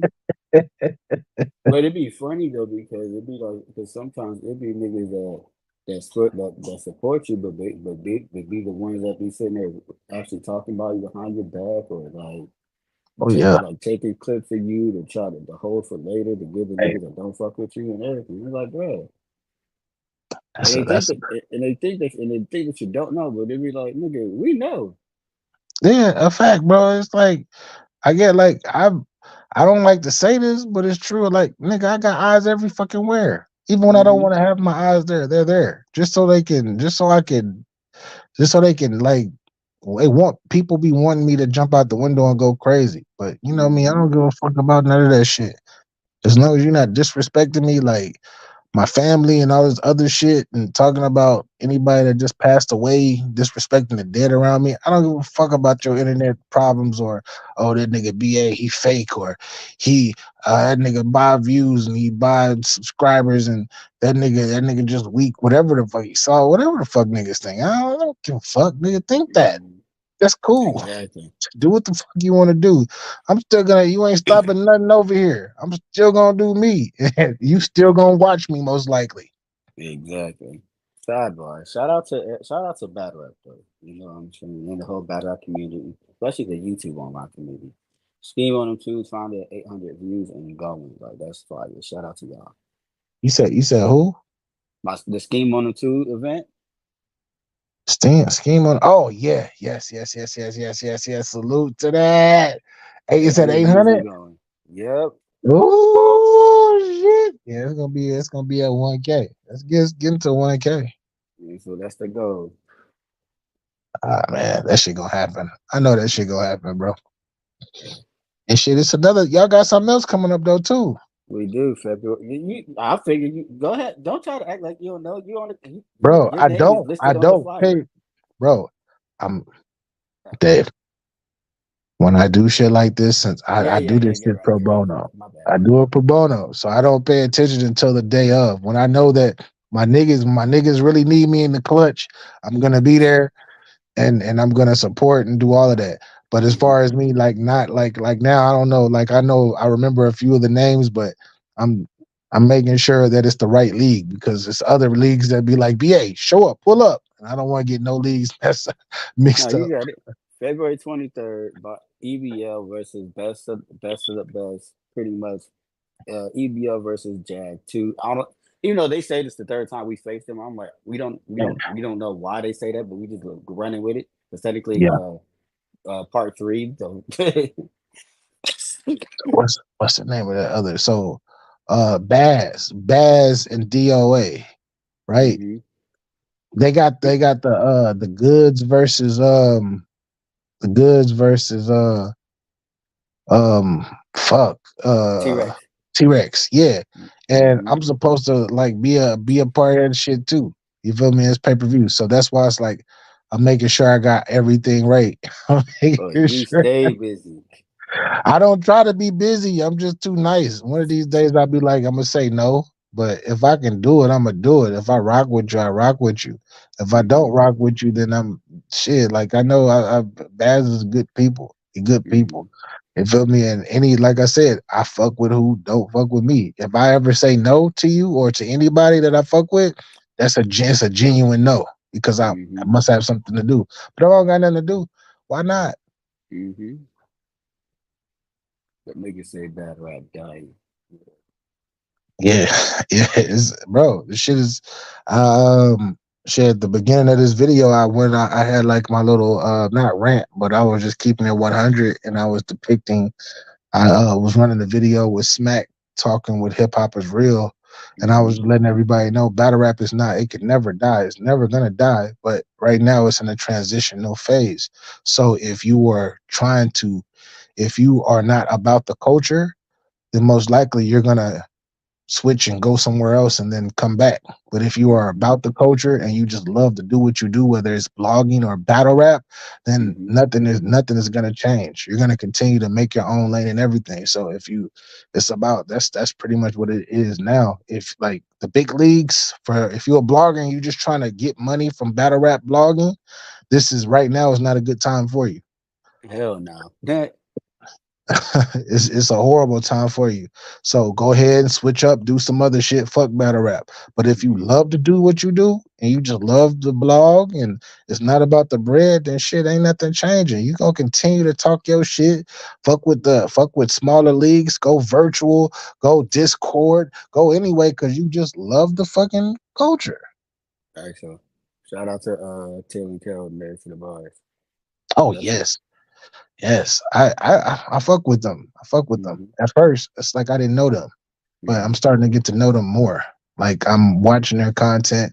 They stop over here too and say what's up. They came over earlier when I had Coogee. Um, I had an interview with Coogee earlier. They stopped by, said what's up. Shit, DM. They hit me with the DM. Yeah, I got this dropping and all of that, saying what's up. So yeah, I like them. I like them. I never knew. Like I heard of them. I see them around, but I never really fucked with them like that. And it wasn't even on no. I don't like them because I don't hate no. I don't hate nobody. But it's like I don't know them. But now I'm starting to get to know them, and I like what they do over there. So salute to them. Yeah. Like them and Joy 9. Joy 9 and F dot. Like I like the fact that we actually have couples covering battle rap together. I think that's dope. We don't, even though we had like Anwar and Rita do it on a bigger level, we didn't have it like on a level like us, like what we call the smaller bloggers, quote unquote. Yeah, I know of Joy 9, but I don't know them like that though. But I know of them. I know that they doing something with Smoke and with Bumpy Bars. It's called the Commission.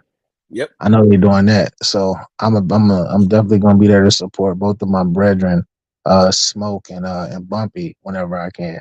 Mm-hmm. No, they do a lot of battle rap interviews with different battle rappers. Like I think they do like a new one every fucking day. I seen them before. I've been to their channel before, but like I said, if I ain't never seen you at my channel, I stopped going to yours. So I would have to, that's something like I will continue to get to know a little bit more about them as I see them grow with Smoke and Bumpy, and hopefully that commission thing that they got going, hopefully that grows to be I'm hoping that grows to be a conglomerate because they got the personalities on there to make it work. And if I told Smoke and Bump, if y'all ever need my help with anything when it comes to that, holler at me. Mm-hmm.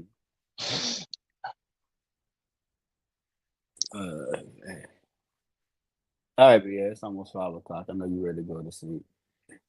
Yeah, I didn't realize that I came on here just to talk for an hour and a half, and then of course it's I've been on this motherfucker for 4 hours. That's because you do open panel. That's why. If you just came up here just to talk what you want to get the hell out of the way, you wouldn't have it.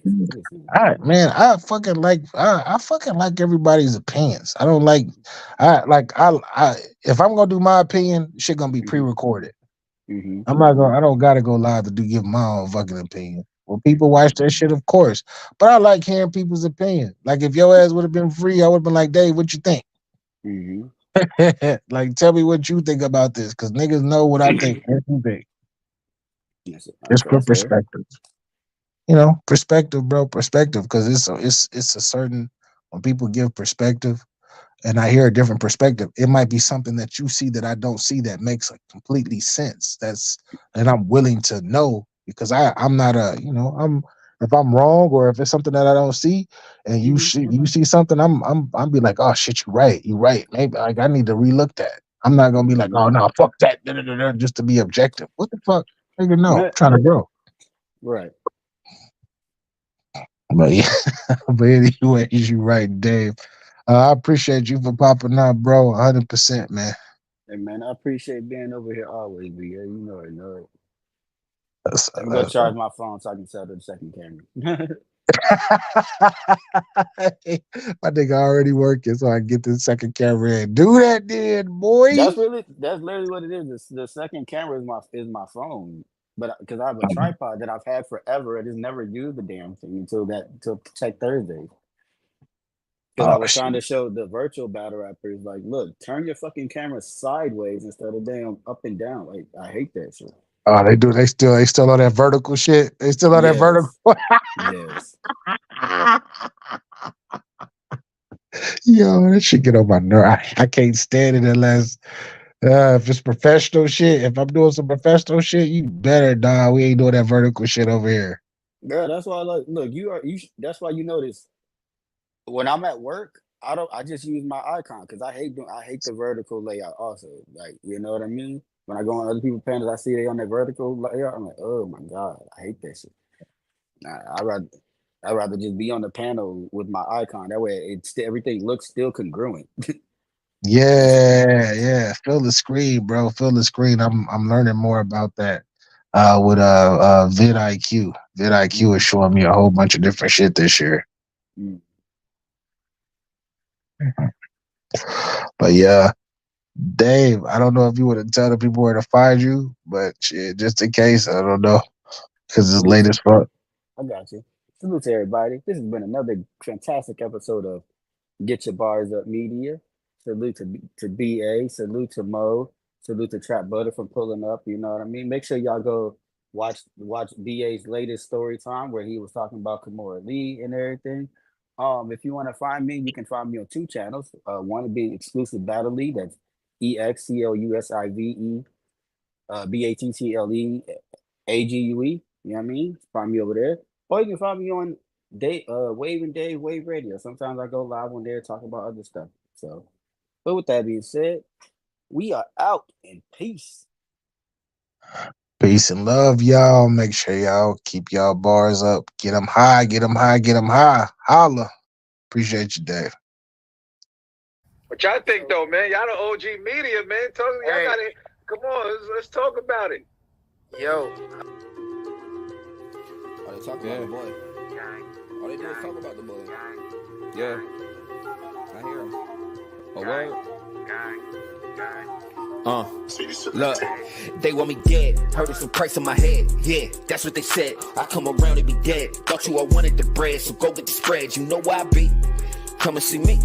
See what it be. Realest nigga in my city, I keep it 103. They want me dead. Heard it's a price on my head. Yeah, that's what they said. I come around and be dead. Thought they all wanted the bread, so go get the spread. You know where I be. Come and see me. See what it be. Realest nigga in my. You already know what it is. Your boy Murder Mook, the easy man. Dot Mob representing, man. But right now I'm chilling with the Moan Boys and to get your bars up. Niggas know how we play, man. Get your bars up, man. Your shit on the arm. My shit, I got it. Get your bars up. Yes, sir. Yo, love, bro. Appreciate it, man. All they talk about the boy. All they do is talk about the boy.